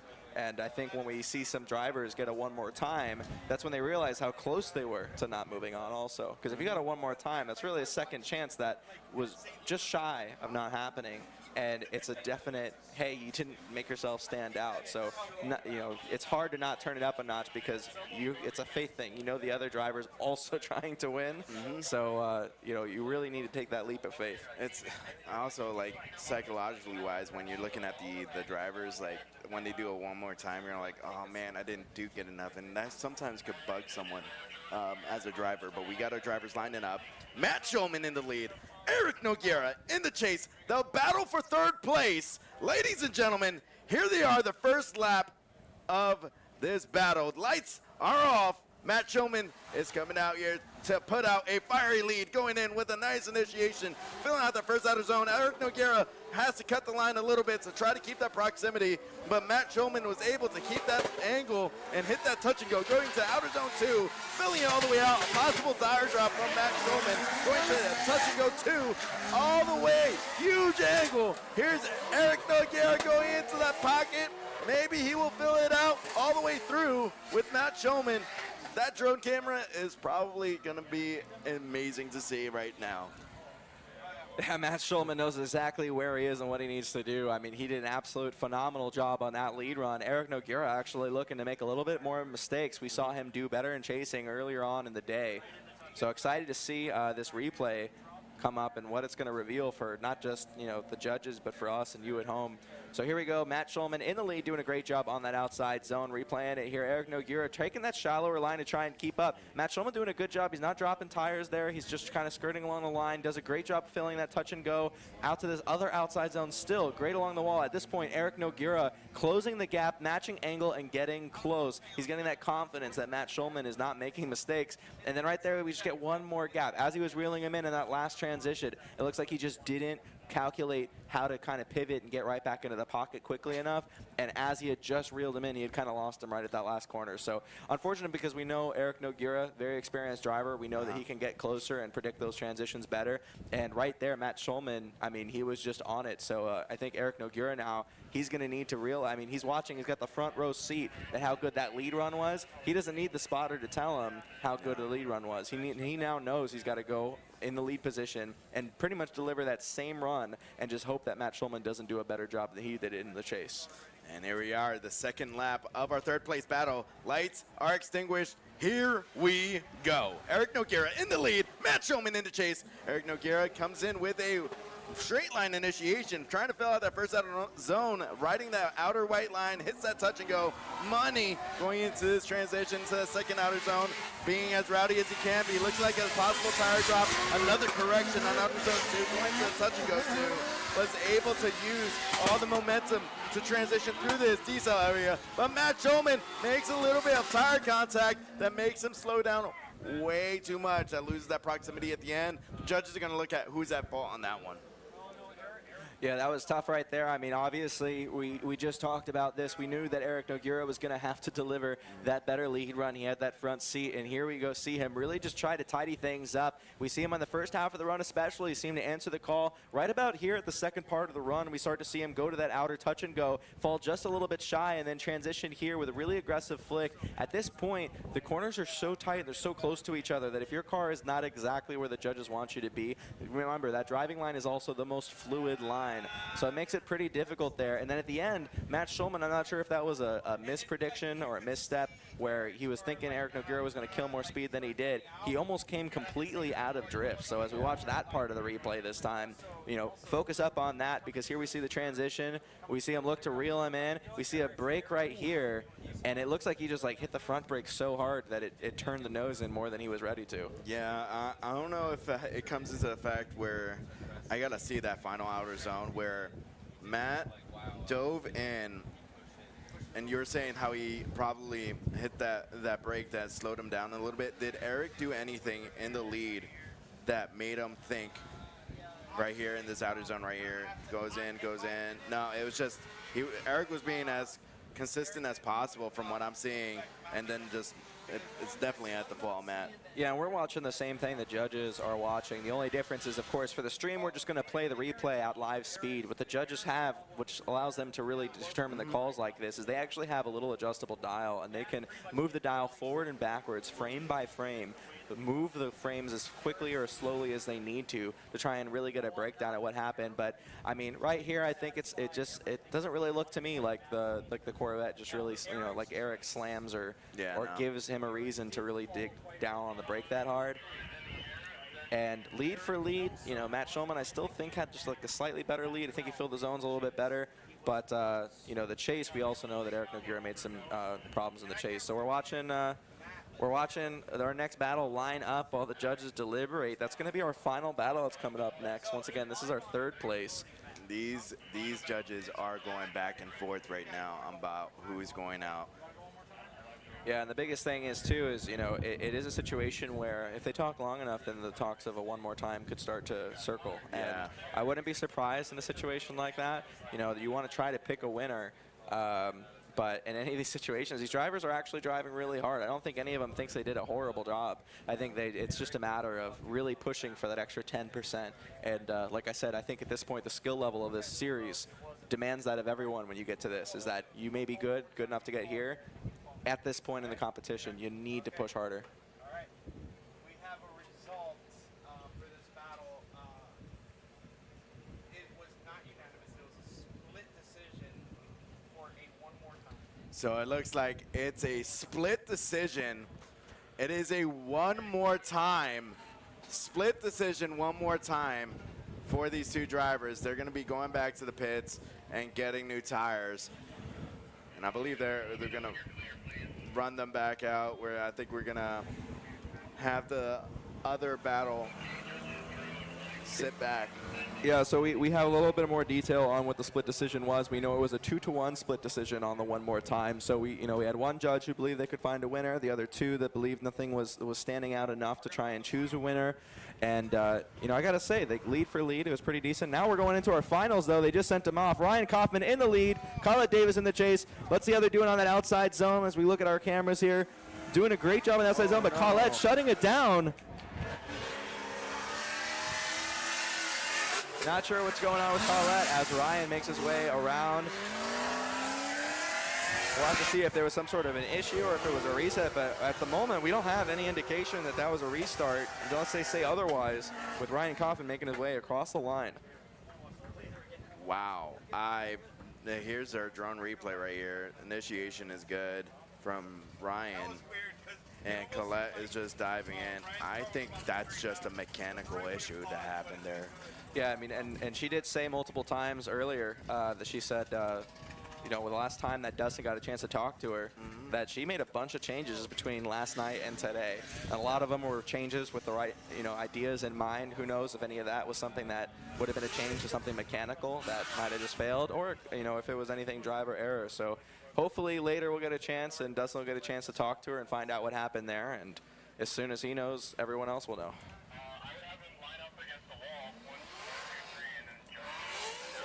And Colette's over there. Yeah, we have more reason to probably assume that it might have been something mechanical, because she seems like she's just using a moment here to get an idea and just going back and forth on the straightaway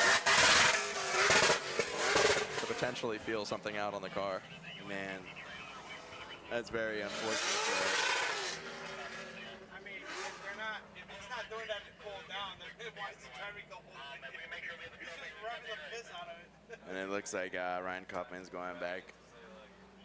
He uses the whole track possibly to cool down his car. That's why he drives the actual line going back instead of doing a straight line all the way back. But we have Colette Davis in the lead. Ryan Kaufman in the chase. Our finals battle. Let's see if Colette would be able to perform a lead run. We saw her shut down after outer zone 1.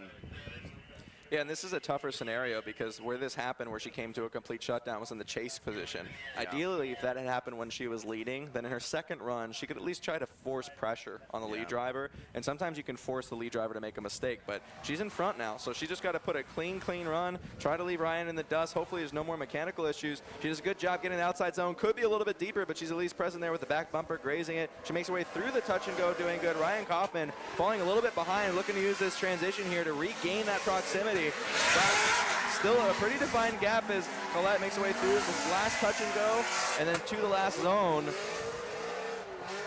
Wow.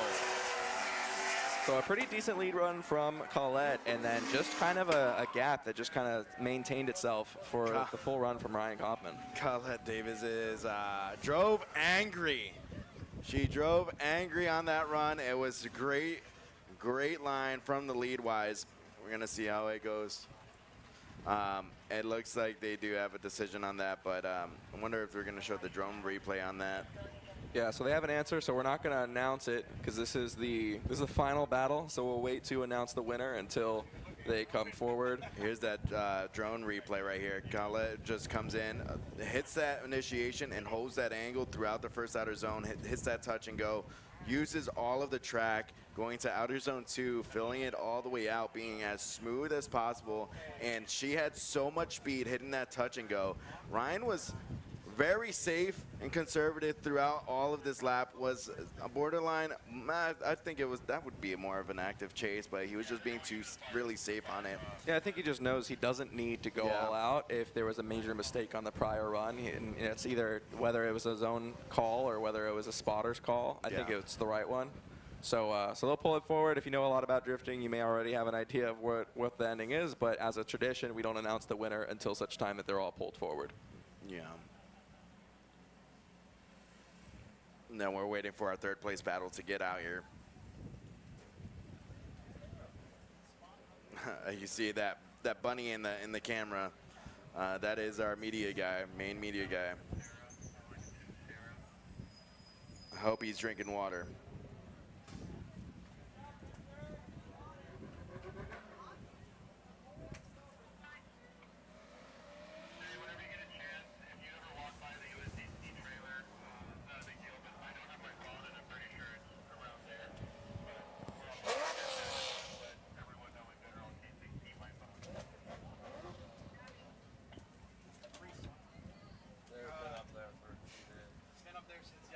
So looking at the drone replay, I was saying that the chase, it wasn't inactive, but it wasn't aggressive.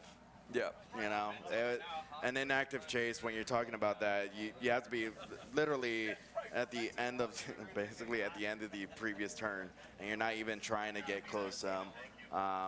Ryan knows the balance, that fine line balance between an active and an inactive chase. Yeah, and that's just competition strategy too. Like, you know, to assume that every time you see a battle in drifting that they're just going to risk wrecking the car when they don't need to, you know, it's just not the wise thing to do. There are some drivers that do that and have gotten a reputation for it, but they do struggle. And in fact, you know, one of the favorite stories about all that is, you know, Chelsea DeNofa was always known for like the most aggressive driving style. He was the most fun person to watch. And then when it was time to reel in for a championship, it was time to be more calculated, you know, kind of cool it down and just do something safe. And, you know, you think of people like Frederick Osbo have kept it like slow and, you know, it may not be the craziest thing, but they've got multiple championships. So sometimes it's what you have to do in the sport. It's definitely a strategy. And I love the strategy between these drivers. Take it is not, for some people, it's not as exciting. It's exciting for these drivers because they know, all right, I have this. I just got to be in the zone, in that proximity that I am actively chasing that lead driver. So now we're just waiting to hear when we're going to be able to throw it to the track so they can make the announcement. I see the drivers they're out right now. They're talking. Yeah, and I think we're seeing the other drivers get spun up and ready for the third place battle. But man, this has been an exciting weekend. Yesterday, the seating bracket was eventful. It was wild at times because it started off with a wet track and then went dry. Today was just straight heat and then crazy wind coming out of nowhere. Yeah, we got lucky. At one point, we saw really dark clouds out there in the distance, and then we just saw them start dumping rain, and they just seemed to ring out before they got to us. We got a little bit of drizzle, and then that was it. And now we've only got the third place battle. So we're not right now going to be putting it to the track to announce the winner. We still have that one more time battle. So that's why we're not going anywhere just yet. And then, but they do have to change their tires and get lined up. We can hear them in the background. They're scrubbing their tires. They're getting warmed up right now. So we are excited to see it. And this is the last run of the day. So if you know, especially, even though it's a third place battle, that is the last run of the day, I say give it everything you got. Give her the beans. But I do say, I did read the chat, after pushing hard all day, that being able to dial it back in the chase is a skill, and I wholeheartedly agree with that. Yeah, absolutely. It's sometimes tough to like kind of bring in the reins. I think it's also a kind of like, you know, everyone says like keep drifting fun and all that, but on the competition level, it is sometimes necessary, you know. I think it's that's where when we were talking about you know, winning an FD championship. It's, you know, sometimes the guys that are doing the coolest runs and all that, they just can't get the consistency and do that at the same time. Consistency wins championships, and resiliency continues on throughout the whole season. So we are ready to go with our one more time battle, guys. This is your third place battle. Matt Schulman in the lead. Eric Noguera giving chase. Matt Schulman doing a great job on the outside. Eric Noguera taking an inside line to establish a little bit more control in that chase position. Matt Schulman just copying and pasting seemingly his lead run from the previous one as Eric Noguera tries to get close. They come past the wall and past the spectators. Eric's looking for every inch he can get because Matt Schulman is hitting every single clip in line. As they come across the last zone, Eric needs to get a little bit closer. Matt Schulman filling that out, and honestly, a tremendous run. If this were qualifying, we still did it based on points, I'd imagine that would have been scored pretty high. Yeah, it's definitely an exciting kind of bracket we had this today, and honestly, I'm a little surprised Eric took that shallower line to try to keep that proximity. He does have that momentum, and he's able to drive the similar way as Matt Schulman. I think he was kind of second guessing himself going into that first outer zone, but then he was able to reel himself in and then dive back into the pocket every time he can. After all, like this whole day, he's excited, he's amped up. I'm ready to see them go back at it with Eric Nogueira in the lead, Matt Shulman in the chase. Yeah, and on the replay, you can see him waver a little bit, and it looks like he does these techniques to try and lure in Matt Shulman, basically cutting the line a little bit, getting a little bit shallower, trying to dig in, point the car at the right angle in advance to kind of throttle out and just kind of drive ahead of the car. But then there's just these little bobbles that seem to kind of undo the hard work as a couple of these corners come at him. So, you know, if some of those bobbles just hadn't happened, he probably could have gotten close enough to be glued the entire time. But unfortunately, those little small mistakes, they can lose you a lot of distance, especially when the lead car just is on a heater hitting every single clip the way that Matt Shulman did. Yeah, then Matt Shulman's lead, that's what he's been doing all day. He's been on it, on the gas. Unfortunately, he got knocked out in the final, but we're going to see them come out. Initiation, beautiful initiation from Eric Nogueira. And here's Matt Shulman trying to reel him in proximity. Eric Nogueira is out here.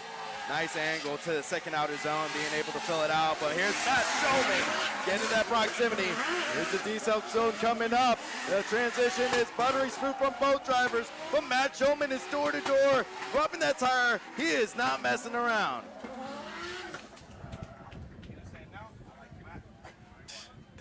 That was wild, man.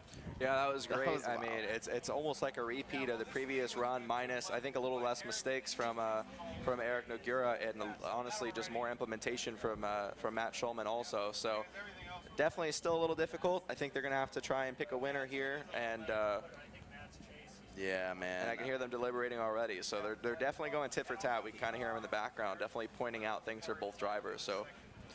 Yeah, when you see Matt Shulman's lead, it was fluid, consistent, great lead. But it looks like they have come to this decision. Matt Shulman gets the win in the third spot of the podium. And now we're going to have that previous battle, our finals battle. We do have a decision. You see Matt Shulman burning it out the rest of the tires he has. Amped up. Eric Nogueira did a fantastic job. Definitely big points in the series.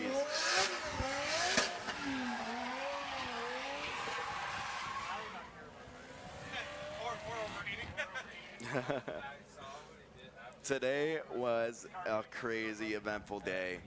Yeah, once again, one last time. We just finished our full event as full round 2. We're about to find out who won. But once again, thank you to our sponsors. Thank you, Drift HQ, the largest parts supplier for drift parts. Thank you so much to Autosports Engineering for creating some of the best important components, those things that are always breaking, those pesky things. You've got your oil fittings, your oil lines, your oil kits, your fuel kits, your adapter plates, clutch supplies, all those things that matter that need to be durable and can sometimes be your pain when you get to the track. They can get all those parts again. We've got such great supporters that now you can pretty much build a drift car with the companies that support us. We've got Link ECU in there. We've got OMP Racing, Kenda Tires, Taxi Garage. And then once again, thank you so much to all the sponsors that actually contribute to the manufacturing and running of the events. FLYDAY Drones, Outlaw Network TV. Man, everybody, it makes a try.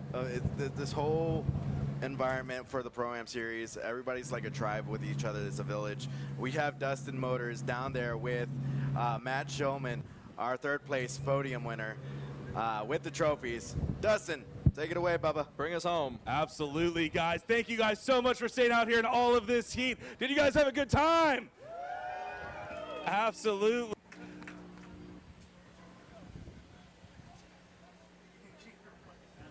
One sec. There we go, way less feedback. Can you guys still hear me? Oh, it's broken. We hear ya. The stream hears How ya. about now? Yeah, all right. Chris Jackson's over here preparing his champagne. Are we good to go, Chris? No. Oh, hey, we're all here. Here. Let's hand out some champagne real quick, guys, to everybody. Just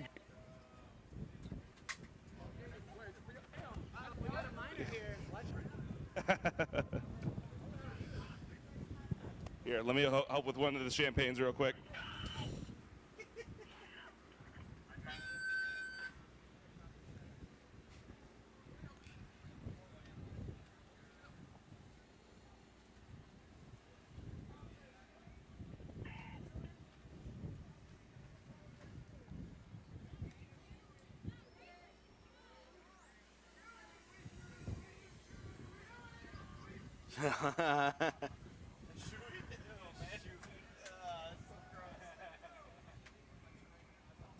All right, guys, mic's working.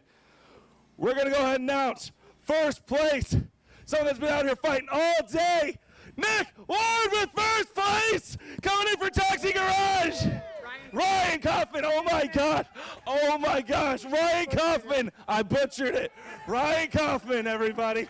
Holy cow. Dude, I'm hot. So sorry. Colette in second place. Let me get her trophy.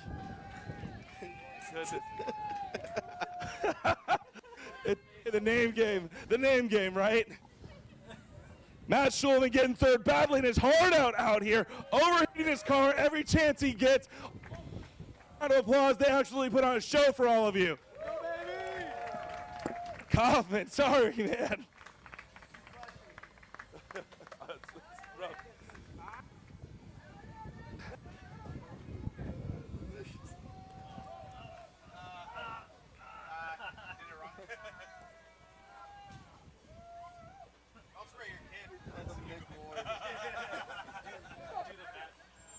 There we go, some champagne. While Colette's taking some in real quick, what happened? We saw you battling all day. You said you've been battling with some stuff. What's been going on? Oh gosh, I thought we gotta focus on the shoey right here. Oh, we're doing shoey, all right, shoey, shoey. You make noise. Yeah! That's nasty. So, oh, you're gonna do it too. Do it. Yeah! Not Colette. Shoey, shoey, shoey, shoey. Is she doing it? Who's next, everybody? There's Colette. There you go.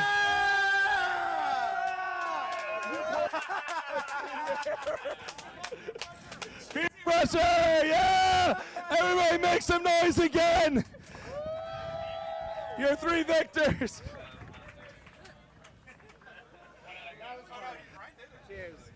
Here, real quick. Grabbing an interview, man, with the man, the myth, the legend, sending it the whole day. How are you feeling with this win, man? I'm feeling great. I literally said earlier today I wanted to be showered in champagne today, so I got my wish. Well, that's all you needed, right? Yeah, exactly. Here we are, showered, absolutely soaked. Got my son out here with me to see my first win. How pumped are you, man? Excited that my dad got the win. There you go. I know this is the first time we're getting to celebrate you winning at this track out with everybody. So everybody make a special noise for him because he missed out on the last time he won because of a rain delay. So make some noise again. Nick! I did it again on purpose. That was on purpose. He said Nick on purpose. Oh, goodness. So getting to catch up with Colette here. I know you get to tell me in the back, but let's go ahead and explain to everybody else what really happened on this last run because we know you wanted that battle. Yeah, I feel really bad for that to be the final battle. I mean, to even be here right now, though, with all the issues we had yesterday, we're supposed to be first in seating, ended up being last in seating bracket, having to fight every step of the way. We were here till 2 a.m. last night fixing the car. Big thank you to Donnie, Pat, and Chelsea for helping with setup. It's basically a brand new car today, and I'm just stoked that we're here. Well, you're on the podium, number 2. Make some noise, Colette, everybody. And then Matt Schulman, like I was saying, man, you were fighting for your absolute life out there. Car was overheating. It still sounds like it's doing it. Yep. Tell us about it, man. Yesterday was not fun. I was struggling bad, and then just wasn't happy at all. And then I went home, rested, and just came to a new day today. Had the car dial with new wheel speed, and new fuel suspension on the car has been a game changer. The car does whatever I want it to do. It's absolutely amazing, and I got on the podium, but I'm stoked. First podium ever, actually. So First podium ever. Holy cow, congratulations, man. Absolutely. He's been out here driving his heart out, problem after problem, rebuilt the car, fires, clutch kickers, all this stuff. And for him to finally get on the podium, guys, a big round of applause for it. That's a lot of work and dedication. With that being said, guys, please get home safe. Have an amazing time. And thank you guys coming out for U.S. Drift Circuit's Formula Drift. Let's get him photo.